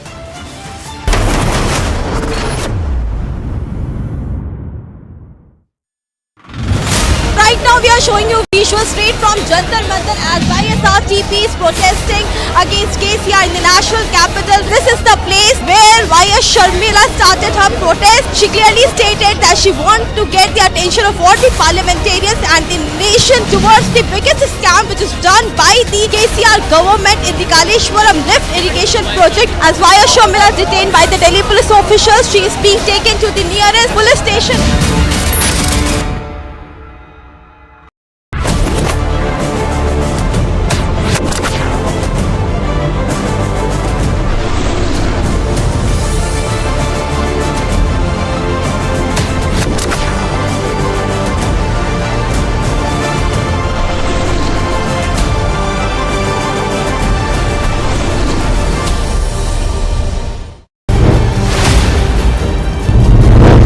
Mr. Parambir Singh, you fabricated evidences in TVRP scam. Are you ashamed of it? Are you sorry for it? Who were your political bosses? Who gave you orders? Are you ashamed of the fact that to Republic?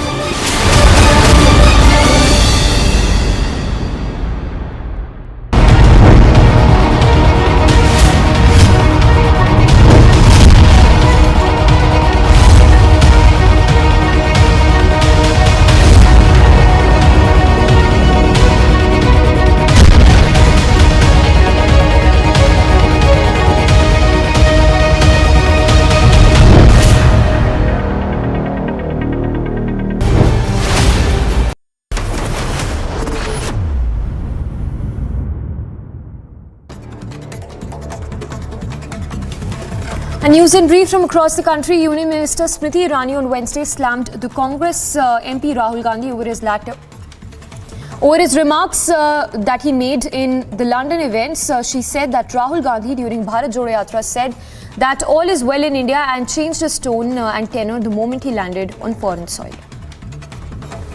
16 claimed that he does not have access to conversation in Indian universities.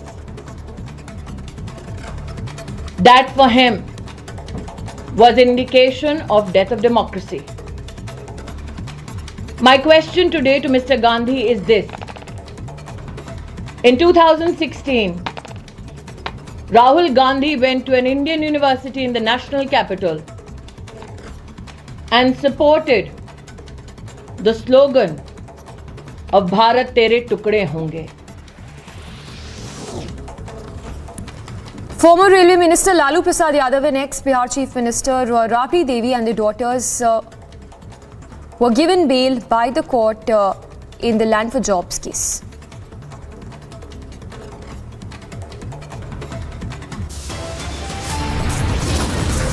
We slip into a very short break for now, but on the other side, we'll get you the latest as Smriti Irani launches a scathing attack on Rahul for his anti-India comments.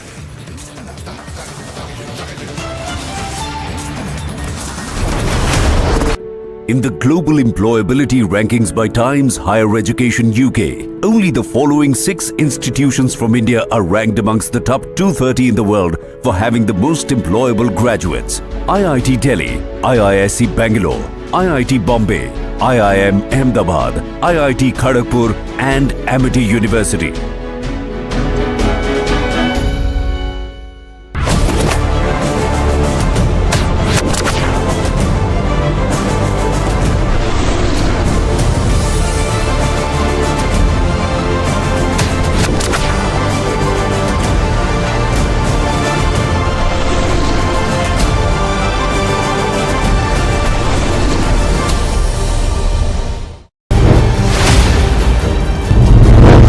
Mr. Parambir Singh, you fabricated evidences in TVRP scam. Are you ashamed of it?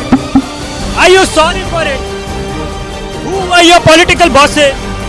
Who gave you orders? Are you ashamed of the fact that to Republic?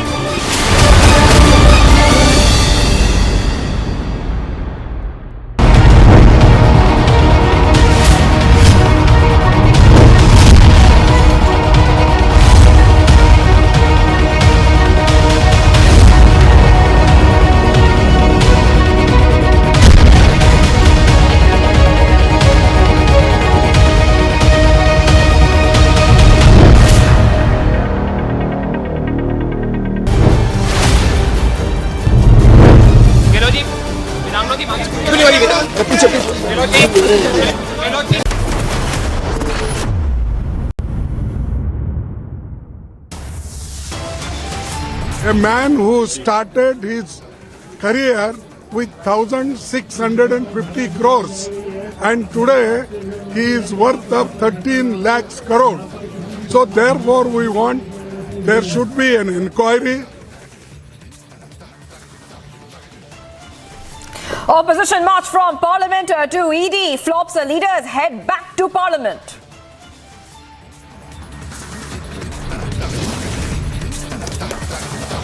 NCP and TMC abandon opposition march. Is the opposition a divided house again?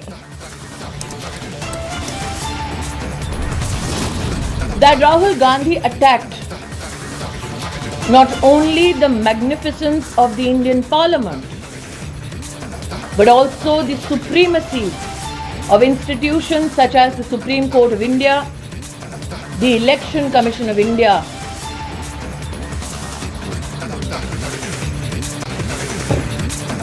Smriti Irani launches a scathing attack on Rahul for his anti-India comments on foreign soil.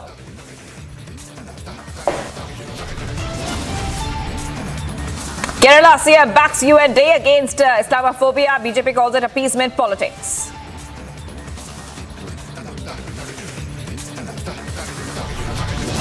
Complete chaos and anarchy in Pakistan as Imran continues to resist his arrest.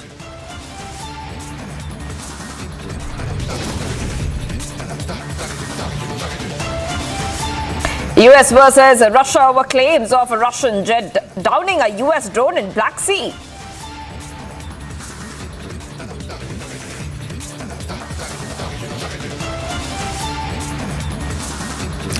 Viewers, we're live and breaking up. Shivangi Shukla getting you the latest. Let's go ahead with the top story we are getting for you right now. Now, what we are learning that Tamil Nadu CM met Bomai and, in fact, the protagonists of the Oscars winning documentary Elephant Whisperers. Now, Stalin has facilitated the two. The Republic spoke to them in Chennai. Here's that exclusive interview.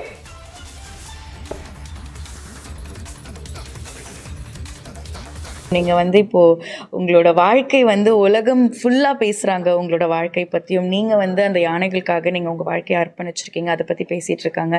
எப்படி feel பண்ணுறீங்க இதை பற்றி? இந்த Oscar இப்படிலாம் நடக்கும், நம்ம வந்து உலகம் ஃபுல்லாக நம்மளை திரும்பி பார்ப்பாங்கன்னு என்னைக்காச்சும் நினச்சிருக்கீங்களா? அந்த மாதிரி நினச்சி பார்க்கலைங்க. போய் இது இந்த படம் வந்து இங்கே போயிருக்கு, அப்போ 2 மாதத்துக்கு முன்னாடி தான் தெரியும். இது வந்து ஒரு பயங்கரமான படமாக இருக்கும், எல்லா உலக முழுவதும் நீ பார்ப்பாங்க அப்படின்னு சொல்லும்போது தான் நமக்கு எல்லாமே தெரியும். இது நம்ம நினச்சி கூட பார்த்தது இல்லைங்க, இந்த அளவுக்கு வரும், இந்த அளவுக்கு போகணும். அந்த குட்டி தான் நமக்கு குட்டி, அந்த கார்த்திகை தான் இது வந்து முயற்சி பண்ணி இது பண்ணது.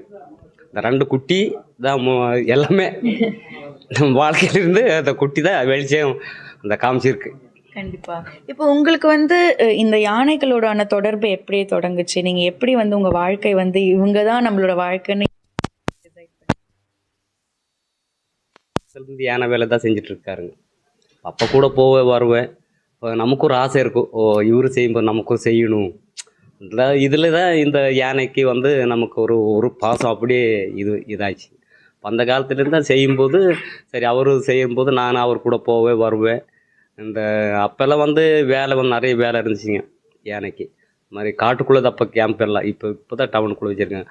அந்த டைமில் நான் அதுக்கு பார்த்து பழகி இந்த மாதிரி இப்போ எனக்கு போஸ்டிங் போட்டு கொடுத்து நான் வேலை செஞ்சுட்டுருக்கிறேன். யானைலாம் நமக்கு இப்போ உயிருங்க. So viewers, we heard that exclusive interview where Tamil Nadu CM met the protagonists of the Oscar-winning documentary Elephant Whisperers, and even Stalin has felicitated the two republics, spoken to them. Remember that India conquered the Oscars this time around, making every Indian a very, very proud Indian citizen, viewers. Let's move ahead to the other story we're tracking right now, and at this point of time, leading the government charge, Union Minister Smriti Irani hit out at Rahul Gandhi over his anti-India tirade on foreign soil. Launching a scathing attack, Smriti Irani asked if insulting India in London is what he calls democracy, further demanding him to come to the parliament and apologize. So that's what we're seeing right now. Smriti Irani taking on Rahul Gandhi and making a couple of remarks as well, slamming the Congress leader.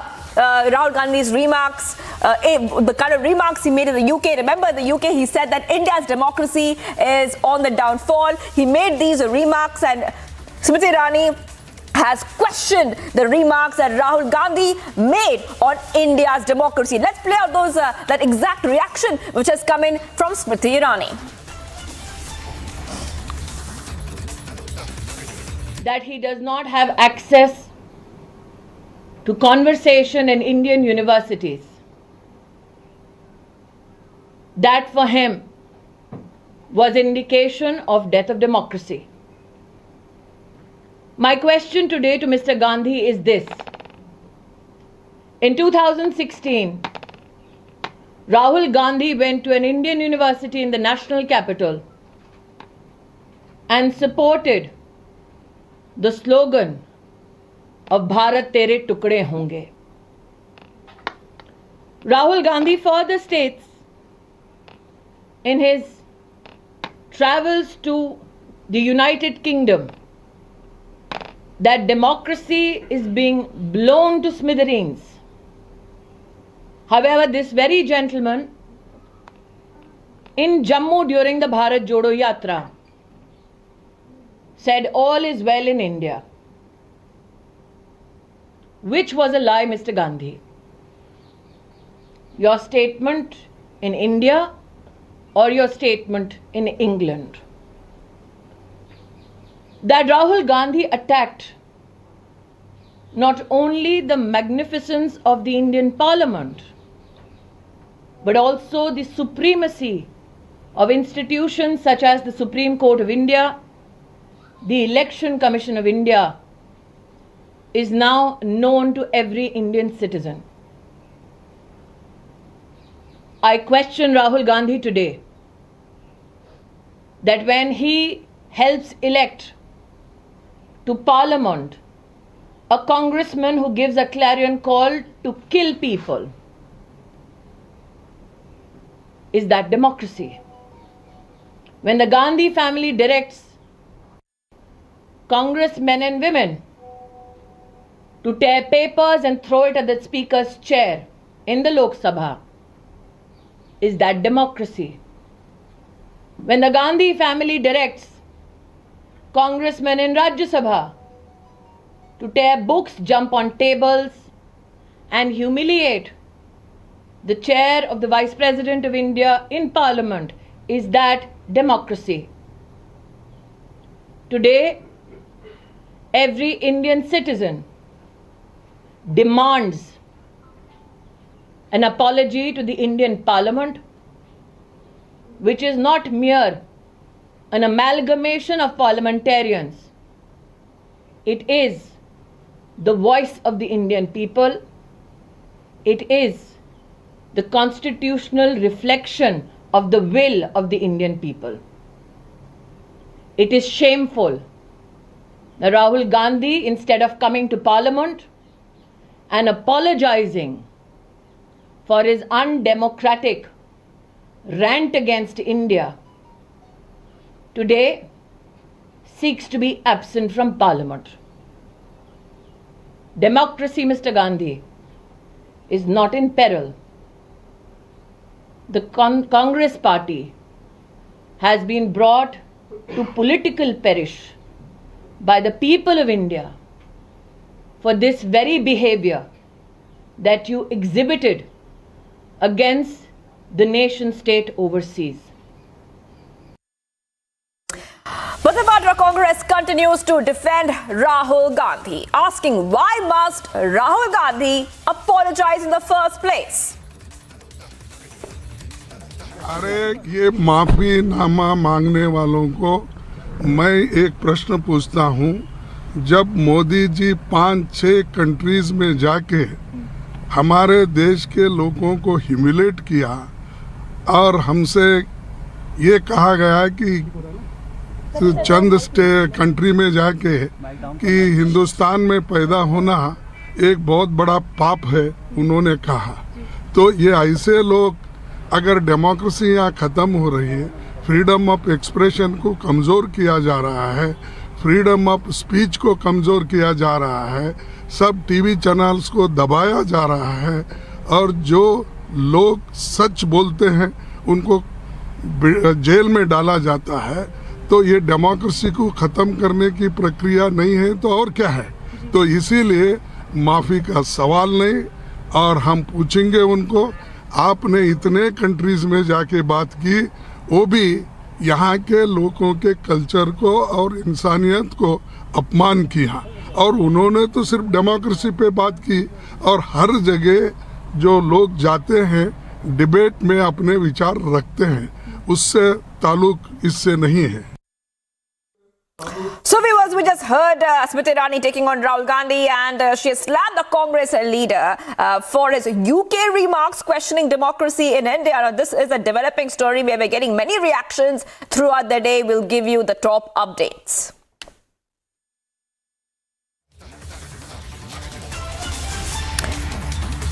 And viewers, with the hope that the state government will pay heed to their problems, over 20,000 farmers started a long march in Nashik toward Mumbai.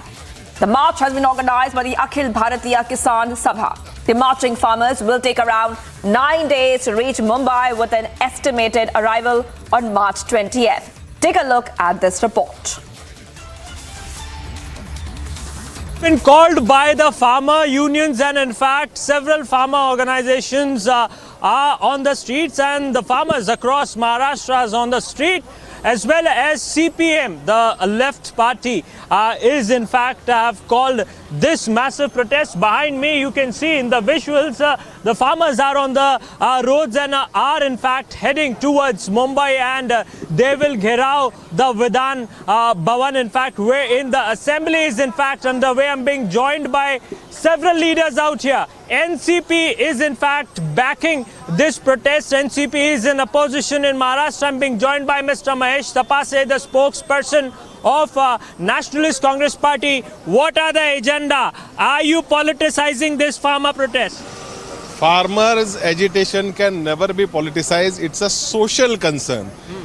Unfortunately, the government in question is very insensitive to the questions of the farmer. Hence, they are trying to politicize it. We are all children of farmers, and we have great respect for the contribution of farmers in making this country an agrarian country, agrarian surplus country.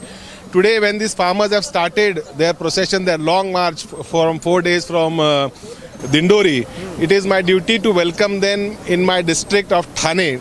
This is the border where Thane district starts, and I have come here to welcome them into the district of Thane. In fact, heading towards Mumbai, and on 20th of March, that is the day wherein they are in fact planning to gherav the Vidhan Sabha, and in fact they will seek some kind of relief from Maharashtra government.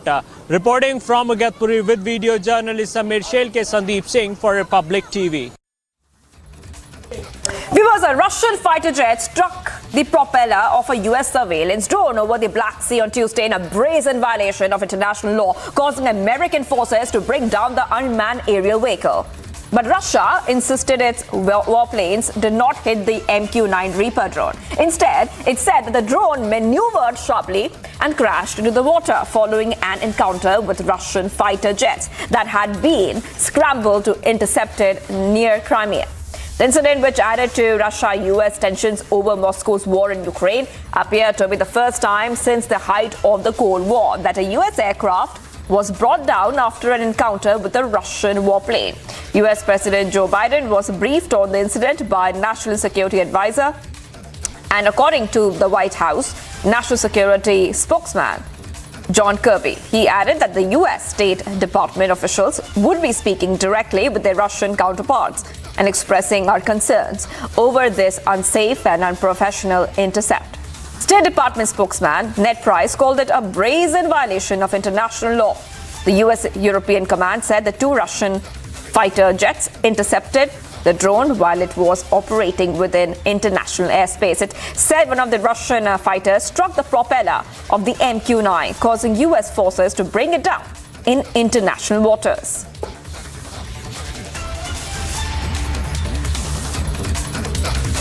That two Russian Su-27 aircraft conducted unsafe and unprofessional intercept with a U.S. Air Force intelligence, surveillance, and reconnaissance unmanned MQ-9 aircraft that was operating within international airspace over the Black Sea today. To recap, at approximately 7:03 a.m. Central European Time, one of the Russian Su-27 aircraft struck the propeller of the MQ-9, causing U.S. forces to have to bring the MQ-9 down in international waters. Several times before the collision, the Su-27s dumped fuel on and flew in front of the MQ-9 in a reckless and unprofessional manner. This incident demonstrates a lack of competence in addition to being unsafe and unprofessional. Some problems regarding international waters. You see that, for example, we consider Crimea as a part of the Russian Federation. United States does not recognize this status. And of course it's contradiction, but does it mean that it's necessary to provoke Russian Navy or Russian Air Force on this issue? We have to be very cautious regarding our actions, taking into account what is going on in eastern part of Europe. So you see that we prefer to not to create a situation where we can face unintended clashes or unintended incidents between the Russian Federation and the United States.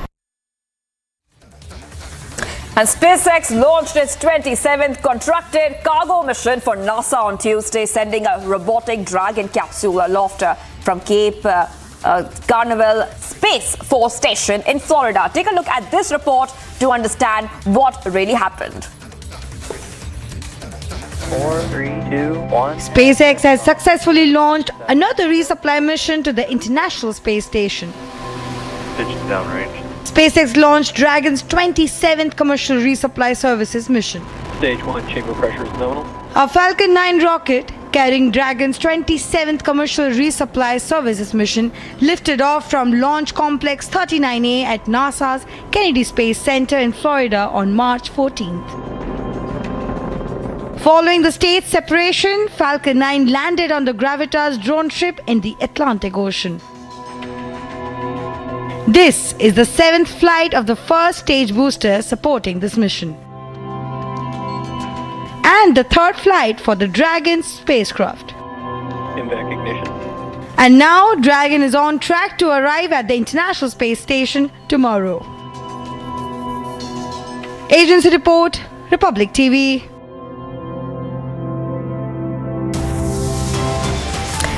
Viewers, much more coming up on the other side. Canada CM backs UN Day against Islamophobia. BJP calls it appeasement politics.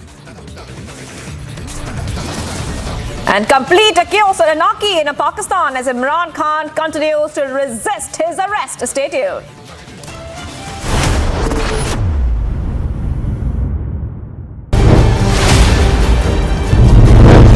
Mr. Parambir Singh, you fabricated evidences in TVRP scam. Are you ashamed of it? Are you sorry for it? Who were your political bosses? Who gave you orders? Are you ashamed of the fact that to Republic?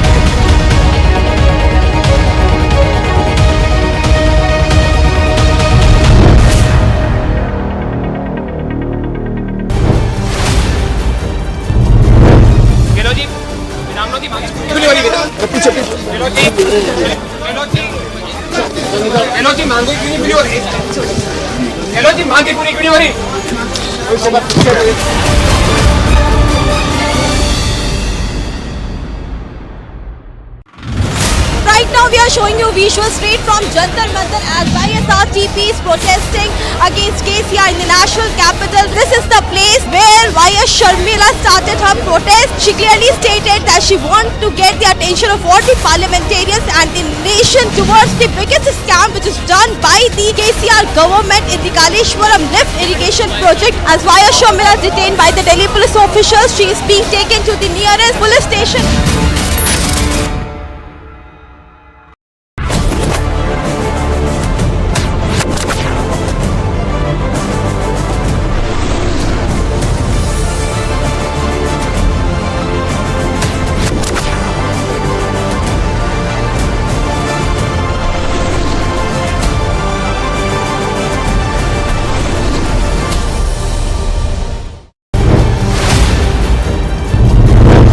Mr. Parambir Singh, you fabricated evidences in TVRP scam. Are you ashamed of it? Are you?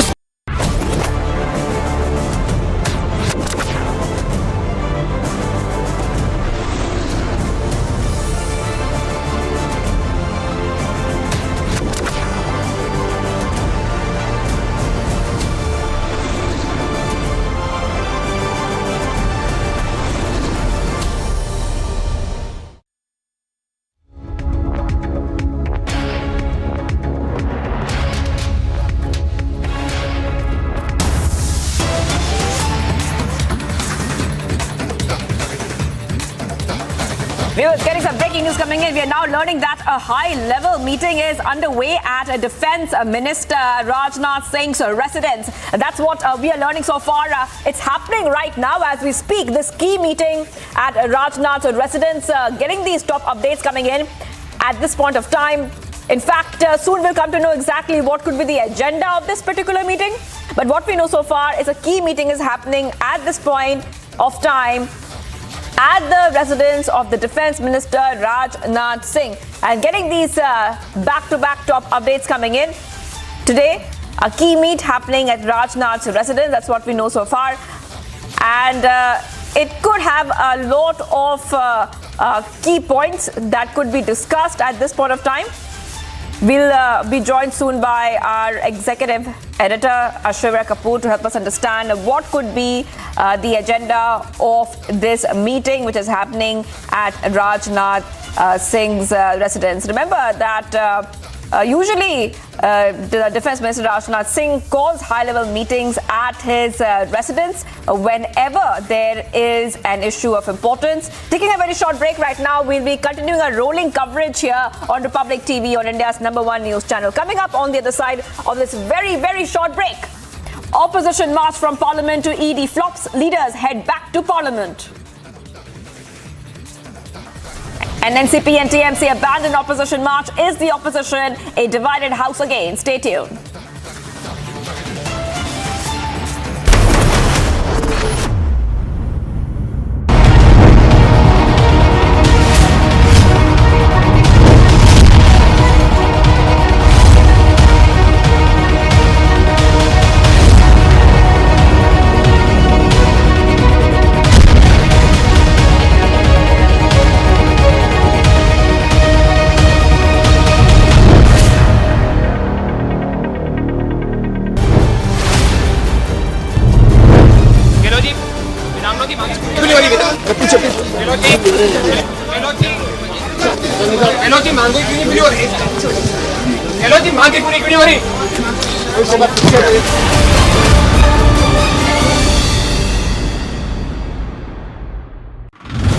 Right now we are showing you visuals straight from Jantar Mantar as YSRTP is protesting against KCR in the national capital. This is the place where YS Sharmila started her protest. She clearly stated that she wants to get the attention of all the parliamentarians and the nation towards the biggest scam which is done by the KCR government in the Kaleshwaram lift irrigation project. As YS Sharmila is detained by the Delhi police officials, she is being taken to the nearest police station.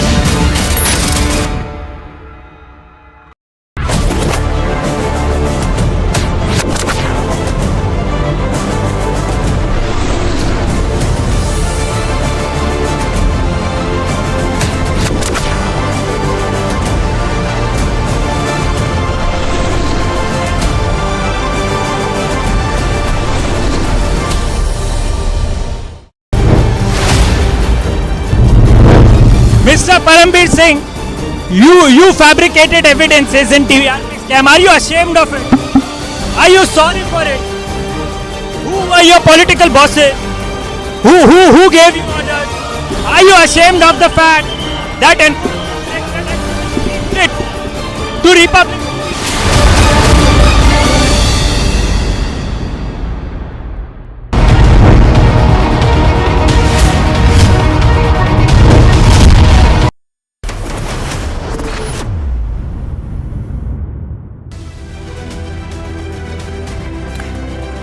Getting some sports action for you viewers. Delhi Capitals continued their terrific form at the Women's Premier League as they registered a 6-wicket victory over Royal Challengers Bangalore at the D.Y. Patil Sports Academy, Navi Mumbai on Monday. Shikha Pandey picked up figures to help the Capitals restrict RCB before the Delhi franchise pulled off a thrilling chase.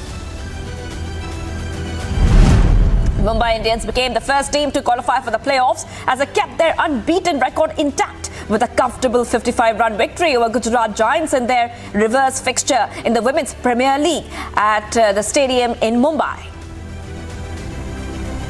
A top knocks by Yastika Bhatia and Harmanpreet Kaur propelled Mumbai Indians against Gujarat Giants in their Women's Premier League. Harmanpreet was the highest run scorer for Mumbai Indians with the 51 off 30 balls, while Bhatia slammed crucial 44 runs in 37 deliveries. That Rahul Gandhi attacked not only the magnificence of the Indian Parliament, but also the supremacy of institutions such as the Supreme Court of India, the Election Commission of India. Coming up, viewers, Smriti Irani launches a scathing attack on Rahul for his anti-India comments on foreign soil.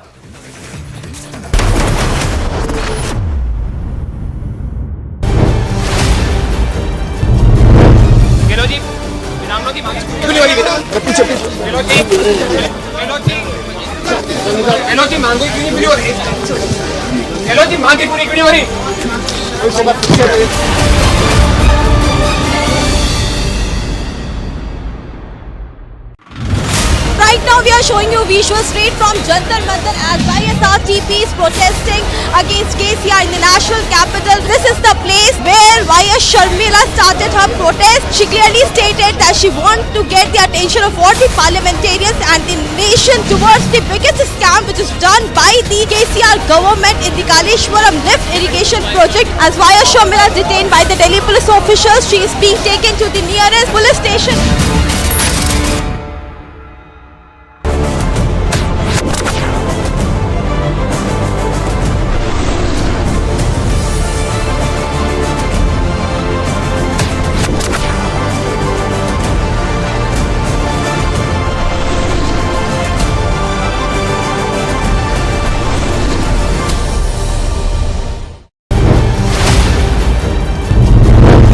Mr. Parambir Singh, you fabricated evidences in TVRP scam. Are you ashamed of it? Are you sorry for it? Who were your political bosses? Who gave you orders? Are you ashamed of the fact that to Republic?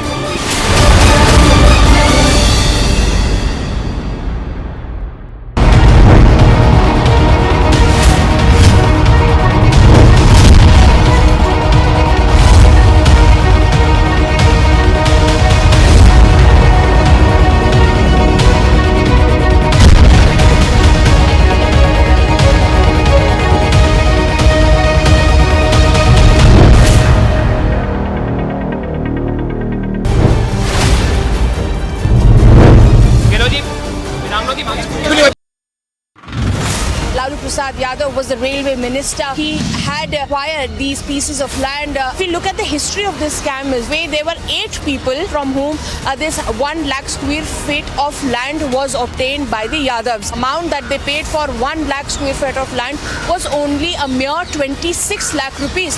Whereas that point in time, that is around 2000, between 2004 to 2009, it amounted to 4.25 crores. So there are a lot of evidence that have been presented by the CBI. So the BJP has been questioning that if it is political vendetta, why are you not able to fight it out at the court?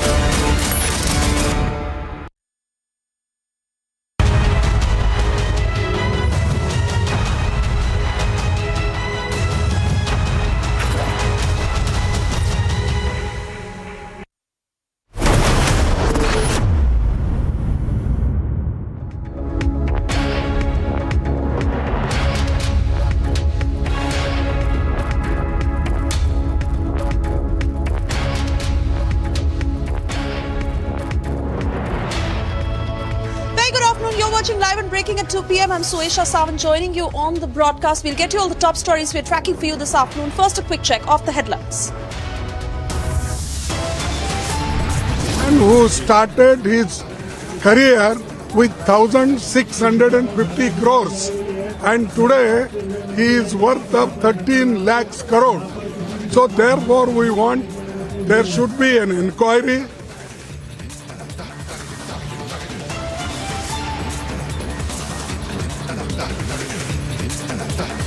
Opposition march from Parliament to ED flops. Leaders head back to Parliament.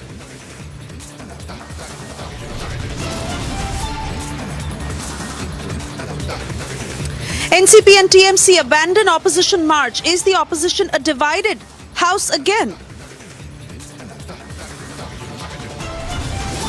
That Rahul Gandhi attacked not only the magnificence of the Indian Parliament, but also the supremacy of institutions such as the Supreme Court of India, the Election Commission of India.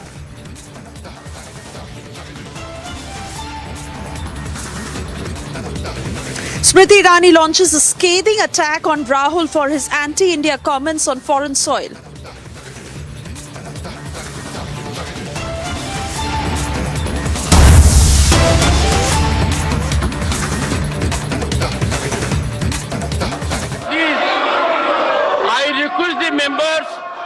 I request the members to observe silence, to be on your seat.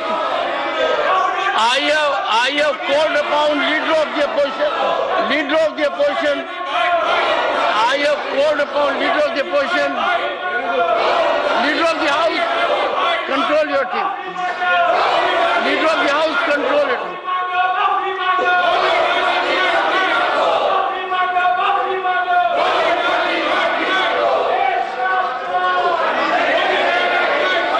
Honorable members, I have called upon Leader of the Opposition to raise, please. Leader of the Opposition. JPC के बारे में हम यहाँ पर अपनी बात बार बार रख रहे हैं और आज हम ईडी के सामने वहाँ के कमिश्नर डायरेक्टर के पास जाकर हम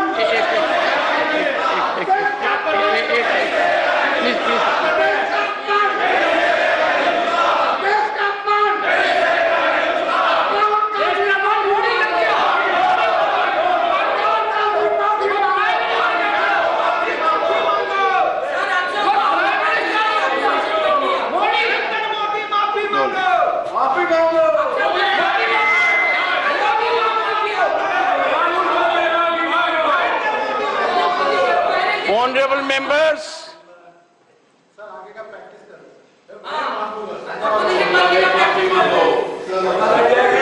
honorable members, if in this house we do not express, where will we express? Honorable Leader of the Opposition wanted to say something. He should be heard in rapt attention. I would urge everyone to observe order and listen to.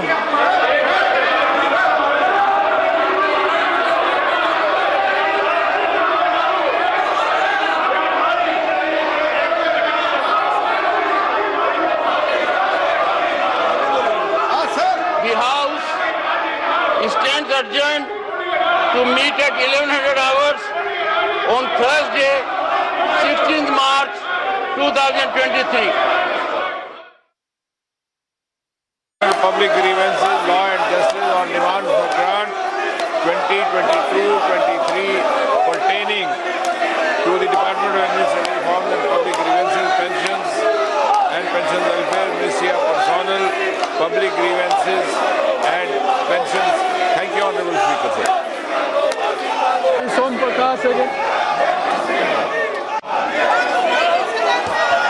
Respected sir, with your kind permission, on behalf of my senior colleague, Srimati Irani, I rise to make a statement regarding the status of the implementation of the recommendation contained in the 170 report of the Standing Committee on Commerce, Implementation of District as Export Hub, including one district, one product initiatives pertaining to the Ministry of Commerce and Industry. Thank you, sir. Shri Prahlad Joshi, Chairman sir, on behalf of my Prahlad Joshi, I rise to move the following, that this House to agree with the 41st report of the Business Advisory Committee presented to the House on 14th March 2023. कि ये सभा कार्य मंत्रणा समिति द्वारा दिनांक 14/3/2023 सभा में प्रस्तुत 41वें प्रतिवेदन से सहमत है। जो सदस्य इस पक्ष में हैं वो हाँ कहें,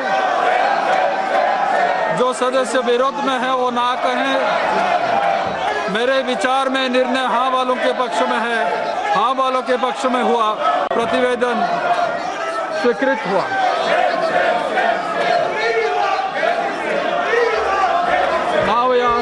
श्री राजनाथ, श्री अजय भट्ट जी,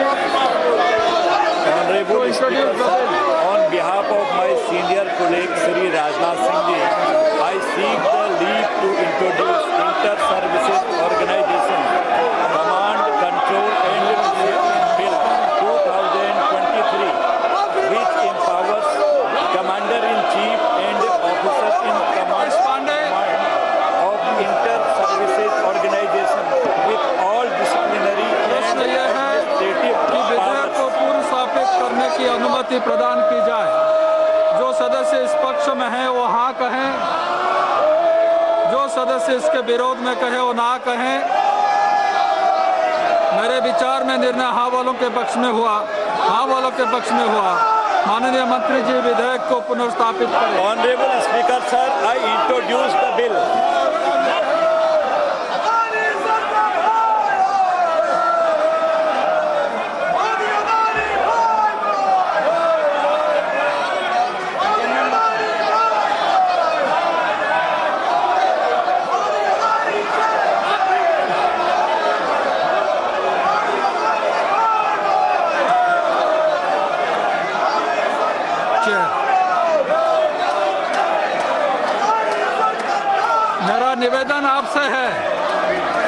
मेरा निवेदन आपसे है, आपके बारे में थोड़ा बहुत कुछ कहना है,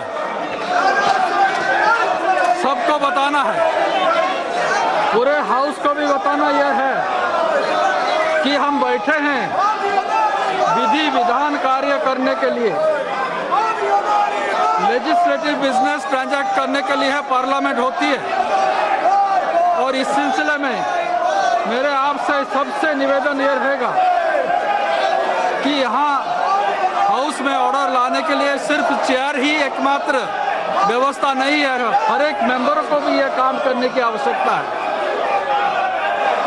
Now, honorable members, honorable speaker has received notices of adjournment motion from some members on different issues. Honorable speaker has disallowed all the notices of adjournment motion. An announcement.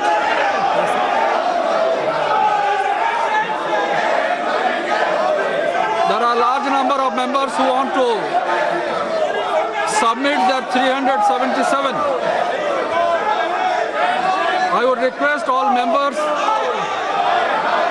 to lay their 377 issues on the table of the House. Members who have been permitted to raise matters under Rule 377 today and are desirous of laying them may personally hand over text of the matter to the table of the House immediately. Only those matters shall be treated as laid for which text of the matter has been received at the table within the stipulated time. The rest will be treated as lapsed.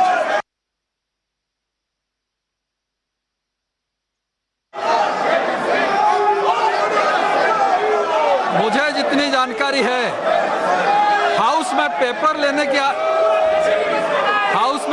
लाने की अनुमति है, placard नहीं। House में हाँ मंत्री जी। Honourable speaker has directed very categorically, माननीय स्पीकर साहब ने बहुत कैटेगोरिकली डायरेक्शन दिया है कि प्लेकार्ड लाके, तट्टिया लाके प्रदर्शन नहीं करना है। इसलिए मैं आग्रह करता हूं, जो आज और फिर से इंफॉर्मेशन मिल रहा है सारे दुनिया के